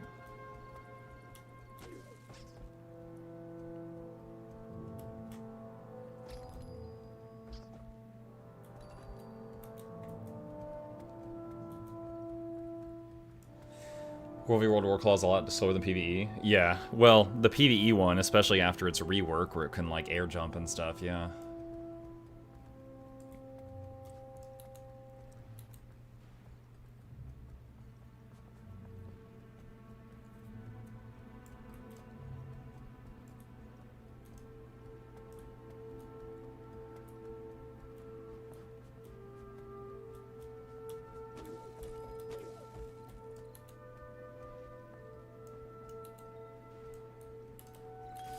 Try. a sec.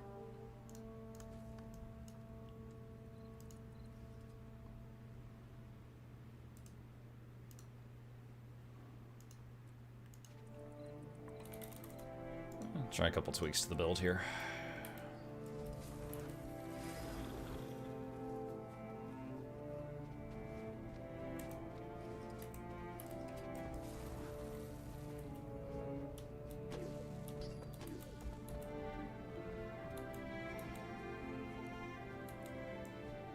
Have to wait almost 2 minutes on that, so I might as well get this flag first. Wait, there's somebody coming. Oh, they're up there. She either doesn't see me or doesn't want me.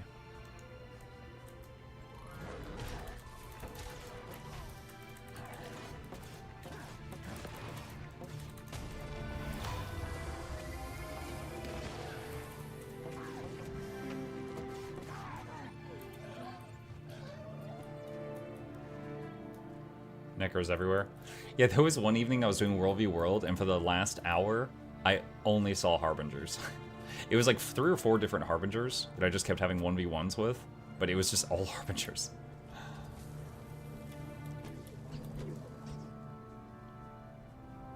And honestly, they seem to be pretty decent duelists, because I was going like 50-50 against them. Like, I was winning some, I was losing some.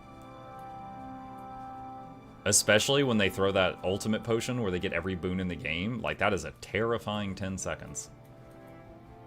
They're just like, roids! And I'm like, ah!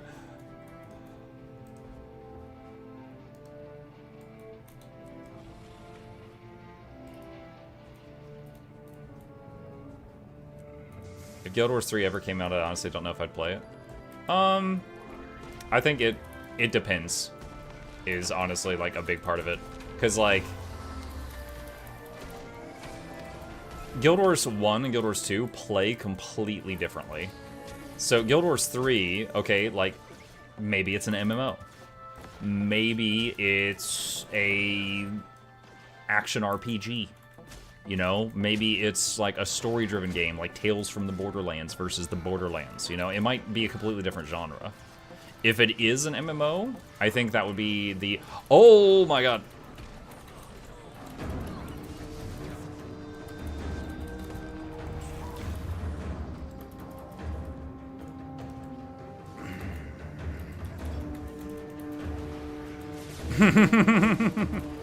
See that? You sly dogs, you got me monologuing.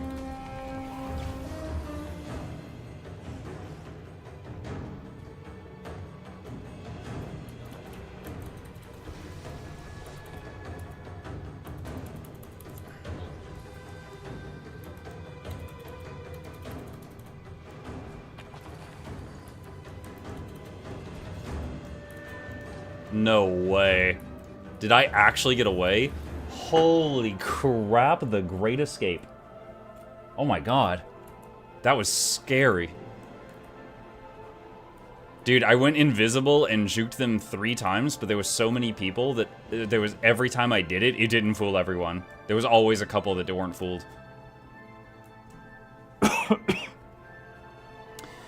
Oh my god! I almost friggin' pooped my pants. It's the same group. What was I saying? I don't remember. Guild Wars 3. Noxxi, do something with this. Guild Wars 3. It depends on what it is. Because, like, you can play Borderlands and Tales from the Borderlands. They're completely different types of games. You might enjoy both. Guild Wars 1 and Guild Wars 2, they're completely different types of games. You might enjoy both. Guild Wars 2 and Guild Wars 3, it depends on what it is. Like, if they make it something called Guild Wars 3, I guarantee you we're trying it on this channel. I'd be stupid not to. But whether or not I'm going to play 30 hours of it versus 3,000 will depend on how much I love it.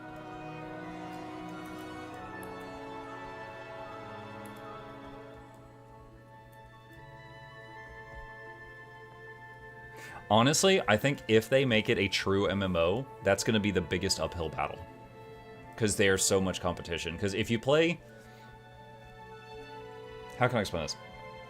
If I play Expedition 33, and then I come back and I play more Guild Wars 2. Guild Wars 2 didn't really go anywhere. You know, it's right there where I left it. But an MMO is like thousands of hours. So if I go sink thousands of hours into another MMO and come back to this one, I'm very much behind. So we'll see. But then again, you've got people like Zizaran, who plays Path of Exile 1 and Path of Exile 2, and basically he just constantly swaps to the one with the most recent content release. If I really loved Guild Wars 3 and it was a true MMO, I could do something like that. But depends. Do you think it would have a sub fee? No. I think it is pretty fair to say they're not going to do a sub fee.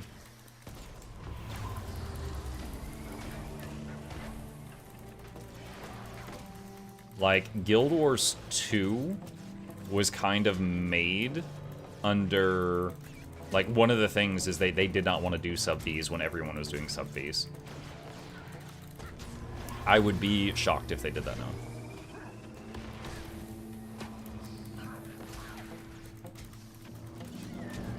Oh.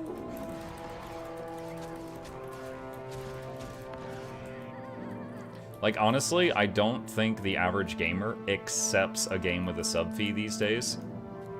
Except the ones that are grandfathered into that. Like, people are like, oh yeah, well, WoW's had a sub fee forever, you know?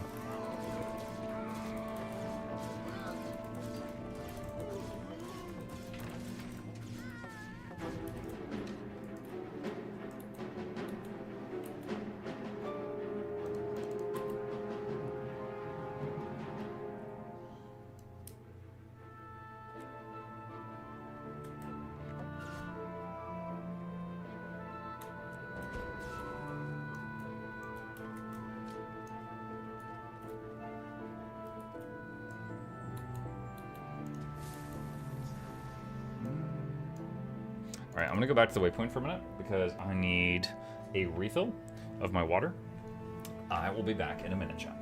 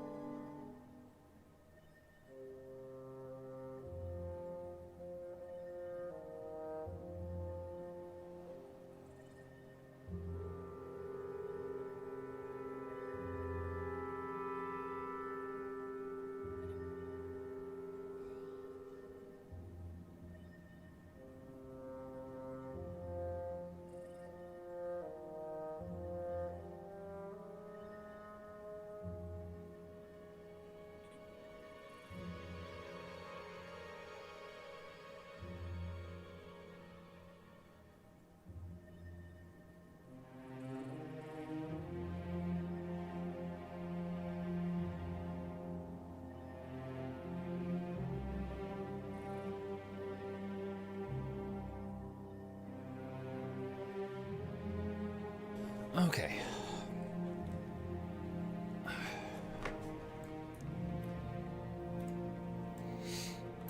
Let's see. Gotta redo that.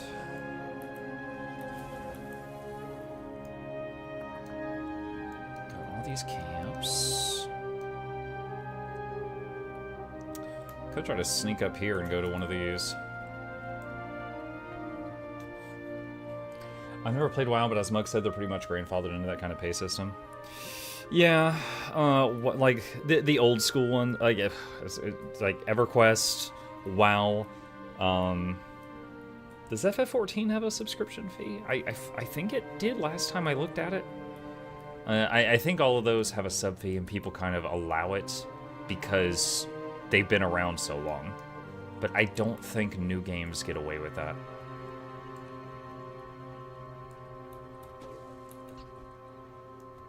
Then there's other games where there's like optional sub fees, like Black Desert Online, where it's like there's a thing you can buy that gives you like double bank space and faster XP gain, but you have to rebuy it every month. You can play the game for free without it though, and there's just some inconveniences.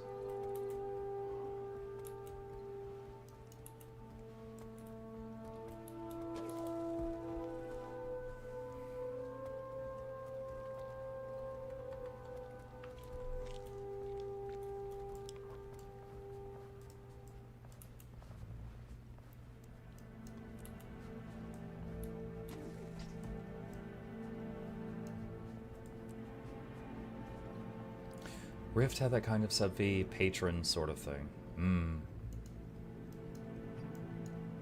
Oh shit. Dude, wait, what?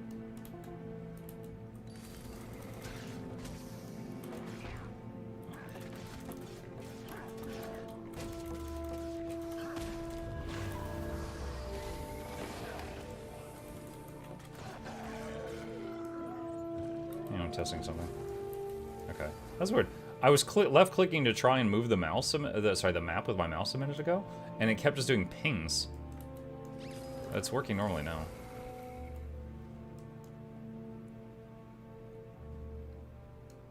Like, I was sitting there like, wait, is something wrong with my muscle memory? Am I clicking the wrong thing?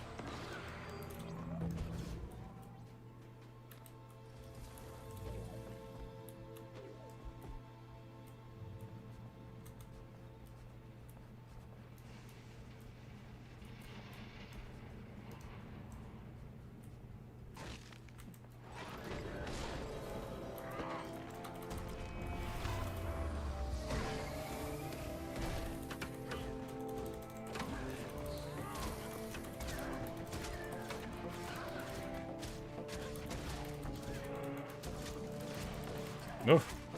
I was like, oh, oh, there's the enemy. I was like, oh, it's an enemy. Oh, no, it's a friendly. Oh, no, there's an enemy.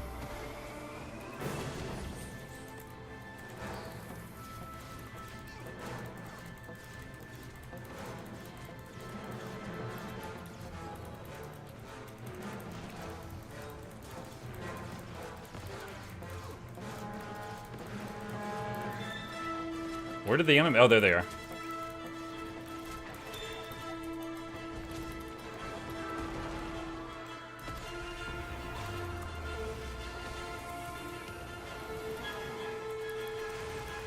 Uh-oh, is this one of those God mode elementalists?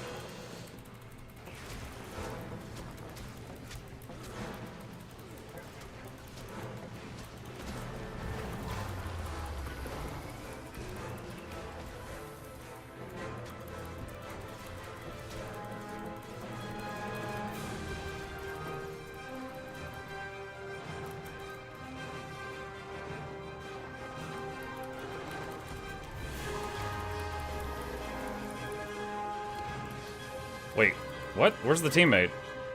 Did he? Oh, he's over there. Okay, he's running away. Nice.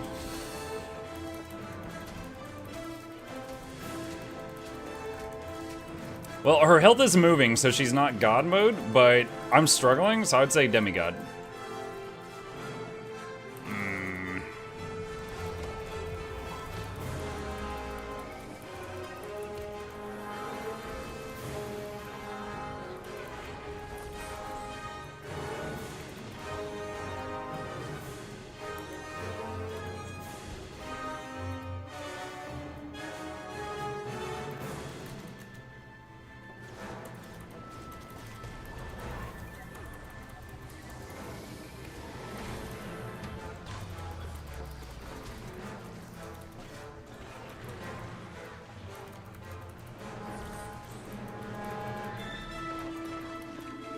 Oh my god, dude, I'm completely locked down.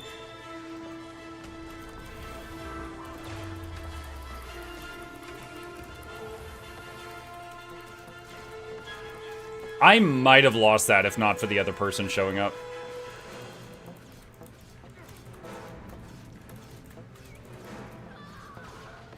That was rough.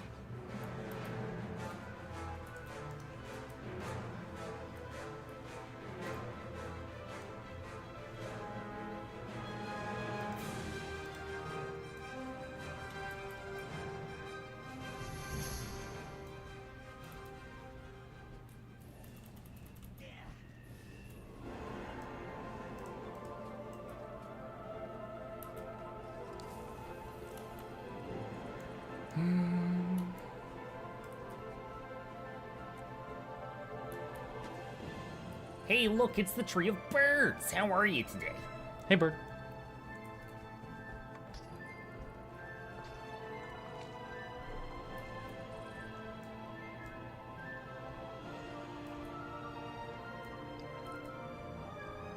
Well, what's up, Bananas?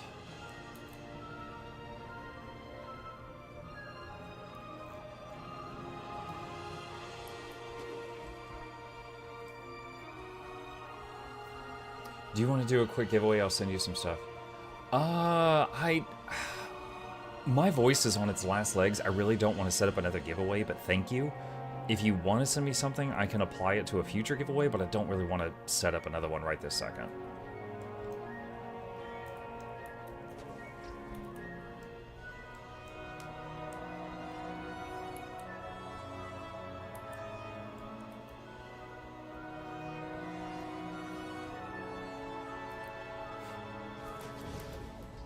Oh, it's the same lady. You know what? Muck it. Let's see what happens. Oh, shoot. And then somebody else immediately shows up. No, we're not doing that.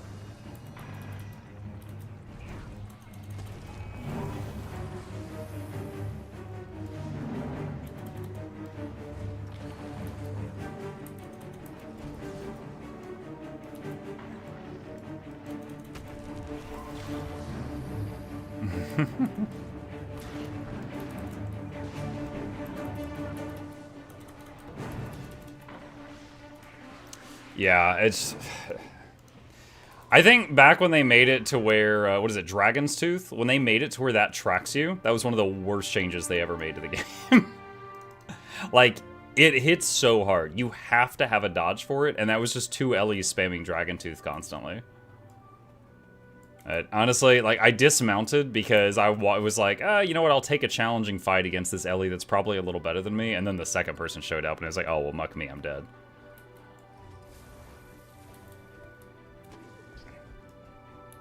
Like, since they made it track, they should gut its damage a lot. But here we are. I send it to you still whenever you want to. New Black Lion skins. Shake my head, mug. Thank you, Bananas. Appreciate you. I will add them to the vault.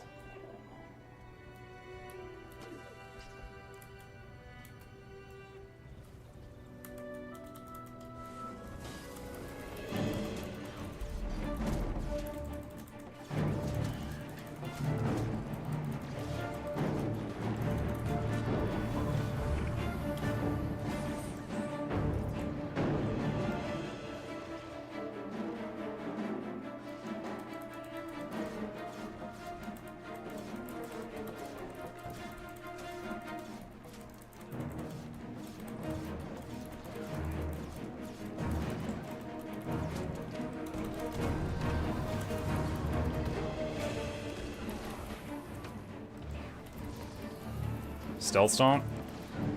I have no stability. Oh my god, I got it.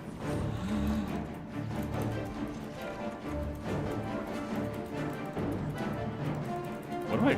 Oh, like bone movements?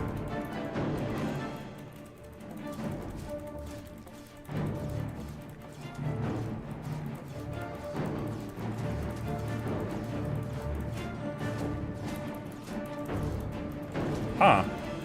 Lumin... Well, I mean, maybe the other guy's hitting... I was like, for a Luminary, this guy's pretty squishy. And then I was like, maybe the other guy's hitting him.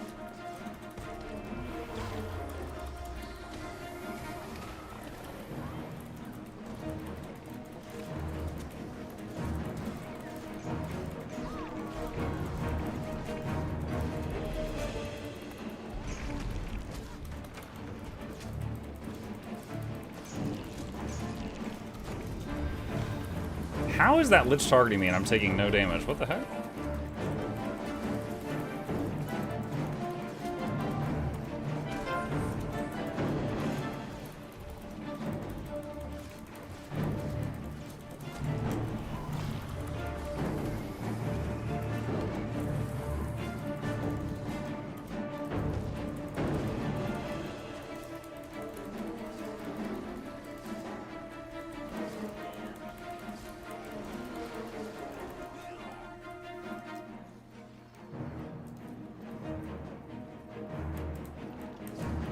Was that a 2v5? I think that was me and one other ally versus like 5 people for most of that.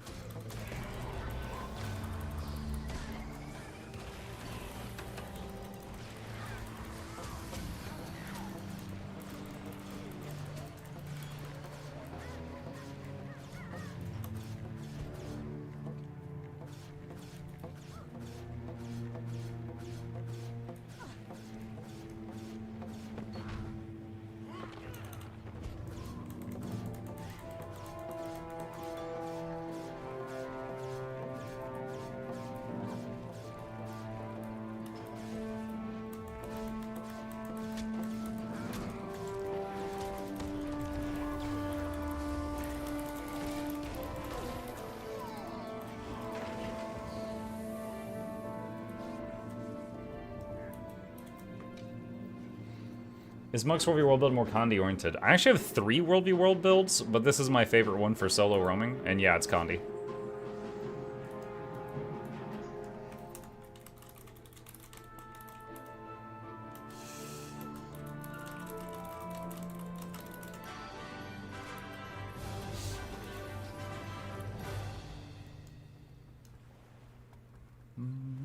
Try that.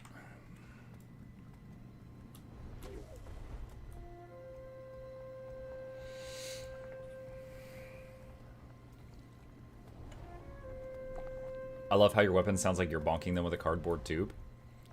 Have you seen my weapon skin, Rosario?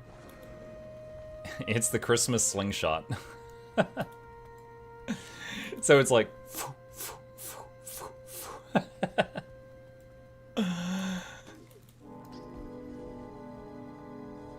It's the least threatening short bow skin I know of. Muck, what are the key differences between this build and what you played in PvP? The stats that this build is running on its armor cannot be used in PvP, and the food buff, which is a huge part of this, cannot be used in PvP.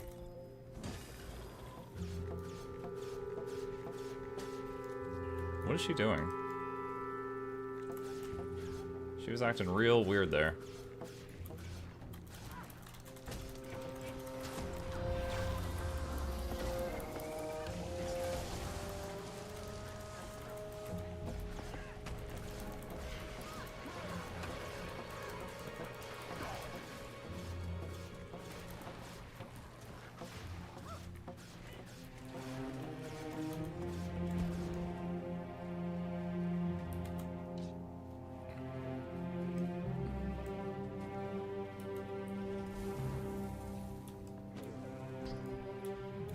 How'd you rate Returnal out of 10?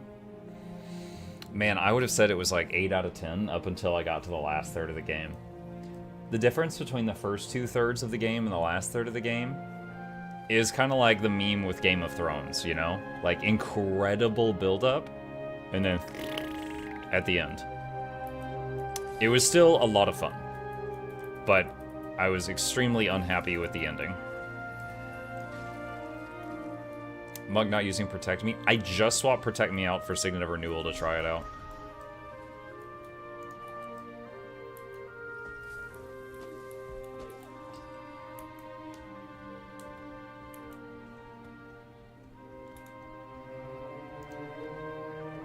I was just seeing the cooldown in PvP, or World v World 35.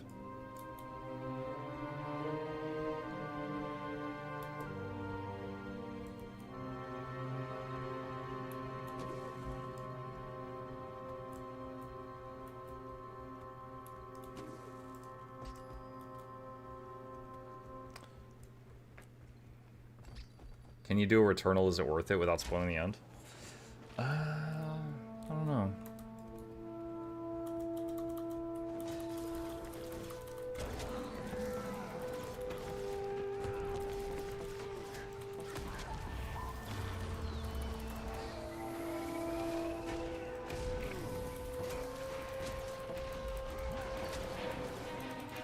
Wait, oh, there's another person here. Alright, focusing the down state first.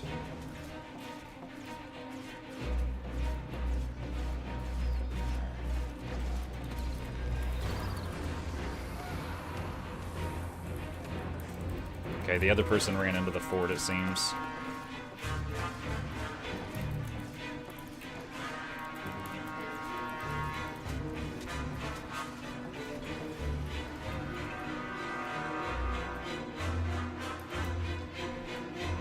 Going for the World v World Leggy? I don't need it, and I've already recorded a guide on how to make it. Just playing for fun.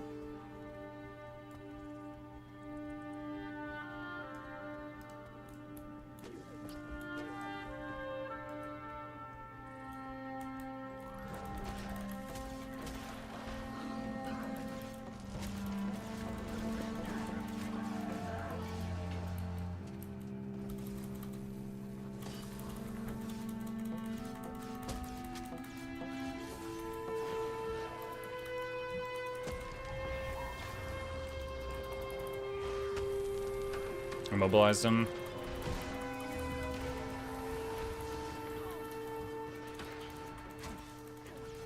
I think I just got hit with Dragon's Tooth and it didn't render on me.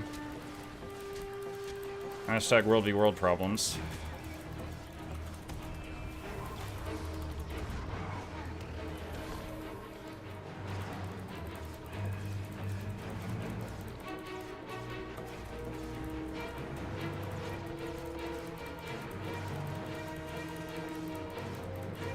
Dude, he's rallied twice now.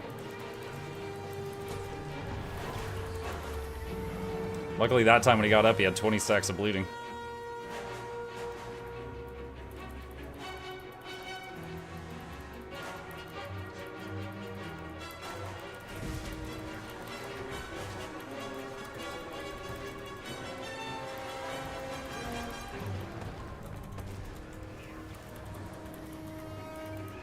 Dude, Dragon's Tooth. Oh my god.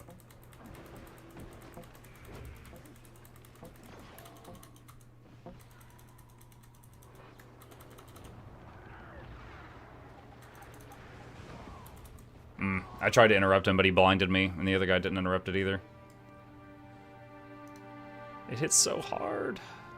How much damage did I take from Dragon's Tooth?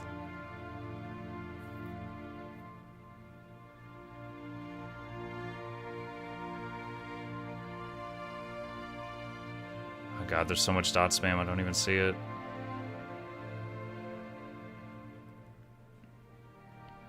Yeah, the whole combat log is like bleeding and burn ticks.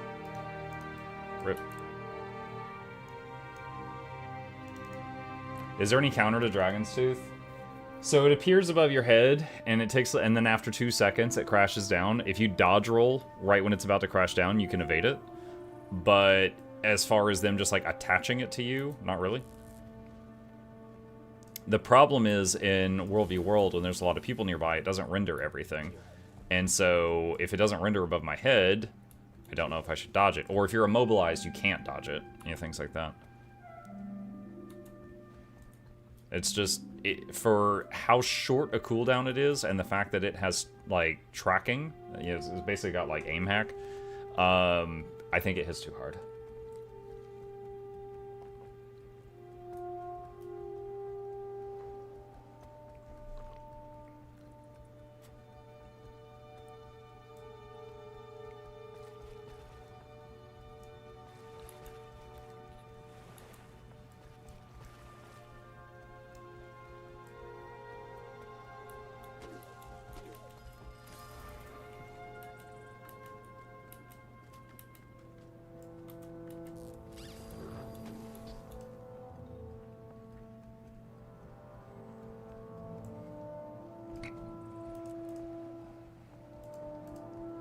Gift of battle. Oh. The door's open.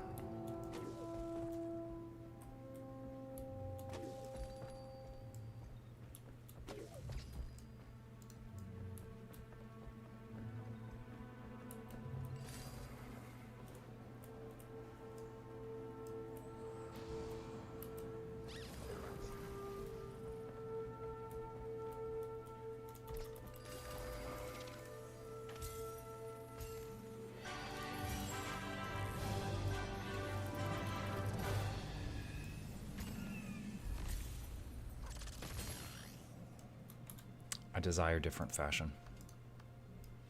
I need to change my slingshot. Something else.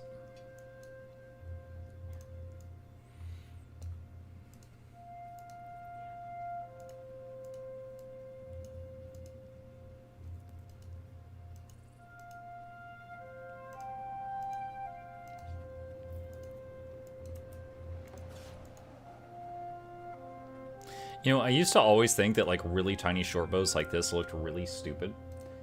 And then recently, I started watching, what is it called? Daemons of the Shadow Realm.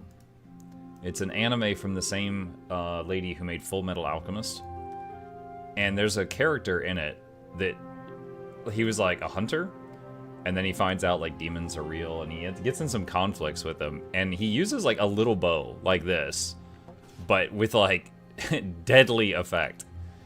And now it's like all of a sudden it's changed my perception of them a little bit. Like, I used to think, like, oh, this looks stupid, and now I'm just like, yeah, okay.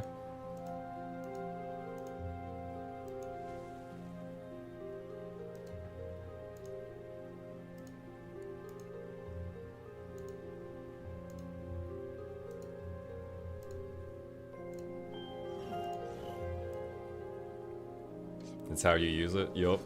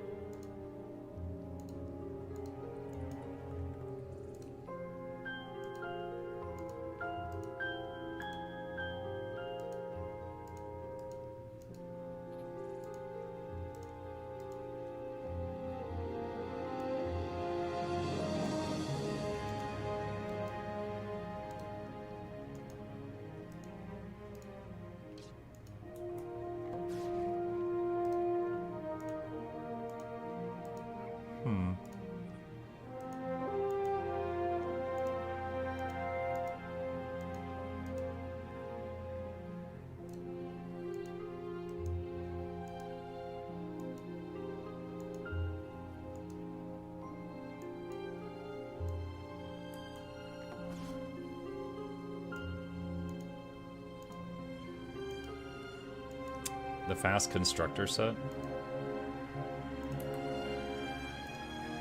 Is that the one from the toolboxes? Yeah.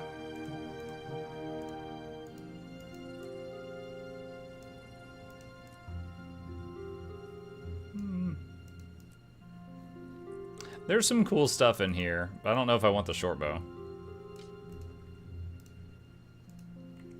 Chumbawamba? Do you mean Chuka and Champawat? Wait, what is this I've got selected now? Is this just 2 mining picks?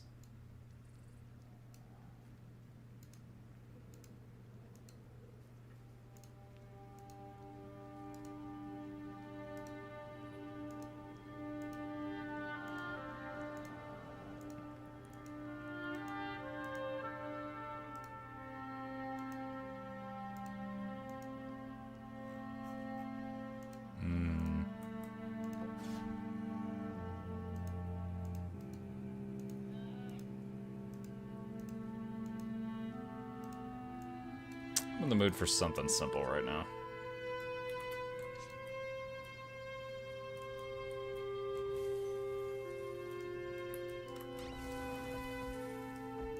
Is that the evoker that killed? Wait, does he have a tag on his little elemental pet?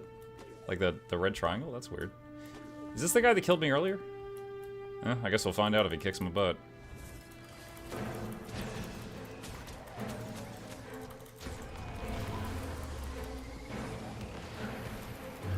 I like how he was holding still and he evaded everything I did.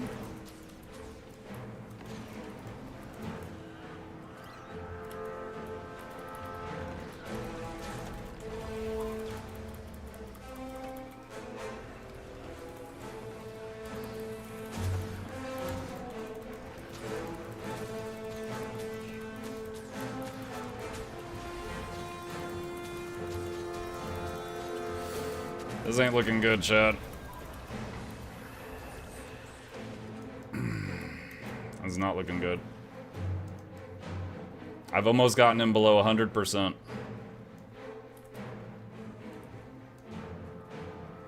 Yeah, that's one of the demigod ones.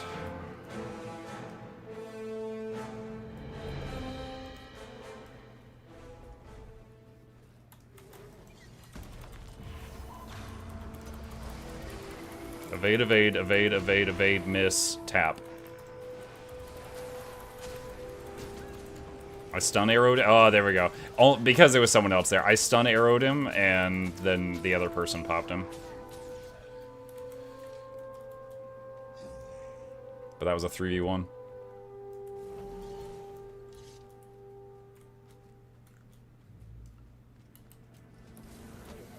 Mike, do you recommend Aurora or Vision over Stella?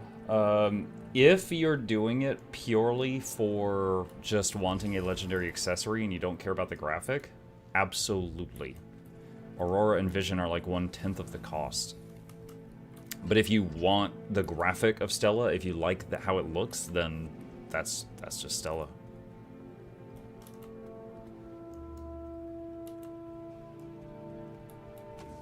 Mike, have you picked the next evening game? I have not picked it yet.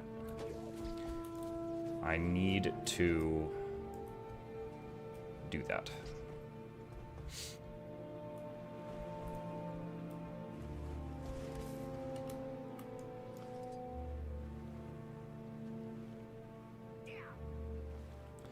Map shows this fort is under attack.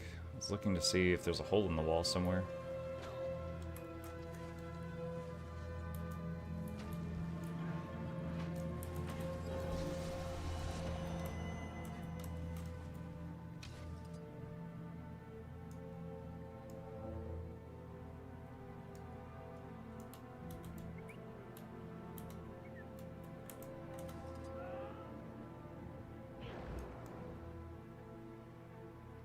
I just want a Leggy accessory, then Aurora and Vision.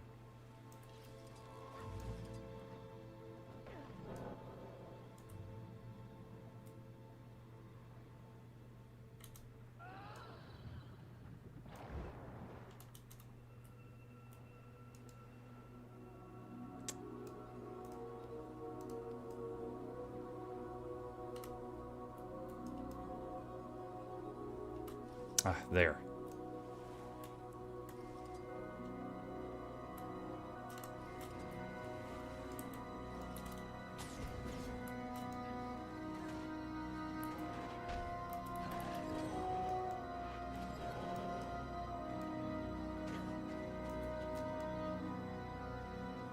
Wait, where's all the people?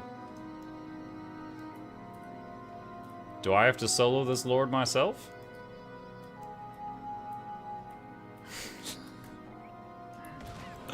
This should be good. Oh, immediately stunned.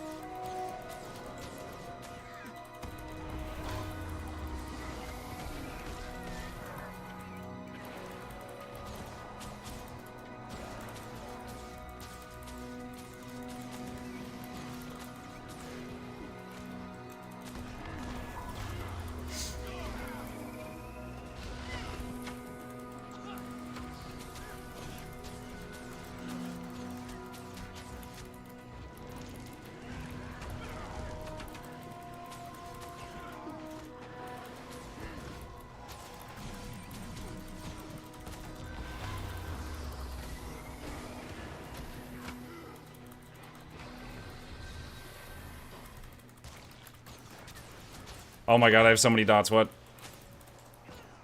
Ah, I had brain freeze. I could have used staff there to survive that.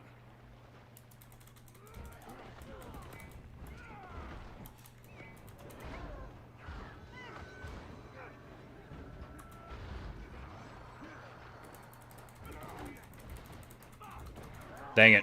I could have used my staff skills to survive that, but I froze.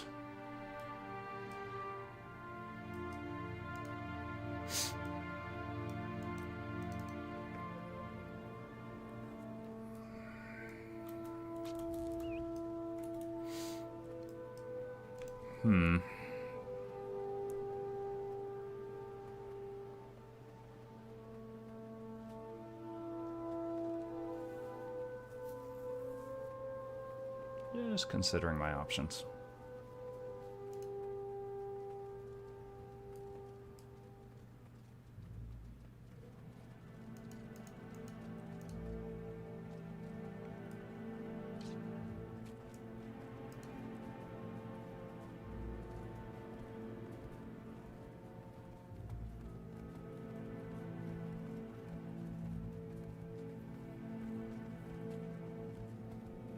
Is Otter a support pet? Yeah, it's activatable as a big heal. Yes, it is.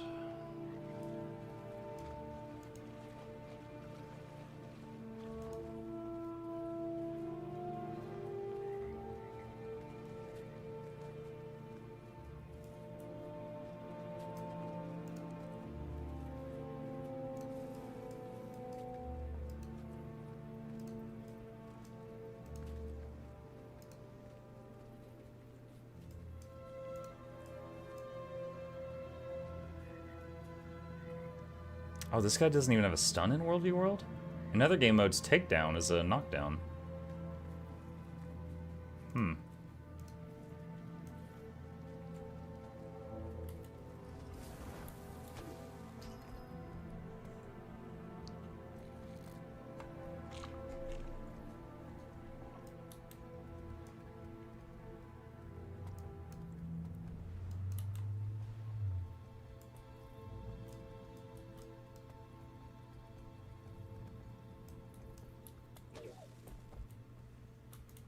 They removed the knockdown because it was too meta. Boo.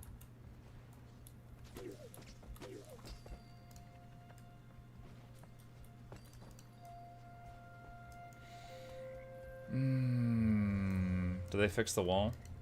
Yeah, they did.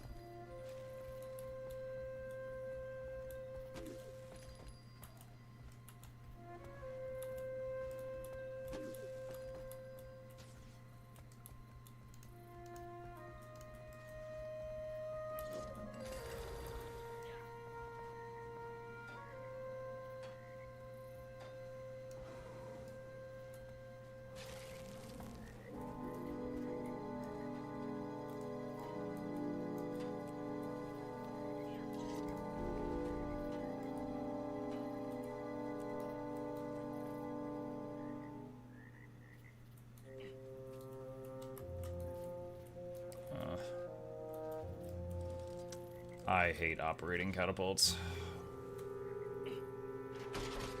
Half charge. Yep, that hits.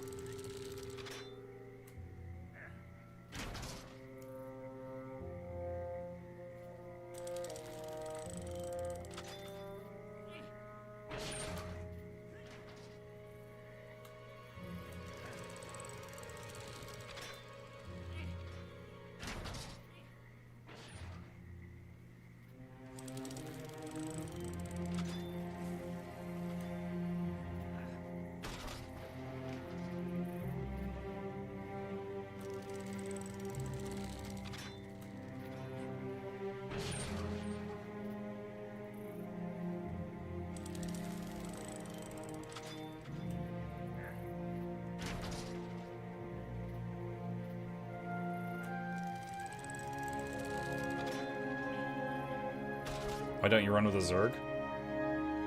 Too many bad experiences. I've had people stream snipe me on enemy teams and hunt my Zerg down to the point where people in my Zerg asked me to leave because they said that I was ruining their experience. So it's better if I just run around alone.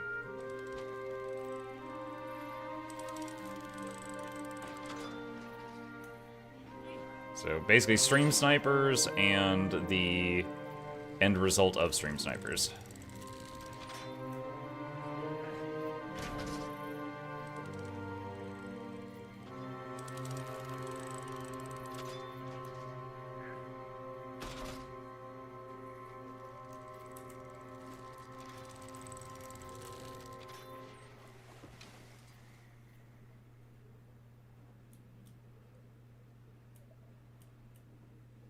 Have you tried the new otter pet yet? Yeah, I have it. I haven't really found a great use for it yet.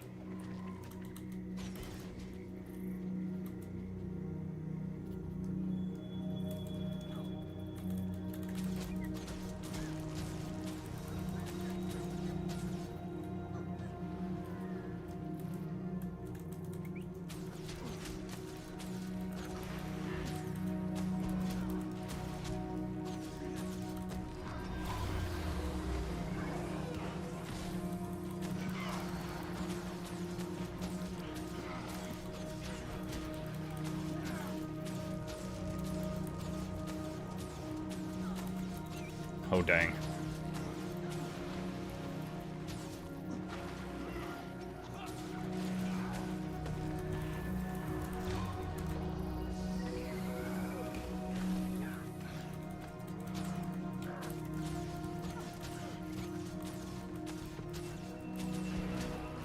He really likes chasing me.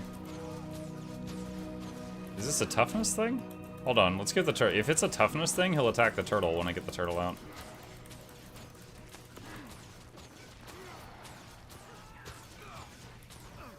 Oh, red circle, get back.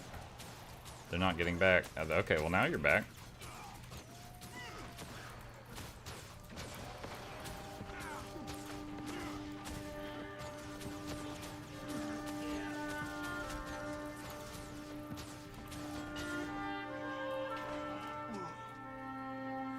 What class is the Char? Core warrior.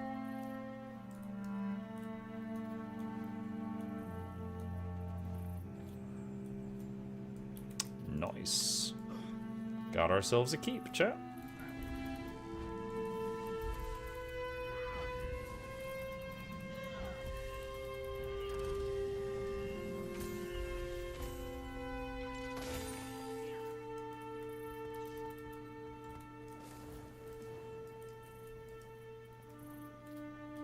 Bronze Colonel.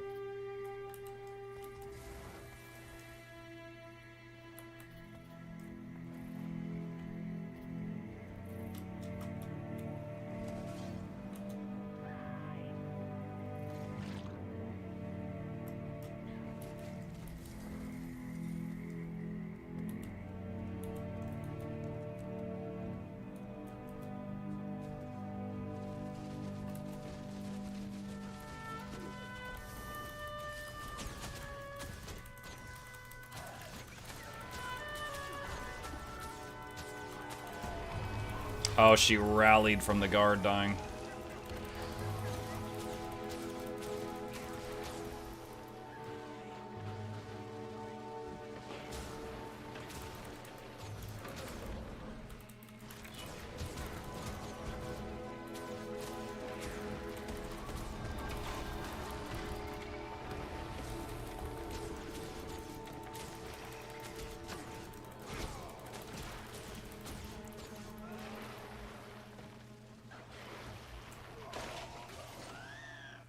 I learned a trick recently from Paper Roll on YouTube with fighting Necros.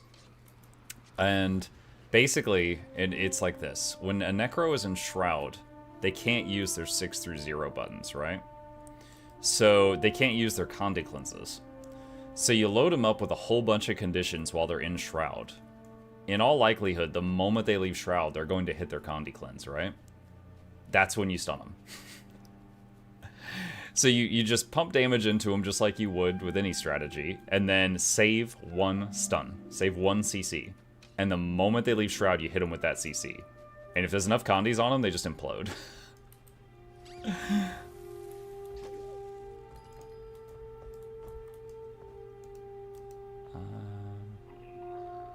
One minute.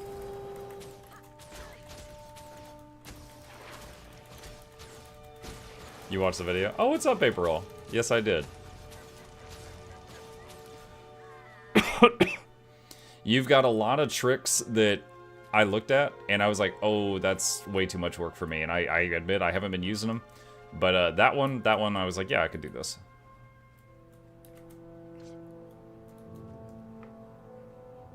I've been a DPS player for years. I'm recently thinking about branching out to playing healers. What healer builds would you recommend to try first?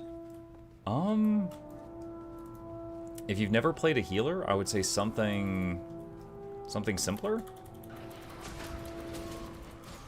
So, like, heal Willbender, Mechanist, Druid, Scourge, all pretty straightforward.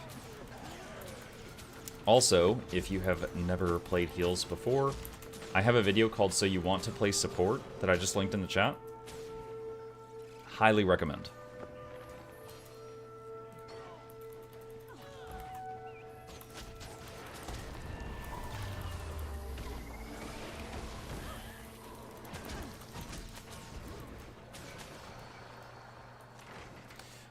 There's a trait line to Conde Cleanse while in Shroud. Not sure if it's used for roaming.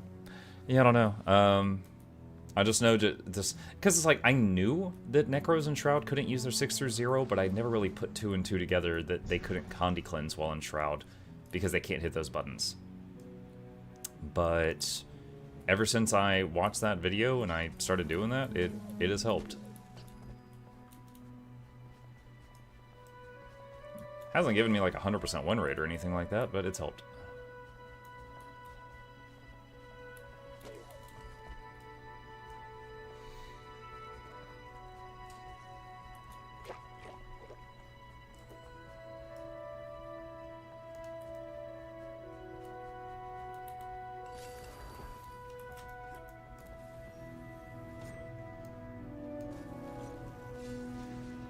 I was coming to sit next to him.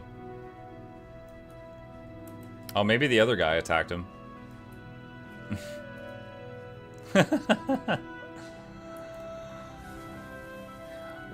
One thing I got fussed at the other day, chat. I shot someone in a Quaggan costume in World v World, and chat all yelled at me, so I stopped attacking. And they're like, if someone's in a costume, you leave them alone. I was like, okay.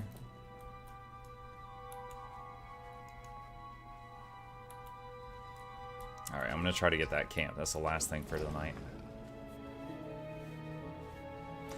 I tried Heal Evoker, but water only. It was fun, but not for me. Water only Evoker can't keep all the boons up, last I heard. I think it does a lot of healing, but not enough boons. So it's really only used in World v World, I think. Unless something's changed.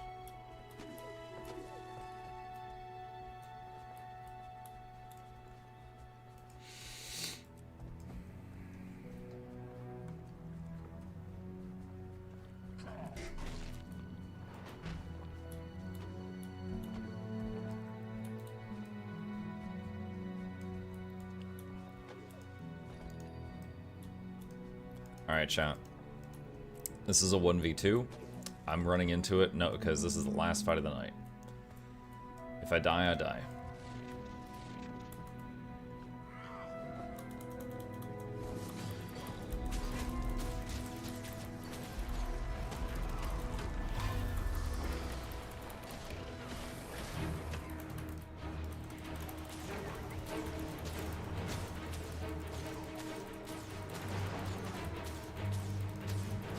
I think this guy had gone AFK because he wasn't immobilized there at the very end. It wore off.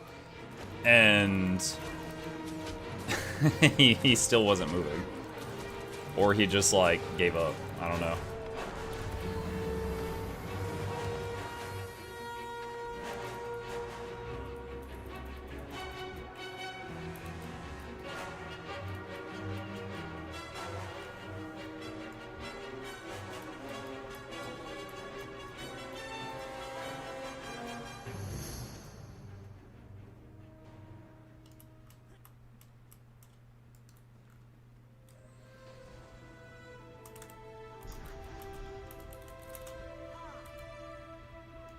Alright.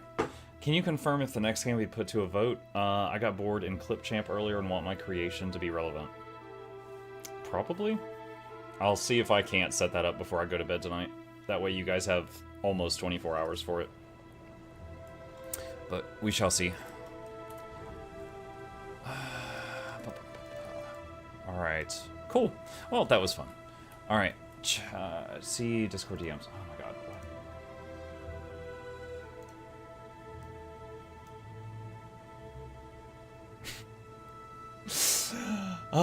Yes, when it's not a dictatorship, right? Alright, chat. Thank you guys for hanging with me tonight. I hope you had fun. I know I did. A few plugs on the way out. If you're new to the channel, be sure to hit the follow button if you're on Twitch. Subscribe if you're on YouTube. Here's links to my YouTube channels. There's 2 of them. Sub to both of them. Do it now. And a very special thank you to our dear patrons. They keep this channel alive. I could not do this without them. Couldn't afford my stupid hospital bills without them. Couldn't thank them enough. There's a link to that if you'd like to be a supporter. Shilling complete. You guys have a great evening, and I will see you tomorrow.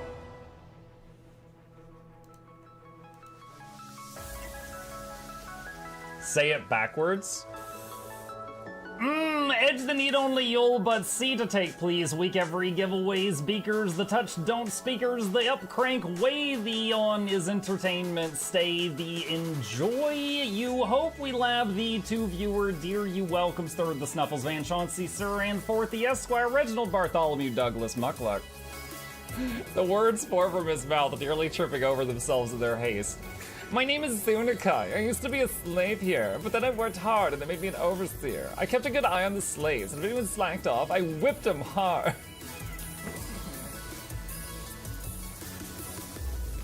Don't clip it. Oh, I'm crying. Oh, hi.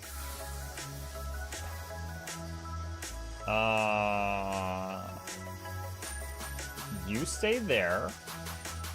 I'm going that way. Deal. You broke the deal. Oh, Chauncey can swim. I didn't know that. Wait. How does he look so dapper while swimming?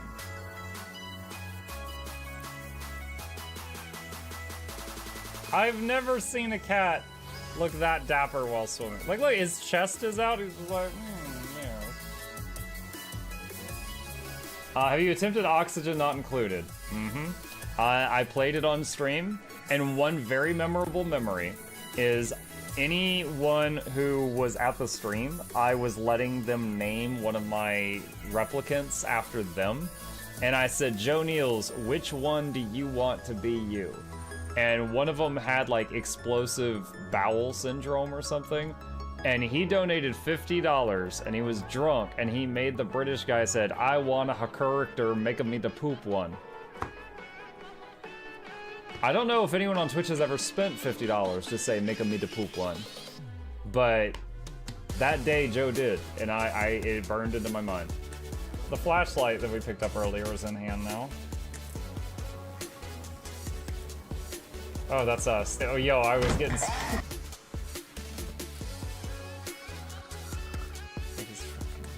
cardboard. This is not going to go well. Run an update. I'm running software updates. This is true horror, chat, because I was a tech support. I can't get away from it. Updated. They just left bread on the table. That bread's gonna dry out. The bread is gonna dry out. There's so much bread. You don't, like, there's two of, the baby's not eating bread. There's two of us. There's like 3 loaves of bread there and another 4 right here. What are you doing? Put some saran wrap on it. It's gonna dry out. New page, oh my God, a freaking patron sound. Oh, yeah, just like, a new arrival, and then Ed Wolf was sure to follow. Oh, hello, welcome page. Sit down, you, oh, Season, good to see you. I use numpad for my mounts. I use numpad for this, and this, and this, and this, and this, and this, and this, and this, and this, and this, and this, and this, and this, and other things. I'm trying to sleep here. Am I too loud? Okay. I love you. I love you too.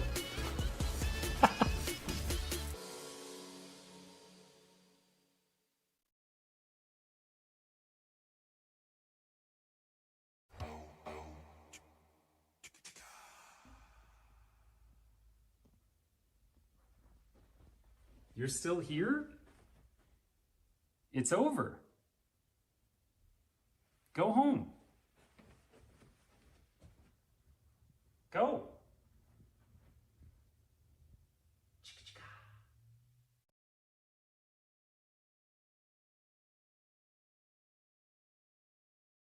It is Wednesday, my dudes.